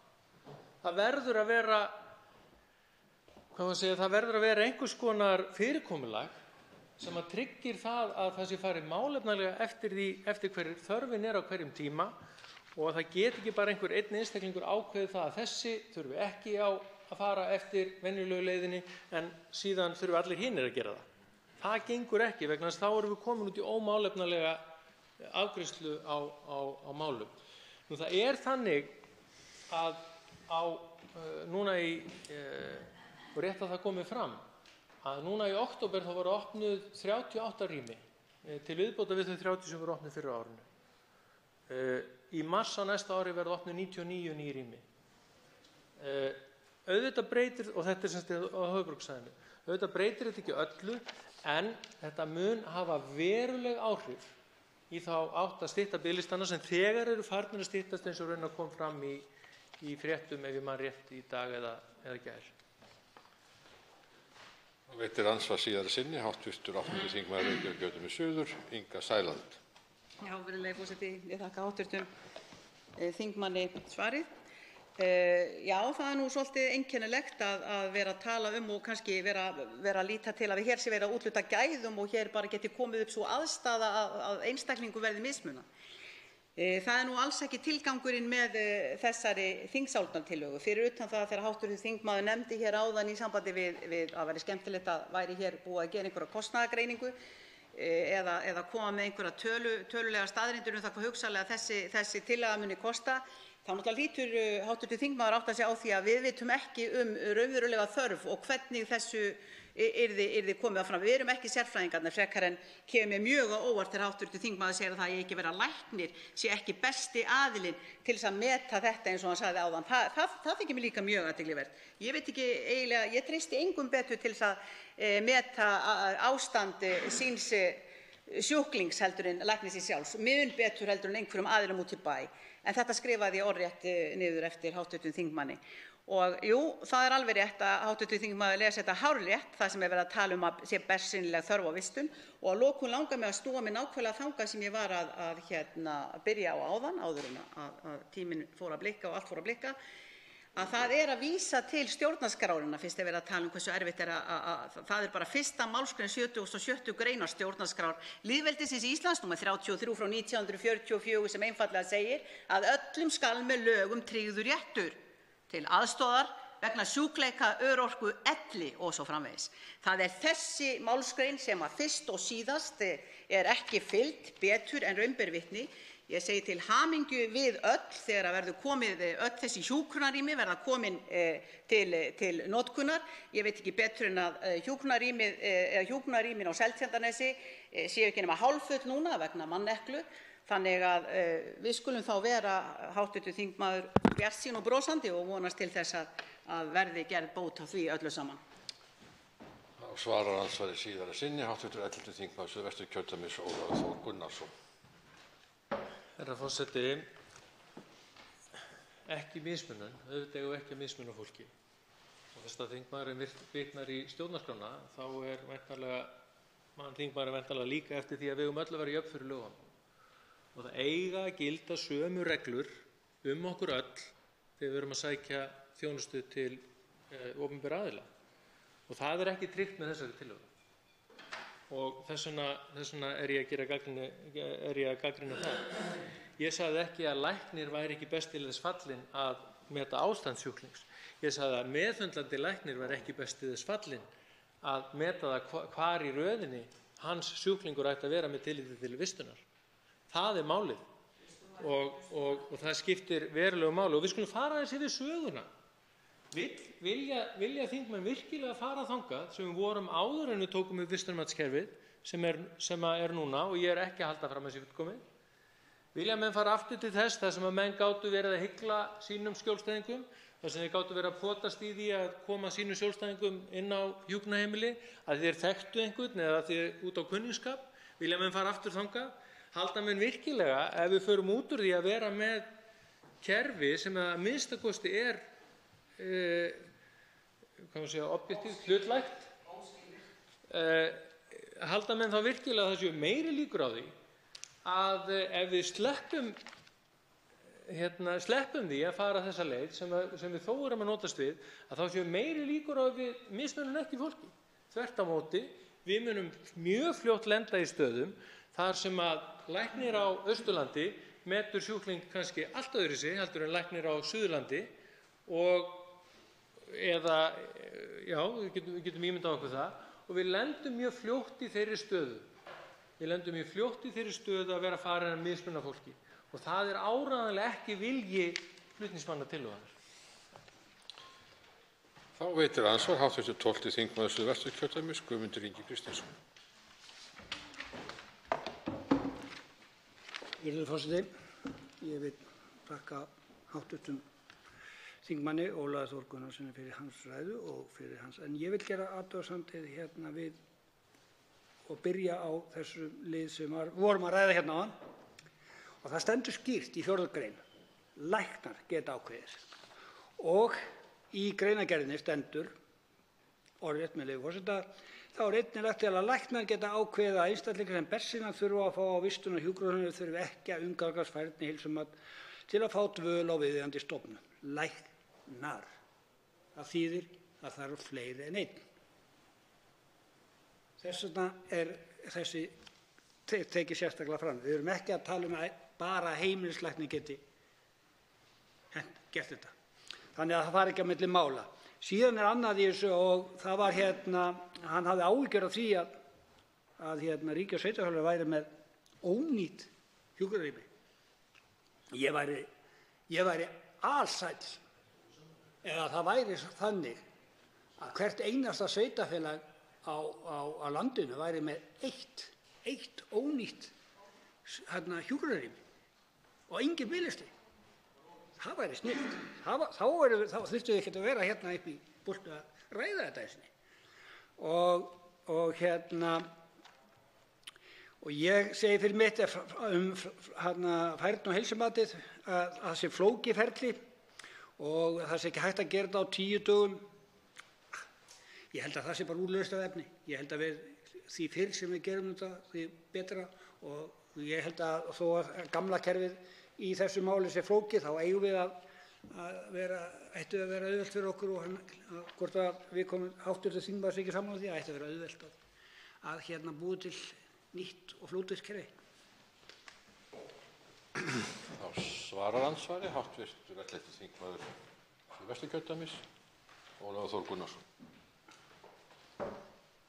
Virðulegi forseti, auðvitað allt sem að löggjafinn fæst við og allt sem að heilbrigðiskerfið fæst við eru innan gæsalappa bara úrlausnarefni.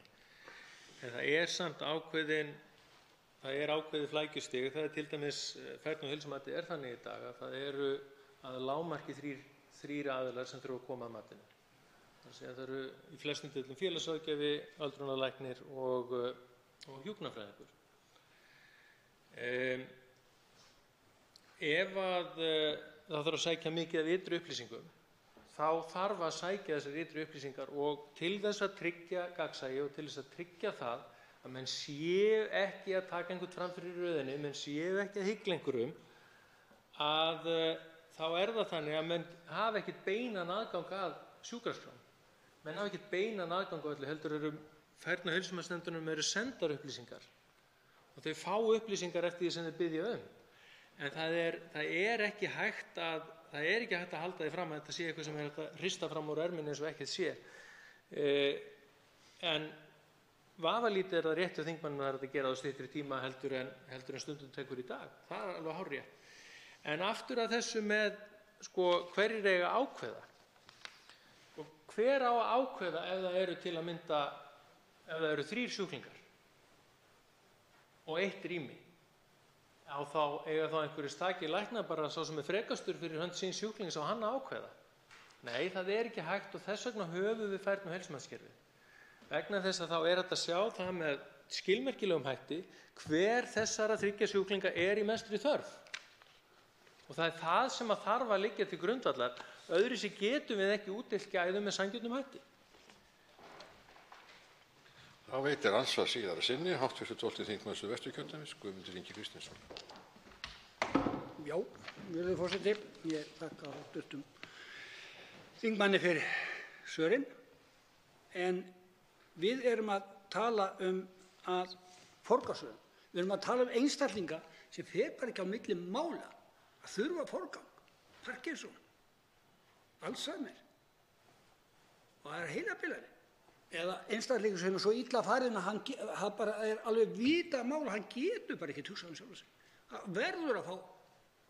Við erum ekki að tala þá sem eiga að fara í einhvern greininga. Við erum að tala þá sem í forgang. Það sem verið að, sem skiptir fjölskyldur í málinu hérna í landinu gífurlega máli. Það verið að buga heilu fjölskyldunar með einstaklingum sem þeir ráða ekkert við að hugsa.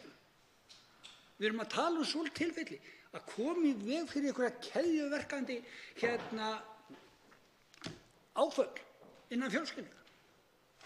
Það segir sér sjálft að það getur ekki verið, og hann hlýtur það sammála með hv. þingmaður, að það er ekkert eðlilegt að bjóða fjölskyldu upp á og vera með fárveikan einstakling með til dæmis heilabilun eða eitthvað og ætla að fara þá að vera með eitthvað færnismat í gangi. Það þarf að bregðast við. Og svo annað sem ég vil koma inn á, hann talaði kostnaðinn við, hvernig þetta kostnaðargreina þetta.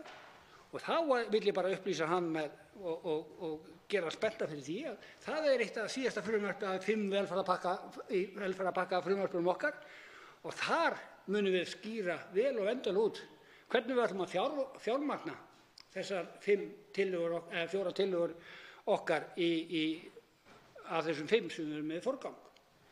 Og þannig að þá verður auðvitað mjög spennandi fyrir hann að fá að lesa það, hvernig við ætlum að fara að því að fjármagna þetta í heilsinni. Svarar andsvari síðari sinni hv. 11. þingmaður Suðvesturkjördæmis, Ólafur Þór Gunnarsson. Herra forseti, það er auðvitað þannig að þegar er að ræða einstaklinga sem eins og þingmaðurinn kemur inn á þurfa augljóslega að halda á vistun eða að flytjast á hjúkrunarheimili, auðvitað er það þannig að þau færni og heilsumut ganga hraðar fyrir sig. Það er þannig í dag. Og það er þá, eins og lagaheimildin er fyrir núna, að þegar að sjúklingur hefur legið inn á sjúkrahúsi í tiltekið langan tíma, að þá færni- og heilsumatið gert inn á viðkomandi stofnun og það er afgreitt á stuttum tíma og færni- og heilsumatsnefndirnar einmitt mjög meðvitaðar það. En færni- og heilsumatsnefndirnar og færni- og heilsumatið, það greinir ekki sjúklinga. Það er ekki þeirra hlutverk. Það er ekki að greina einhverja sjúkdóma hjá viðkomandi einstaklingum. Þau eru hins vegar að forgangsraða sjúklingunum inn á hjúkrunarheimili á grundvelli þeirra greininga og þeirra upplýsinga sem fyrir liggja. Og ef við ákveðum að taka einhvern tiltekinn sjúklingahóp eða einhvern tiltekinn hóp einstaklinga út fyrir það mengi, þá er ég ekki viss að tillaga eða hugur flutningsmanna tillögunnar nái raunverulega fram að ganga. Því ég hlýt að ætla að hugur flutningsmanna standi til þess að þeir sem þurfa á hjúkrunarrýmum að halda komist sem hraðast og best í þá þjónustu sem þeir þurfa á að halda annars vegar, og hins vegar að þeirra ferli sé þá ekki tafið, ferlið á þeirri vegferð sé ekki tafið á ónauðsynlegan hátt. En það má ekki verða á kostnað annarra sem kynna þurfa á sömu þjónustu að halda. Það væri ekki sanngjarnt og ekki málefnalegt. Andsvörum er lokið. Til máls tekur hv. 8. þingmaður Reykjavíkurkjördæmis suður, Inga Sæland. Já, virðulegi forseti.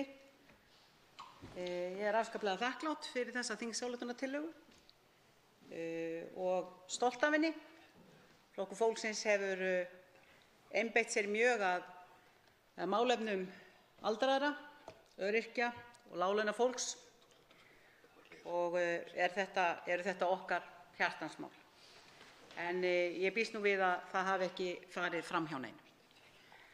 Hvað lýtur að þingsályktunartillögunni þá eiginlega kviknar hugmyndin að henni sérstaklega eftir að maður les í fjölmiðlum og heyrir viðtöl bæði við aðstandendur og heilbrigðisstarfsmenn í rauninni mjög bága og erfiða stöðu víðast hvar, því miður.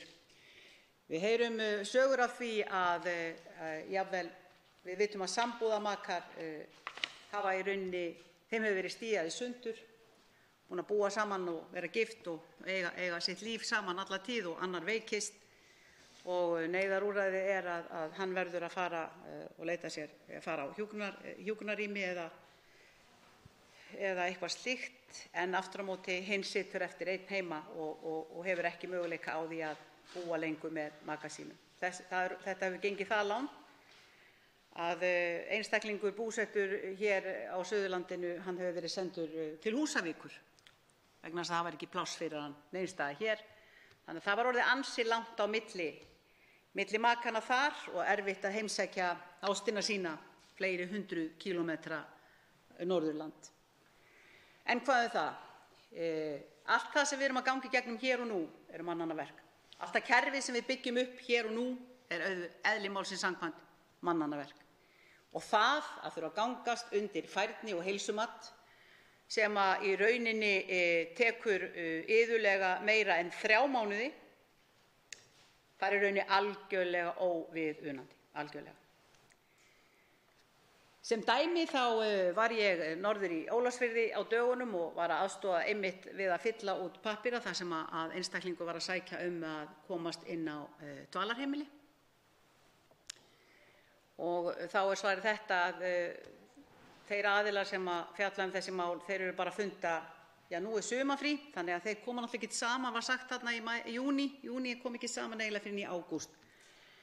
Einu sinni kannski 2 í mánuði er þetta tekið fyrir á fundum og annars slíkt. Ég veit ekki alveg hvernig kerfi er hugsað sem er orðið svo kerfislægt að það í rauninni skiptir engu máli þó viðkomandi geti ekki lengur komist í bað, þó viðkomandi búi aleinn heima og það viti það allir í samfélaginu, þó hann sé félagslega einangraður, þó hann nánast svelti, ef það á að vera þannig að einhverjir kerfiskallar eða eitthvað kerfi eigi að taka marga mánuði í það að ákveða það hvort að við eigum að grípa inn í sem samfélag og taka utan þannig einstakling. Mér finnst í rauninni bara vægast sagt dapurt að hlusta á öldrunarlækninn hv. þingmann Ólaf Þór Gunnarsson sem virkilega heldur það að með því að grípa inn í og forgangsraða í þágu fólksins eftir því hversu veikt það er eða hversu einangrað það er, að ætla að flokka það undir að mismuna sjúklingum, að mismuna fólki sem þurfa á hjálpina að halda. Hvernig er það þegar við förum niður á bráðadeild? Við erum flokkuð eftir 1, 2, 3, 4, eftir í hvort við erum að detta niður úr hjartaáfalli eða höfum snúið okkur á tá. Við erum flokkuð þar, við þurfum að bíða mislengi. Vá hvað okkur er mismunað þar, virðulegi forseti. Hér erum við ekki að tala um mismun, engan veginn. Við erum að tala um þörf, brýna þörf og nauðsyn, og við gætum virkilega gripið inn í fyrr, skilvirkar og betur en við gerum. Og mér finnst líka dapurt þegar verið að láta í veðri vaka að það myndi bara verða þannig að það yrði kannski bara, hvað ég að segja, einhver hagsmunavæðing á því hvernig einstaklingar fengju úrlausn sinna mála eða fengu aðgang að heilbrigðis- eða hjúkrunarheimilum. Mér finnst það bara dapurt að fara með umræðuna niður á þetta svið vegna þess að það er engan veginn það sem er verið að tala um hér og nú. Mér finnst hins vegar mjög jákvætt að skuli verið að byggja upp hjúkrunarheimili eins og verið er að gera hér og nú. Mjög jákvætt. En það er ekki jákvætt ef við stöndum uppi með þau ónýtt. Þannig að glæsilegt hjúkrunarheimili sem kallar á það að fá að taka utan um einstaklinga sem þurfa eða er þörf fyrir að komist í slíkt úrræði, að það skuli ekki vera til mannskapur. Það er ekki hægt að manna stöður inn á slíku heimili, samanber á Seltjarnarnesi. Það sem að helmingurinn af rýmunum var enn ónýttur núna í byrjun sumars.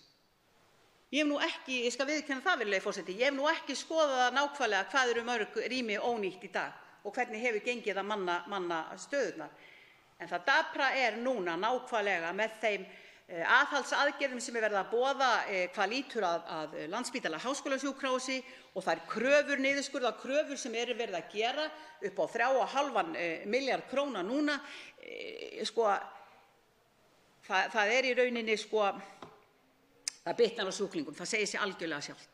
Enda kom það í ljós þegar fulltrúar Landspítalans mættu fyrir háttvirta fjárlaganefnd á dögunum að eitt af því sem á að skera niður það er til dæmis að brenna í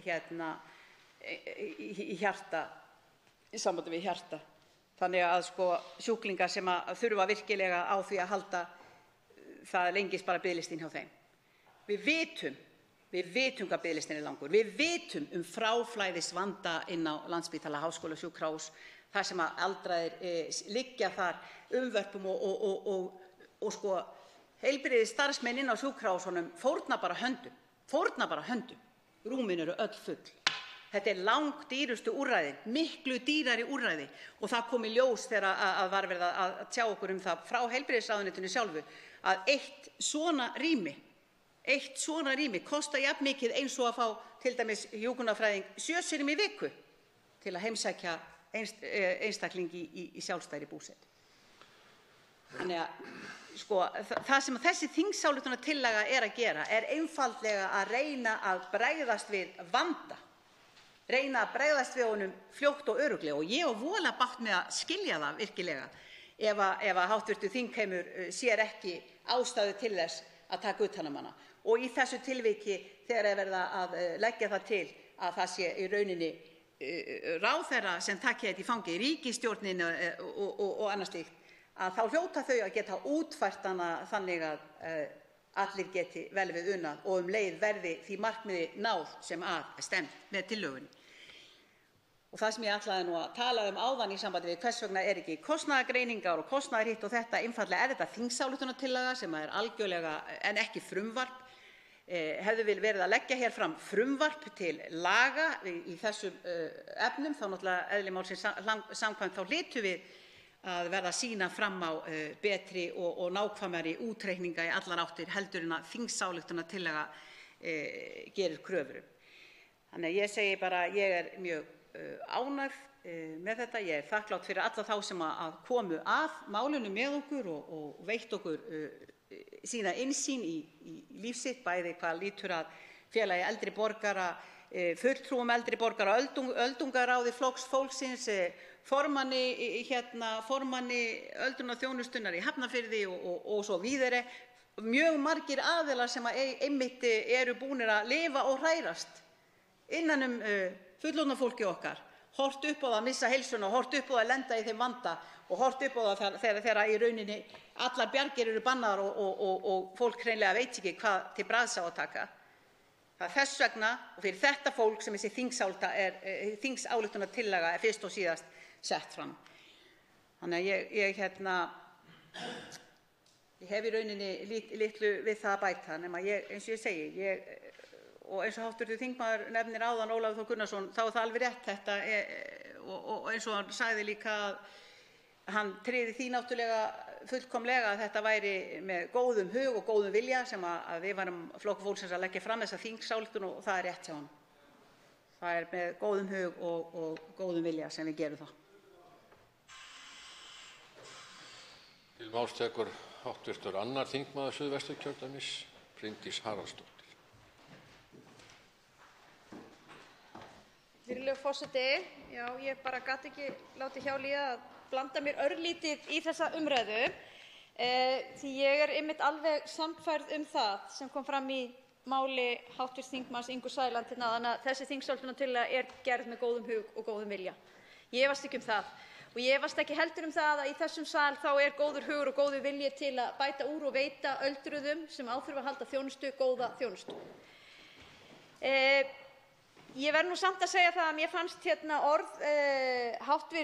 þingmanns Ólafs Þór Gunnarssonar hér áðan varðandi hæfnismatið skynsamleg, og ég veit að hv. þingmaður þekkir þetta mál mjög vel. Ég held nefnilega að þau kerfi sem við höfum byggt upp í kringum þetta, það er að segja færni- og heilsumatið, og þegar við opnum á það að það væri algjörlega óháð sveitarfélögum og annað og það væri forgangsraðað eftir þörfinni þar inni, ég held að það kerfi sé skynsamlegt. Og ég held að það kannski sé ekki rétt að við beinum einhverju reiði eða pirring að því kerfi, því ég held að það sé einmitt hugsað til þess að leysa þessi mál einhver leyti og forgangsraða, þrátt fyrir það að við viljum kannski sjá enn betri þjónustu í þessum málaflokki. Þannig að mér langaði nú bara aðeins að blanda mér inn í þessa umræðu, og vegna þess að hv. þingmaður Inga Sæland kom líka aðeins inn á dvalarheimilin og minnst á það, og nú viðurkenni ég það, ég er svo sem engin sérfræðingur því, en mér hefur sýnst líka hluti af vandamáli vera það að það vanti orðið dvalarheimili. Að flest dvalarheimili sem í gamla daga þegar ég var barn og fór að heimsækja Langafa þá hét það elliheimili, er orðið varla til í dag, því þetta eru meira og minna hjúkrunarheimili, og enginn kemst inn á hjúkrunarheimili nema að vera með færnimatið og vera með mikla þörf fyrir mikla hjúkrun. Þannig að það er eitthvað sem ég velti fyrir mér, hvort að ég veit að það eru meira til að þeim þá út á landsbyggðinni, og þetta er nú kannski líka eitt af þeim sem hefur gert rekstur þessara heimila mjög flókið, því að dvalarheimili voru stundum byggð upp bara af góðum hug alls konar samtaka sem voru að gefa peninga í slíkt. Svo tók sveitarfélag með einhverjum hætti þetta yfir og svo var þetta gert að hjúkrunarheimili, og nú er reksturinn í algjöru rugli, og ríki og sveitarfélag rífast mikið um það hver á að greiða fyrir þjónustuna. Og það er nú kannski ekki síst sá punktur sem ég langaði að koma og nota tækifæri, út að við erum að ræða svolítið heilt yfir stöðuna í þessum málaflokki. Mér finnst orðið tímabært að heilbrigðisráðuneytið og hæstv. Heilbrigðisráðherra taki bara af allan vafa um það að hjúkrunarheimili er málaflokkur ríkisins, og þar af leiðandi á ríkið að sjá um þann rekstur eða bjóða hann út og greiða öðrum fyrir að sjá um reksturinn. Og þá er ég sérstaklega að vísa í vandamál sem ég veit að sum okkar í þessum sal þekkjum ágætlega, og það er þegar sveitarfélögin hafa með einhverjum hætti komið inn í þennan málaflokk. Og ég vil meina að við séum bara komin á mjög hálan ís með það, og ég held að hjúkrunarheimili út á Seltjarnarnesi, sem var nefnt sem dæmi áðan, sé gott dæmi um það að þar var byggt upp glæsilegt hjúkrunarheimili. Á einhverjum tímapunkti stóð til að sveitarfélagið ætti að vera einhver milliliður rekstur á því. Sveitarfélagið áttaði sig á því að hagsmunum sveitarfélagsins væri ekki vel borgið við það, og heilbrigðisráðherra hæstvirtur ákvað að segja: ókei, þá tökum við þetta bara yfir og látum okkar ríkisfyrirtæki reka þetta hjúkrunarheimili. Og ég er auðvitað með þessu sérstaklega að vísa í mál sem ég þekki mjög vel upp í Mosfellsbæ, þar sem mikill ágreiningur það hver greiðir fullan kostnað við rekstur hjúkrunarheimilisins, og það fari ekkert á milli mála. En ég þekki þetta bara mjög víða í mínu kjördæmi. því að það er margir bæjarfulltrúar sem ég hef rætt við í okkar ágæta kjördæmi, Suðvesturkjördæmi, sem einmitt ræða þetta og mér finnst engin ástæða til þess að eyða orku og peningum, bæði bæjarfulltrúa og bæjarstjóra og svo ráðuneytisins á hinni hendinni í að rífast um þetta. Því það sem skiptir máli er þetta bara þjónustan við einstaklingana sem þarna búa og við erum bara með samfélagssáttmála það að við ættum að standa undir þeirri þjónustu. Og þá held ég að væri mun einfaldara að hæstv. Heilbrigðisráðherra tæki það bara til sín. Og þá er ég nú búin að koma að því helsta sem ég vildi ræða undir þessari ágætu þingsályktunartillögu sem að ég er sannfærð að sé gerð á góðum hug en ég get að einhverju leyti tekið undir það að það þarf kannski aðeins að huga að því að við eigum ekki að ráðast gegn þeim kerfum sem kannski raunverulega virka.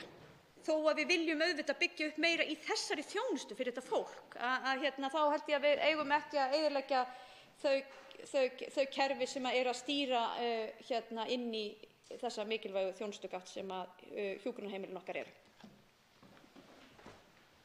Tveir hv. þingmenn hafi óskað eftir að veita andsvar. Fyrst til að veita andsvar er hv. 11. þingmaður Suðvesturkjördæmis, Ólafur Þór Gunnarsson.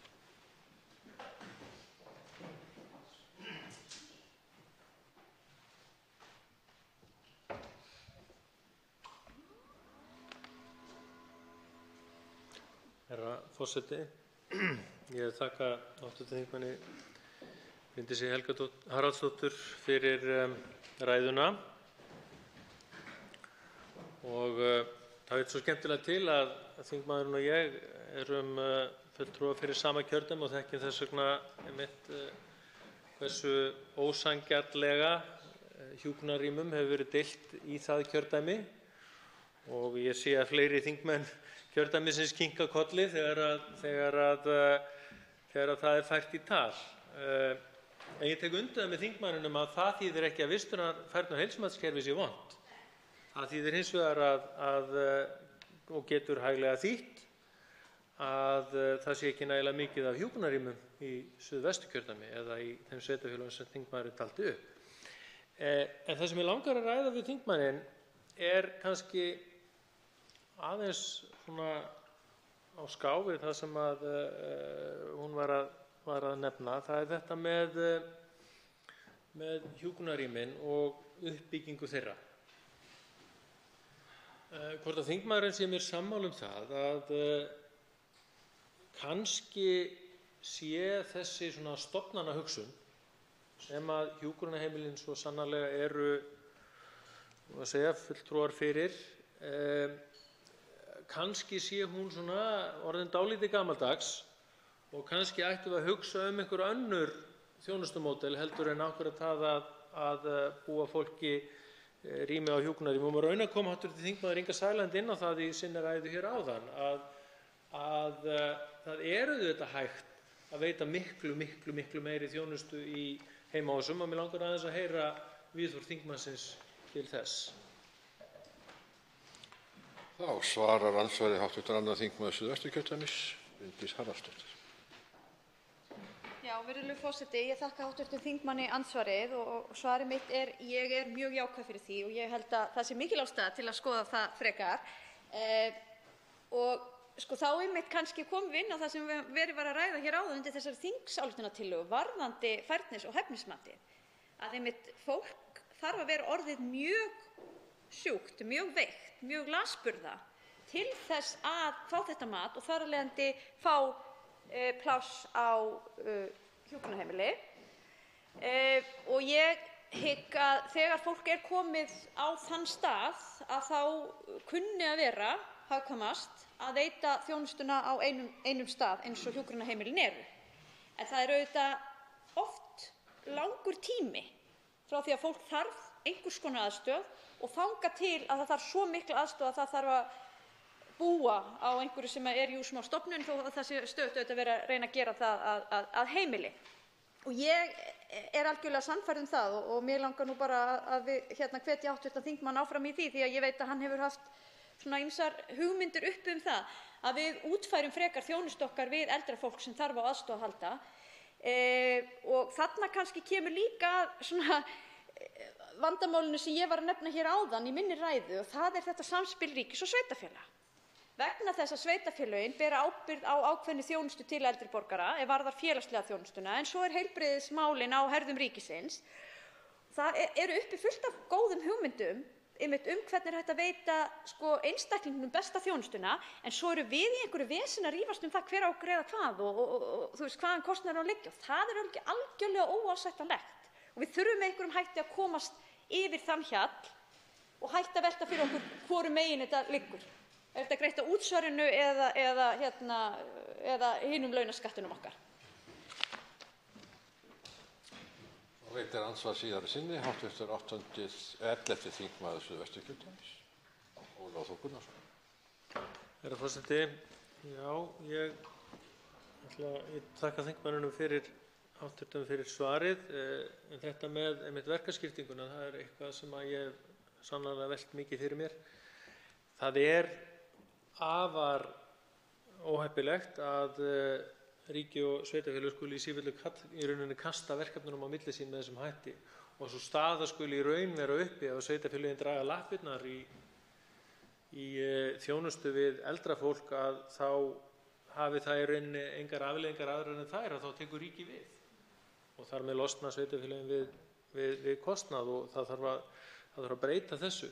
Ég hef meðal annars velt því upp að það gæti að einhverju leyti verið valkvætt fyrir sveitarfélaga að taka yfir þjónustu við eldra fólk og kannski gætu einhver stærri sveitarfélög gert það, en það væri kannski svolítið flókið.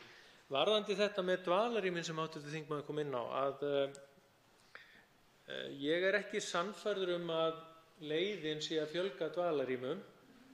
Heldur tel ég að þjónustíbúðir þar sem fólk byggi við sjálfstæða búsetu með mikilli þjónustu væri betri úrlausn þar, frekar heldur en að búa aftur til þetta millistig sem dvalarrýmin eru í einhverjum verulegum mæli. En það er sannarlega ákveðinn hópur eldri einstaklinga þar sem að dvalarrými getur átt sérstaklega vel við, og einmitt við að meta hvaða einstaklingar það eru, að þar getur einmitt færni og heilsumati hjálpað sérstaklega. Þá svarar andsvari síðari sinni, hv. 2. þingmaður Suðvesturkjördæmis, Bryndís Haraldsdóttir. Já, virðulegur forseti, ég þakka hv. þingmanni aftur andsvarið og aðeins kannski til að byrja með þetta dvalarheimili, það er kannski ekki lausnin og ég kastaði því svolítið hérna fram, en þá held ég veitum kannski líka að horfa á það að dvalarheimili gætu verið kannski meira eins og við hugsum í dag búsetukjarna fyrir fatlað fólk, sem er þá einmitt svolítið eins og hv. þingmaður kom inn á, sjálfstæð búseta en kannski hönnuð sérstaklega með tilliti til þarfa þeirra sem þar búa og auðvelt og hagkvæmt, því við þurfum líka að hugsa þannig að veita þjónustu. Þannig að ég held að það sé hægt að velta upp alls konar svona hugmyndum og þá langar mig að færa málaflokk eldri borgara til sveitarfélaga er klassískt mál, og sérstaklega ég og hv. þingmaður sem hefur nú starfað lengi á sveitarstjórnarstiginu þekkjum þá umræðu sem oft hefur verið, og ég hygg að sveitarfélögin telji sig nú akkúrat núna vera það að brenda yfirfærslu á málaflokks fatlaðra að þau myndu nú ekki treysta sig mikið í þá umræðu. En þá langar mig aðeins til að benda það, út af mér datt það í hug þegar hv. þingmaður var að tala, ég heimsótti nýsköpunarfyrirtæki hérna í rauninni bara hinum megin við götuna, ekki alls fyrir löngu, Trappa eða Klara held ég að fyrirtækið heiti, sem að leysti til dæmis þjónustuna varðar talmeinaþjónustu, sem að lá einmitt svona sitt og hvað á milli þess að vera heilbrigðismál og svo málefni sveitarfélaganna innan skólana. Þetta fyrirtæki er búin að leysa þetta, getur veitt börnunum þessa þjónustu og rukkað sveitarfélagi þegar það á við og ríkið þegar það á við. Og þá má velta því fyrir sér hvort að það einmitt að fá aukna nýsköpun, einkaaðila eða samtök í auknum mæli inn í þennan málaflokk geti hjálpað okkur að leysa þessi viðfangsefni sem okkur hefur ekki alveg tekist hingað til. Þá veitir andsvar hv. 8. þingmaður Reykjavíkurkjördæmis suður, Inga Sæland. Já, virðulegi forseti, ég þakka hv. þingmanni Bryndísi Haraldsdóttur fyrir hennar ræðu og þátttöku í þessari umræðu sem að ég verð nú að segja bara að ég hef nú verið svona sammála henni að næstu í öllu leyti. Takk fyrir þetta, Bryndís, hv. þingmaður. Það sem að hins vegar mig langar til þess að svona velta upp við hv. þingmann, það einmitt þetta þegar verið að tala kannski nú fyrir að horfa upp og jafnvel líka meiri vöntun á dvalarrýmum. En eins og mér skilst að staðan sé núna, þá verið að breyta þó nokkuð af dvalarrýmum hreinlega í hjúkrunarrými út af þessari breyttu þörf, en leið náttúrulega fer hinn þörfin ekki, dettur hún ekki út, þörfin fyrir dvalarrými dettur ekki út, þó að núna séu í rauninni fólki okkar að verða eldra, við verðum eldri, og þegar að loksins einstaklingurinn tilbúinn kannski að fá breytt búsetuúrræði vegna veikinda, þá það orðið mjög veikt, og þess vegna erum við náttúrulega núna þessi fjölgun á hjúkrunarrýmum. Þannig að það er þetta sem ég var að hugsa nú já, og hv. þingmaður talar gjarnan sinn heimabæ og greinilega mjög vel inn í öllum málum þar. Þannig ég segi eðli málsins samkvæmt. Þannig ég segi það er þessi þróun sem að kannski, mig langar að spyrja hv. þingmann hvort hún sé meðvituð það, hvernig við erum að taka í rauninni dvalarrýmin og breyta þeim í hjúkrunarrými án þess að önnur komi í staðinn. Við hreinlega fækkum dvalarrýmum á kostnað þess að við þurfum að fjölga hjúkrunarrýmum. Þannig að bara að spyrja hv. þingmann pínlítið út í það. Þá svarar andsvari hv. 2. þingmaður Suðvesturkjördæmis, Bryndís Haraldsdóttir. Já, virðulegur forseti, ég þakka hv. þingmanni Ingu Sæland fyrir andsvarið. Það kannski eins og ég sagði hérna áðan einmitt hvort að það væri þörf á dvalarheimilum, því að ég best þekki til þá hafa slík rými ekki verið byggð upp nýlega, og ég hugsa að við getum talið jafnvel í áratugum. En einmitt eins og hv. þingmaður kom inn á, dvalarrými hefur verið byggt í hjúkrunarrými. Ég held reyndar að einhverju leyti þá sé þetta bara breytt samfélag, og að það bara meiri krafa það að fólk fái að vera heima hjá sér og búa í sínu umhverfi sem lengst, og við erum farin að veita miklu meiri þjónustu inn á heimili en við gerðum áður þegar dvalarrýmin voru í meiri notkun. En mér finnst samt alveg ástæða til þess að halda þessu á lofti hvort það sé engu að síður í einhverjum tilfellum þörf fyrir dvalarrými, og þá má kannski velta fyrir sér, eins og ég kom inn á í öðru andsvari áðan, að við erum að tala eitthvað annað. Við erum kannski að tala meira eins og við þekkjum búsetukjarna í málefnum fatlaðs fólks. Það er að segja að það sé meiri sjálfstæð búseta, það sé raunverulega íbúð og þetta er kannski til að taka af það sem oft tala stofnanabrag, en aðgengi að þjónustunni sé meira. Og mér langar bara aðeins í þessum efnum að nefna til dæmis út af því að ég þekkti það vel í mínum heimabæ að við vorum annars vegar með stofnanir fyrir fatlað fólk eins og Tjaldanes og svo Skálatún, og hvað umbreyting hefur orðið í áherslum og það hvernig við ræðum þessa málaflokka, að nú má ekkert lengur tala svona stofnanir. Það er svolítið bara, en við tölum bara búsetu og sjálfstæða búsetu, sem ég held að einhverju leyti sé mjög gott, en það kannski sem ég er að benda á er að mér finnst við stundum kannski fara of langt eða of ýkt í því þegar við erum að breyta einhverju. Tökum NPA, málefni fatlaðs fólks, það er bara eins og allir þurfa að fara í það. En ég held að stóra máli snúist svolítið það að við þurfum, einstaklingarnir okkar eru svo misjafnir, hvort sem þeir eru ungir, gamlir eða búa við fötlun eða eitthvað, og við þurfum að vera með fjölþættar lausnir til að sinna þeim þörfum. Það veitir ansvar síðari sinni, hv. 8. þingmaður Reykjavíkurkjördæmis suður, Inga Sæland. Já, virðulegi forseti, ég þakka hv. þingmanni svarið.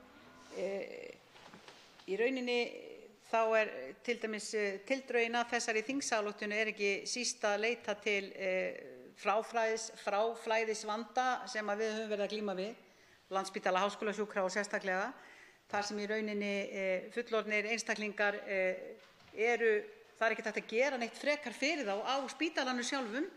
Þau eru tilbúin til þess að fara í eitthvað annað úrræði heldur en það dýrasta sem felst í því að vera á spítalanum, og það er þess vegna sem að líka er í rauninni svo gríðarlega mikil þörf fyrir það að reyna að rýmka til hvað það varðar. Þannig að þess vegna eins og við töluðum eins og með heimahjúkrun, ég veit að hæstv. Heilbrigðisráðherra virkilega vill efla heimahjúkrun en allt kostar þetta fjármagn og til þessa þurfum við einnig náttúrulega fagfólk sem virðist nú vera því miður á skornum skammti. Þannig að ég held að dvalarrými það sé í rauninni dapurt að þeim að fækka og ég hef náttúrulega fengið vitneskju það bæði út á landi sem og annars staðar að þar orðin mjög löng bið og allt í einu getum við misst heilsuna þó við missum hana kannski ekki það mikið að við þurfum að fara í alveg algjört utanumhald á hjúkrunarheimili, heldur værum tilbúin þá að fá þá aðstoð sem felst í því að vera á dvalarheimili. Þannig að þetta í rauninni helst allt í hendur, finnst mér, en jú, fjölþættari úrræði og annað slíkt, allt til bóta og ég held að við getum gert betur en við erum að gera í dag. Þá svarar andsvari síðari sinni hv. þingmaður Suðvesturkjördæmis, Bryndís Haraldsdóttir. Já, virðulegur forseti, mig langar að taka undir einmitt síðustu orð hv. þingmanns Ingu Sæland. Ég held við getum gert betur. Ég er algjörlega sannfærð það. Og aðeins vegna þess að hv. þingmaður kom einmitt inn á það líka í ræðu sinni áðan og ég hef heyrt það frá fólki sem ég þekki sem vinnur á hjúkrunarheimilum að þegar við tölum stöðugt að byggja upp ný hjúkrunarheimili og það þurfi að fjölga hjúkrunarrýmum og þá segja þeir bara ókei, og hvar ætlið að fá fólkið? Og ég man hv. þingmaður kom aðeins inn á þetta í ræðunni sinni áðan, þannig að þetta auðvitað ekki bara það að byggja einhverja kassa og einhver hús, því að þetta þjónustan sem þetta snýst fyrst og fremst. Og þá held ég einmitt og ég veit að við erum að gera það mjög vel að mörgu leyti varðandi heimaþjónustuna. Sums staðar er hún bara mjög góð, annars staðar er hún miklu síðri og ég held að stór hluti af því svona ákveðin mönnunarþátturinn sem okkur vantar og svo svolítið þetta stöðugu átökin milli ríkis og sveitarfélaga, hver á að greiða hvað. Og þess vegna held ég að við verðum einhvern veginn að einblína á einhverjar lausnir þar sem að einstaklingurinn fær þá þjónustu sem hann þarf á að halda óháð því hver svo á endanum á að greiða reikninginn. Vegna þess að hv. þingmaður kom aðeins inn á fráflæðisvandann frá Landspítalanum að þá held ég að sé nú ekki vandamálið liggur ekki í því að þeir sem liggja inni á spítalanum þeir fá mat þannig að þeir eigi rétt á hjúkrunarrými. Vandamálið liggja ekki þar, það frekar hvort það sé laust hjúkrunarrými og laust á þeim stað sem að fólk kýs að fara á annað. En það breytir ekki því að ég er algjörlega sannfærð það að okkar frábæri Landspítali háskólasjúkrahús að það sé eitthvað mikið eitthvað sem hægt að gera miklu betur og hvort sem það sé fráflæðisvandinn eða eitthvað annað. Og við getum ekki horft á þetta bara sem endalausa hít og við þurfum alltaf að setja meira og meira peninga og það sé alltaf kalla eftir meira og meira peningum. Það hlýtur að vera hægt að gera eitthvað betur í heilbrigðiskerfinu okkar og þannig að þjónustan sé skilvirkari og við séum að fá meira fyrir þá miklu fjármuni sem fara í heilbrigðismálum. Fleiri hafa ekki kvatt sér hljóðs og umræðu lokið. Tillagan gengur nú til síðari umræðu og velferðarnefndar ef enginn hefur andmælum. Það er samþykkt. 12. dagskrármálið tekið af dagskrá. Tekið þá næst fyrir 8. dagskrármálið.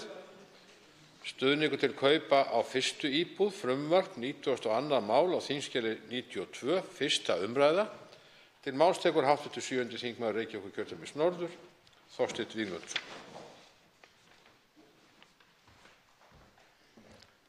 Herra forseti, ég mæli hér fyrir frumvarpi til laga breytingu á lögum stuðning til kaupa á fyrstu íbúð, eins og hér var nefnt. Og í stuttu máli má segja að þessu frumvarpi er ætlað að koma til móts við þann vanda sem ungt fólk á gjarnan við að glíma við það að koma sér upp sinni fyrstu eign og í þessu tilfelli jafnvel að komast aftur í eigið húsnæði eftir að hafa misst húsnæði.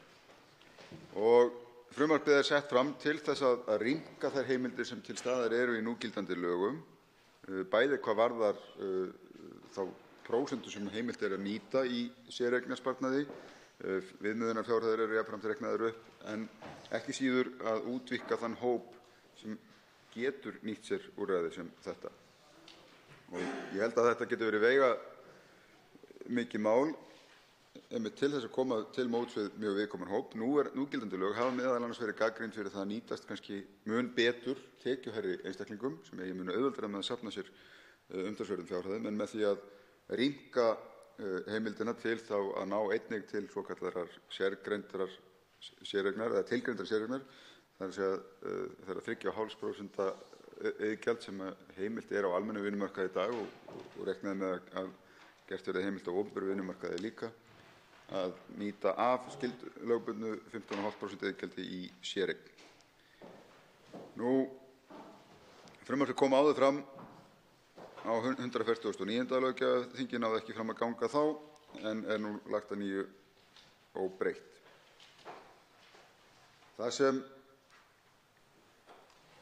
Því sem breytt í raun og veru í frumvarpinu nær til 3 þátta. Númer 1. Í fyrsta lagi lagt til að þessi heimild verði ekki einskorðuð einungis við fyrstu kaup, heldur einnig að ef viðkomandi hafi ekki átt fasteign undangengin 3 ár og hafi ekki áður fullnýtt réttindi til nýtingar séreignarsparnaðar til fasteignakaupa, að þá verði heimilt að nýta slíkt samkvæmt þá lögunum. Og þetta auðvitað gert meðal annars til þess að koma til móts við þann stóra hóp sem missti húsnæði sitt í kjölfar hrunsins, hefur jafnvel aldrei komist inn á eignamarkað aftur en sækist eftir því en nær ekki þá nægjanlegum sparnaði í leiguhúsnæði. Og auðvitað allir sem þekkja til eitthvað sem lent hefur í slíkri stöðu vita hversu erfitt það að eiga samtímis með jafnvel fjölskyldu að vera að borga leigu á leigumarkaði og vera að reyna að leggja til hliðar fyrir útborgun í íbúð. Þess vegna held ég að sé mikið réttlætismál að útvíkka þessa heimild til þessa hóps, til viðkvæmur hópur, oft í mjög erfiðri fjárhagslegri stöðu en þó að 10 ár séu liðin frá hruninu. Og sama má raunar segja að sé hugsunin að baki öðrum þætti sem lagt til að rýmka verði, en það sú krafa að séreignarsparnaður sé nýttur í samfellu. Og í stað þess lagt til að nýtingarrétturinn verði einskorðist við 120 mánaða sparnað, 10 ár, en heimilt sé að gera hlé á. Og þetta auðvitað getur komið til móts við til dæmis hópar sem að flytja erlendis einhverju hluta vegna, til dæmis vegna náms eða starfs, eða hafa lent í því að, eins og fyrir segir, missa húsnæði detta út af eignamarkaði. Og í þriðja lagi síðan meginbreytingin þá sú að þessi heimild nái einnig til hinnar svokölluðu tilgreindu séreignar, þess 3,5% iðgjalds sem heimilt verður að nýta af skyldutryggingu af 15,5% iðgjaldi inn í séreignarsparnað. Og það auðvitað sér í lagi fyrir tekjulægri einstaklinga hraðar mjög þeim tíma sem fólk getur náð að spara sæmilegri fjárhæð inn í útborgun.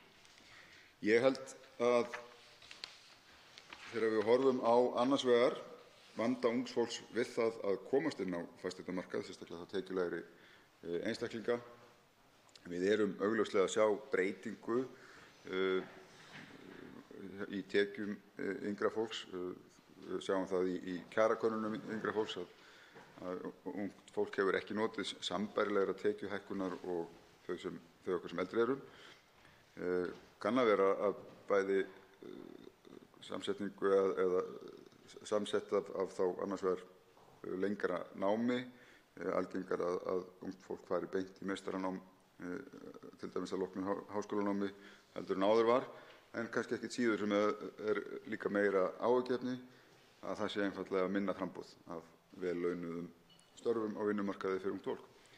Og sem helgast meðal annars að, eins og hér hefur áður verið rætt í þessum sal, að sú starfafjölgun sem við höfum séð á undangengnum áratug eða svo fyrst og fremst störf í ferðaþjónustu, á meðan að til dæmis störf í tækni og sprotagreinum sem eru oft velborgandi störf hafa staðið í stað, og eins og vel þekkt og verið í umræðu þessa dagana, störfum á fjármálamarkaði til dæmis mjög fækkandi. Þannig að vel launuðum tækifærum fyrir vel menntað og ungt fólk hefur því miður fækkað á Íslandi, og það endurspeglast meðal annars í tekjuþróun þessa hóps á undanförnum árum. Þess vegna held ég að það sé mjög skynsamlegt að rýmka þessa heimild til þessa hóps.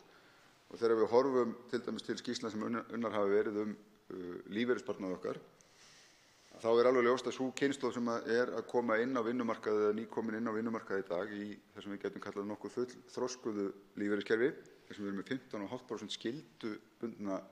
skyldubundið iðgjald og allt að 6% því til viðbótar í séreignarsparnað, að þetta miklu meira en nægjanlegur sparnaður til þess að skapa viðkomandi mjög háa hlutdeild í ævitekjum sínum í eftirlaun þegar þar kemur.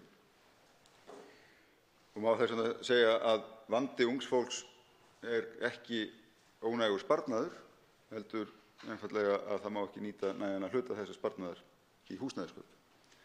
Þess vegna væri skynsamlegra að stjórnvöld beittu sínum stuðningsaðgerðum til kaupa í auknum mæli í gegnum séreignarúrræðið og með því að þá að rýmka þá heimild sem eins og fyrr segir myndi líka koma þá tekjulægri einstaklingum sérstaklega til góða að úr þessu gæti hlotist raunverulegur sparnaður, raunverulega fjárhæðir sem nýttust til útborgunar.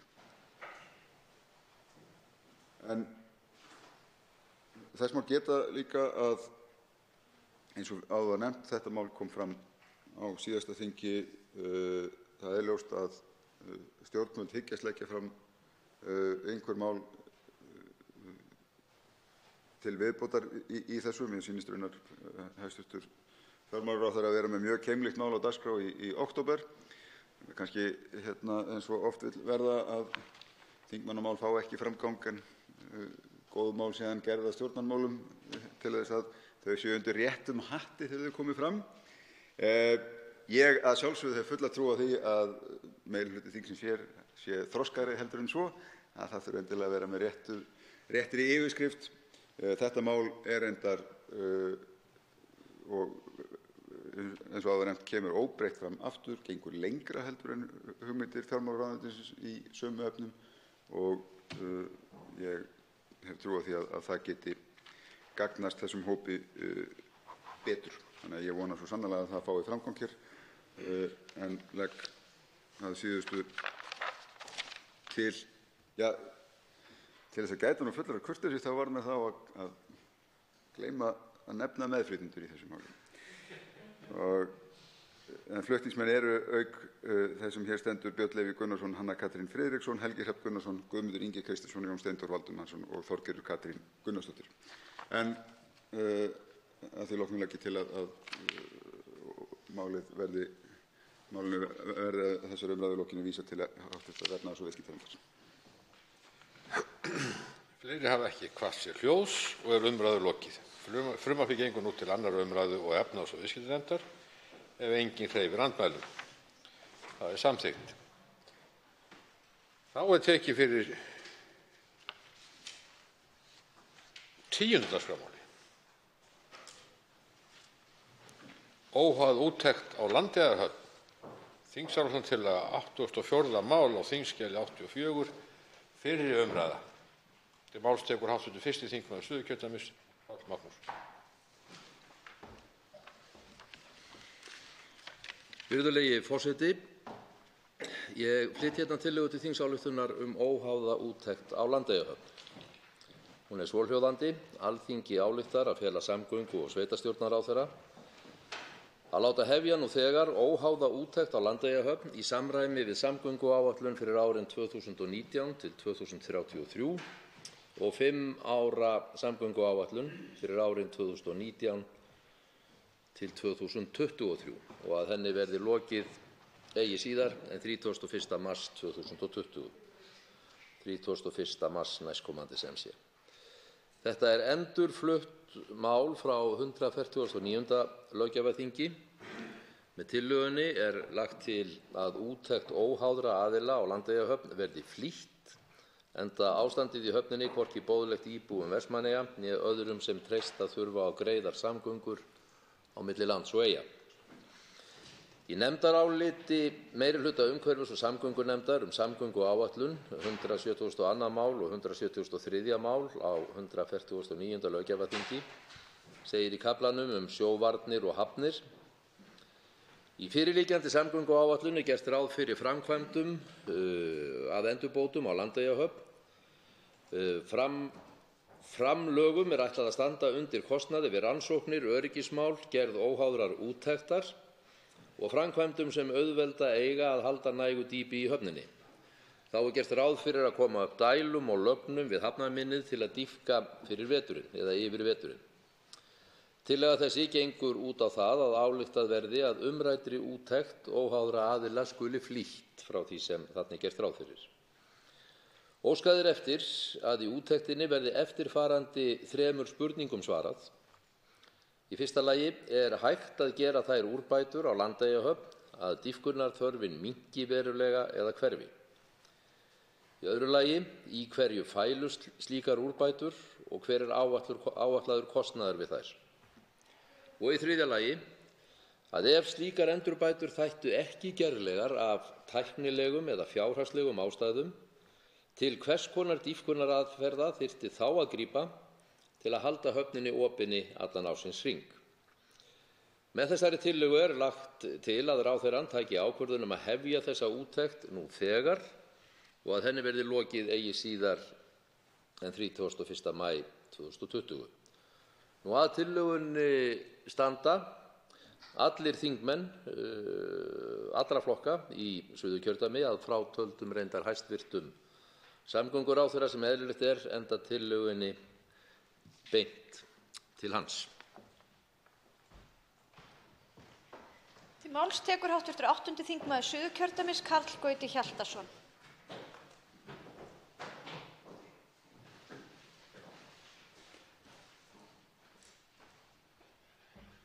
Frú forseti, við ræðum hér tillögu til þingsályktunar óháða úttekt á Landeyjahöfn.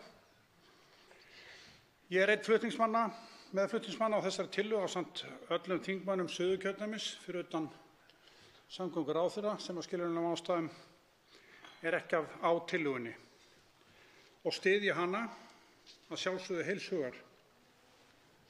Tillagan gengur út á að hæstvirtur samgöngu- og sveitarstjórnarráðherra verði falið að hefja þegar óháða úttekt á Landeyjahöfn, allt í samræmi við samgönguáætlun og er ráðherra gert að ljúka þessari úttekt fyrir lok marsmánaðar næstkomandi en ekki fyrir lok maímánaðar eins og hv. flutningsmaður sagði hér í sinni ræðu, en á tillögunni er gert ráð fyrir að það sé fyrir lok marsmánaðar næstkomandi. Svo það sé nú til haga haldið, vonandi rétt hjá mér. Já, mér finnst nú ekki kannski, hitt er nú kannski heldur langur tími. Málið gengur sem sagt út á að þessar úttekt sem áætluð er í samgönguáætlun verði flýtt. Úttektinni verði flýtt, enda ekki vanþörf á miðað við það ástand sem hefur verið við og innan hafnarinnar á undanförnum árum eða allt frá því hún var tekin í notkun fyrir rúmum 9 árum síðan. Og hvað er ég þarna að tala um? Jú, höfnin hefur lokast snemma flest haust og oft hefur opnun hennar dregist langt fram eftir hverju vori og eftir því sem ég man best hefur höfnin verið yfirleitt ónótæf fram yfir fermingar vor eftir vor.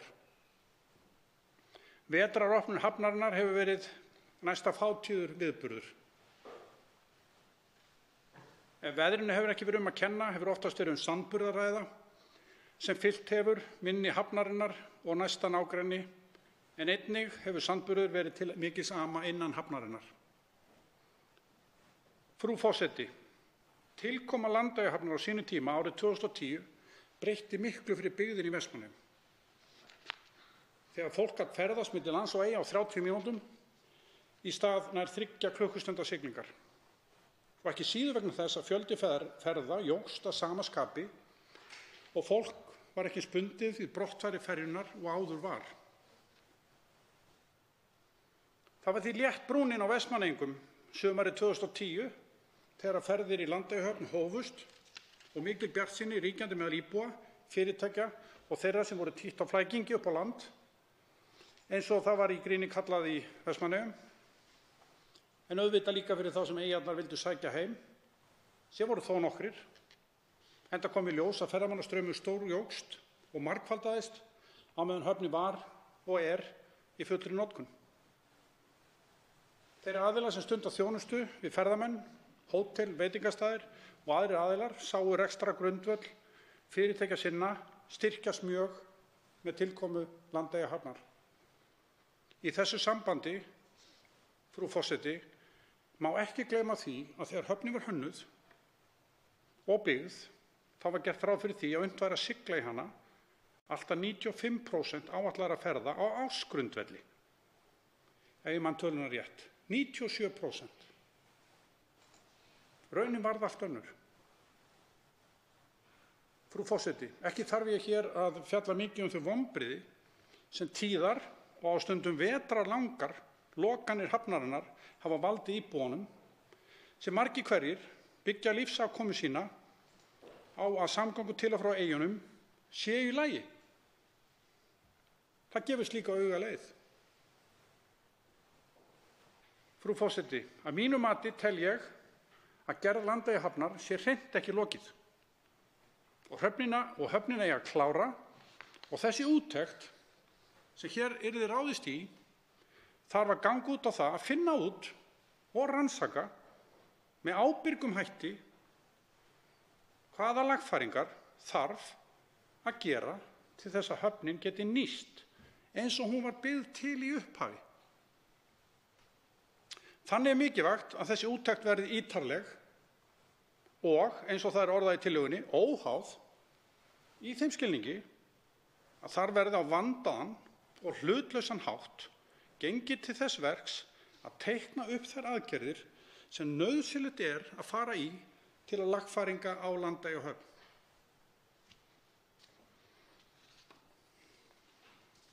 Frú forseti, fátt er fegurra en að sigla í nágrenni við Vestmannaeyjar og virða eyjarnar fyrir sér af sjó.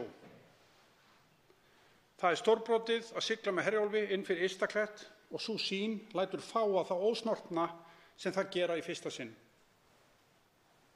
Það er því vert að ljúka þessari ræðu á upphafslínum í hinu þekkta þjóðatíðalagi þeirra Oddgeirs Kristjánssonar og Ása í Bæ heima. Hún rís úr sumarblænum í silki mjúkum blænum með fjöll í feldi grænum mín fagra heima ei. Og loks vona ég að þetta mál fái skjóta afgreiðslu í nefnd svo unnt sé að hefja störf við þessa úttekt. Fleiri hafa ekki kvatt sér hljóðs og er umræðu lokið. Tillagan gengur nú til síðari umræðu og umhverfis- og samgöngunefndar ef enginn hreyfir andmælum. Það er samþykkt. Tekið er fyrir 11. dagskrármálið, útlendingar, frumvarp, mál nr. 115 á þingskjali 115, fyrsta umræða. Til máls tekur hv. 3. þingmaður Suðvesturkjördæmis Rósa Björk Brynjólfsdóttir. Frú forseti, frá Vestmannaeyjum yfir í allt aðra sálma. Fjöldi þeirra sem flúði stríð, ofsóknir og átök fór yfir 70 milljónir á síðasta ári og er það mesti fjöldi sem Flóttamannastofnun Sameinuðu þjóðanna hefur kortlagt undanfarin 70 ár eða alla sína starfstíð. Annar hver flóttamaður er barn en mörg þeirra eru fylgdarlaus eða án fjölskyldu sinnar. Fylgdarlaus börn eru sérstaklega viðkvæmur hópur, berskjöldu fyrir ofbeldi og misnotkun og ansi oft á tíðum eru börn á flótta ekki með persónueinkennanleg skírteini. Aldur er hluti af auðkenni einstaklings og við mat á þörf og rétti umsækjanda alþjóðlega vernd til tiltekinnar þjónustu þá er það samfélagslega viðurkennt að það sé mikilvægt að fyrir liggi hvort umsækjandi sé barn eða fullorðinn.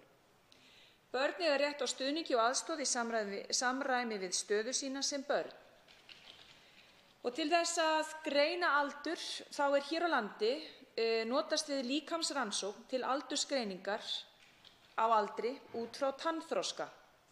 4 mismunandi aðferðum er beitt og gefin upp meðalaldur samkvæmt þeim og staðalfrávik. Annars staðar á Norðurlöndum er aldur einnig greindur út frá þroska tanna en samhliða er þar líka notast við greiningu á þroska beina.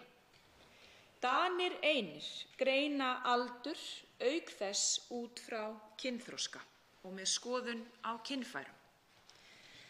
Markmið með frumvarpi þessu er að breyta framkvæmd aldursgreiningar á þann veg að hún fari fram með heildstæðu mati án líkamsrannsóknar þegar grunur leikur á að umsækjandi sem segist vera barn sé lögráða og er ekki hægt að staðfesta það með óyggjandi hætti. Víða hafa aldursgreiningar byggðar á líkamsrannsóknum verið gagnrýndar, bæði vegna siðferðislegra þátta og vísindalegrar ónákvæmni. Þá hafa komið fram tilmæli frá Evrópuráðinu, Evrópuráðsþinginu og ráðherranefnd Evrópuráðsins þar sem megininntak þeirra er að þegar vafi leikur á því hvort umsækjendur sem sækja alþjóðlega vernd séu börn, skuli þeir ávallt metnir sem börn en ekki sem fullorðnir og að beitt skuli heildstæðu mati til að reyna að komast að aldri þeirra en ekki tanngreiningum, sem eru taldar afar óáreiðanleg aðferð til að mæla aldur barna. Ný tilmæli Evrópuráðsins framkvæmd aldursgreininga hafa nýlega verið gefin út og kynnt aðildarríkjum. Undirrituð sem hér stendur stóð fyrir málþingi framkvæmd aldursgreiningar á flóttabörnum í Evrópu og þessi nýju tilmæli Evrópuráðsins framkvæmd aldursgreininga hér á landi þann 29. mars síðastliðinn. Meðal framsögumanna var Tómas Bósek, sérstakur fulltrúi Evrópuráðsins í málefnum flóttamanna.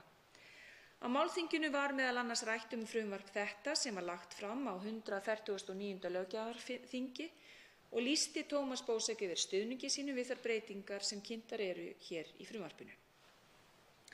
Í ályktun Evrópuráðsþingsins nr. 2295 frá 27. júní 2019 er rifjuð upp fyrri ályktun barnvænar aldursgreiningar fylgdarlausra barna auk þess sem hvatt er til heildstæðs mats. Í ályktuninni segir meðal annars að þingið ítreki fyrri afstöðu sína, það er fordæmi íþyngjandi aðferðir við aldursgreiningar sem geti haft þungbær áhrif á líkamlegan, tilfinningalegan og sálrænan þroska barna. Jafnframt fagnar þingið herferð þingmanna mótun heildstæðra aðferða við aldursgreiningar. Til að ná framangreindu markmiði eru lagðar til breytingar á 113. grein laga útlendinga þess efnis að aldursgreining skuli fara fram með heildstæðu mati og ávallt vera í samræmi við þá löggjöf sem tryggir réttindi barna. Áhersla er lögð á hér í þessu frumvarpi að ferli aldursgreiningar sé skýrt og gagnsætt og að sá sem gætir hagsmuna barnsins sé viðstaddur aldursgreininguna.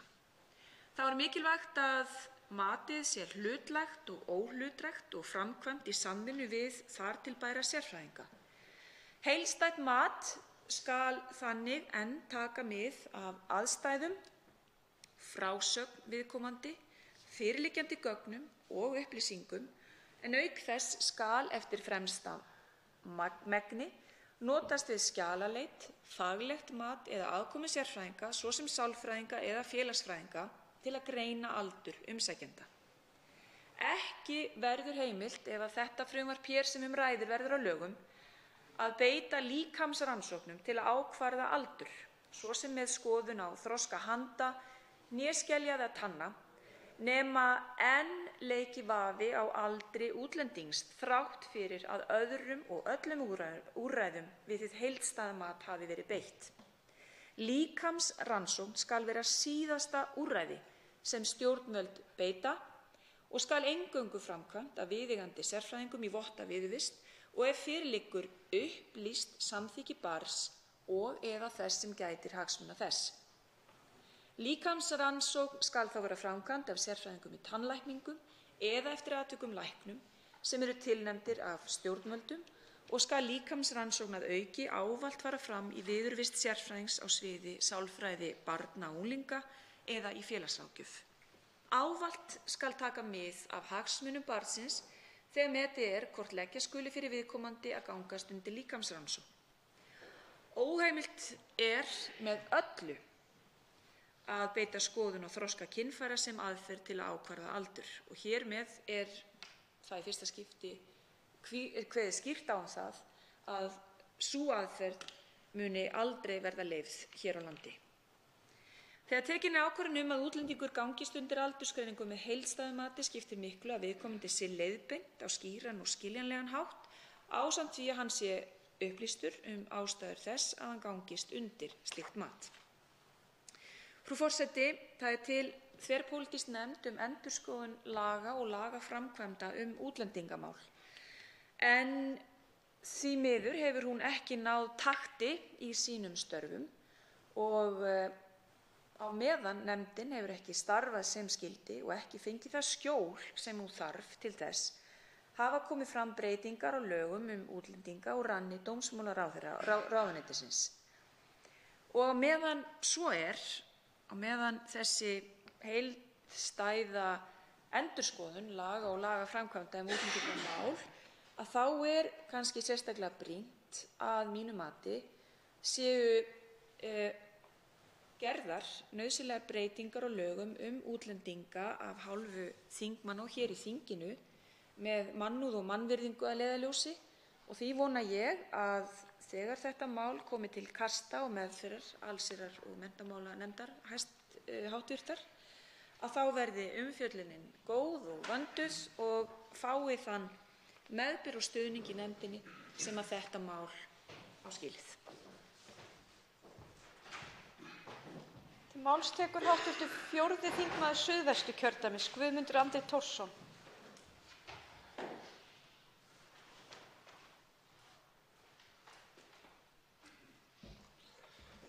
Frú forseti, ég fagna þessu máli og er nú komin hér í pontu einkum til þess að segja það.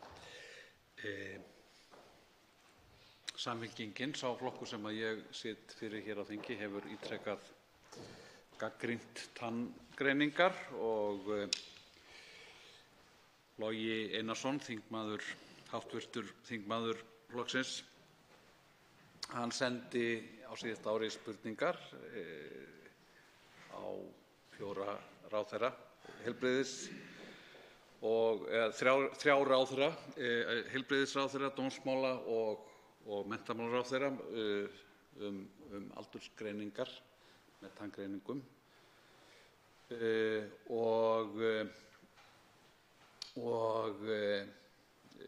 það er mikilvægt að undirstrika að börn sem að sækja alþjóðlega vernd á Íslandi, þau eiga sömu mannréttindi og öll önnur börn hér á landi og íslensk stjórnvöld þau lögfestu barnasáttmála árið 2013 og hann gildir sem lög á Íslandi.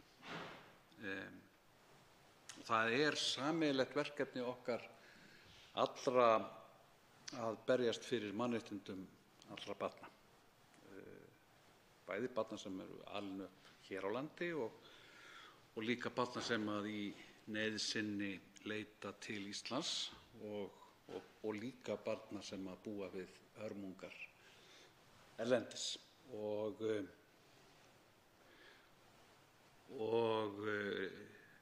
Hér er að ræða algild réttindi. Heilbrigðisráðherra hæstvirtur í sínu svari studdist við mat landlæknis og þar sem segir að sérfræðingar sem að vinna að aldursgreiningum þeir vinni samkvæmt faglegum kröfum og af virðingu við viðkomandi einstaklinga og að réttar læknisfræðilegar aldursgreiningar barna og ungmenna byggist á alþjóðlegum vísindalega viðurkenndum og gagnreyndum aðferðum. En það kemur líka fram í þessu svari að nákvæmni aldursgreininga á tönnum sé að vísu umtalsverð en þó ekki óskeikul.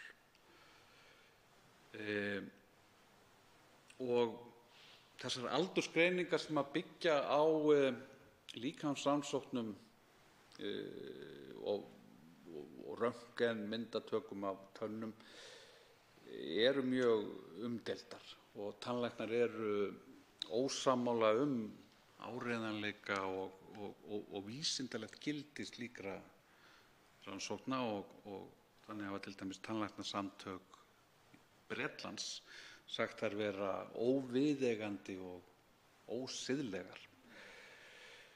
Og vegna þess einmitt að þær gefa aldrei nákvæmar upplýsingar aldur, þær eru ekki óskeikullar og auk þess hafa líka alþjóðlegar stofnanir og mannréttindasamtök á borð við Flóttamannastofnun Sameinuðu þjóðanna og Evrópuráðið og Barnahjálp Sameinuðu þjóðanna hafa gagnrýnt þessar aðferðir harðlega. Og það þarf að nota heildstætt mat við aldursgreiningu á börnum,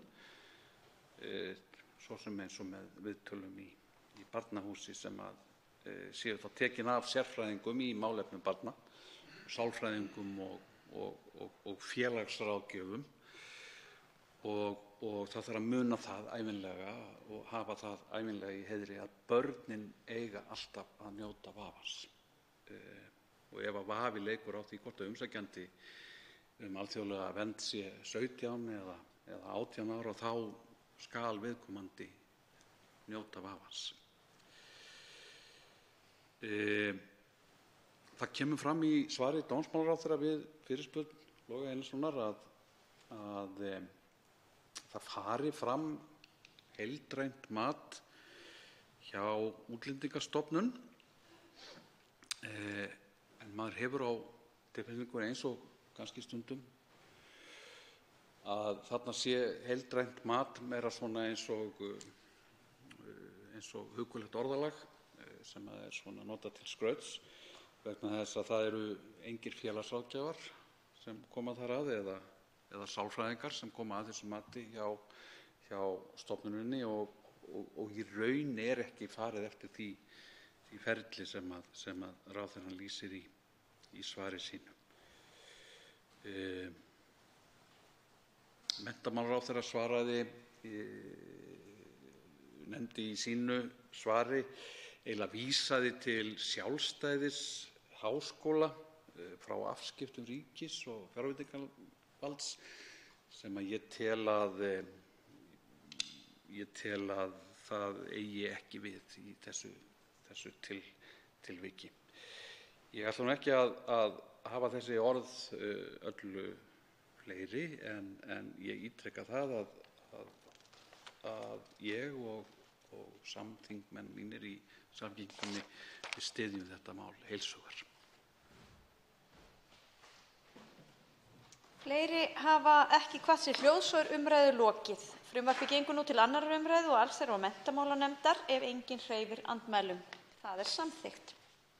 Útbýtt er á fundinum þingskjali 167, aldur ríkisstarfsmanna, fyrirspurn, flutningsmaður Karl Gauti Hjaltason. Þingskjali 168, málefni Hljóðbókasafns Íslands, fyrirspurn, flutningsmaður Guðmundur Andri Thorsson. Þingskjali 169, raforkuöryggi á Vestfjarðakjálkanum, fyrirspurn, flutningsmaður Guðmundur Andri Thorsson. Þingskjali 170, meðferð sakamála, stjórnarfrumvarp. Eins og áður hafði verið tilkynnt þá var mál númer 12 tekið af dagskrá. Þá liggur fleira ekki fyrir á þessum fundi. Boðað verður til næsta fundar með dagskrá. Fundi er slitið.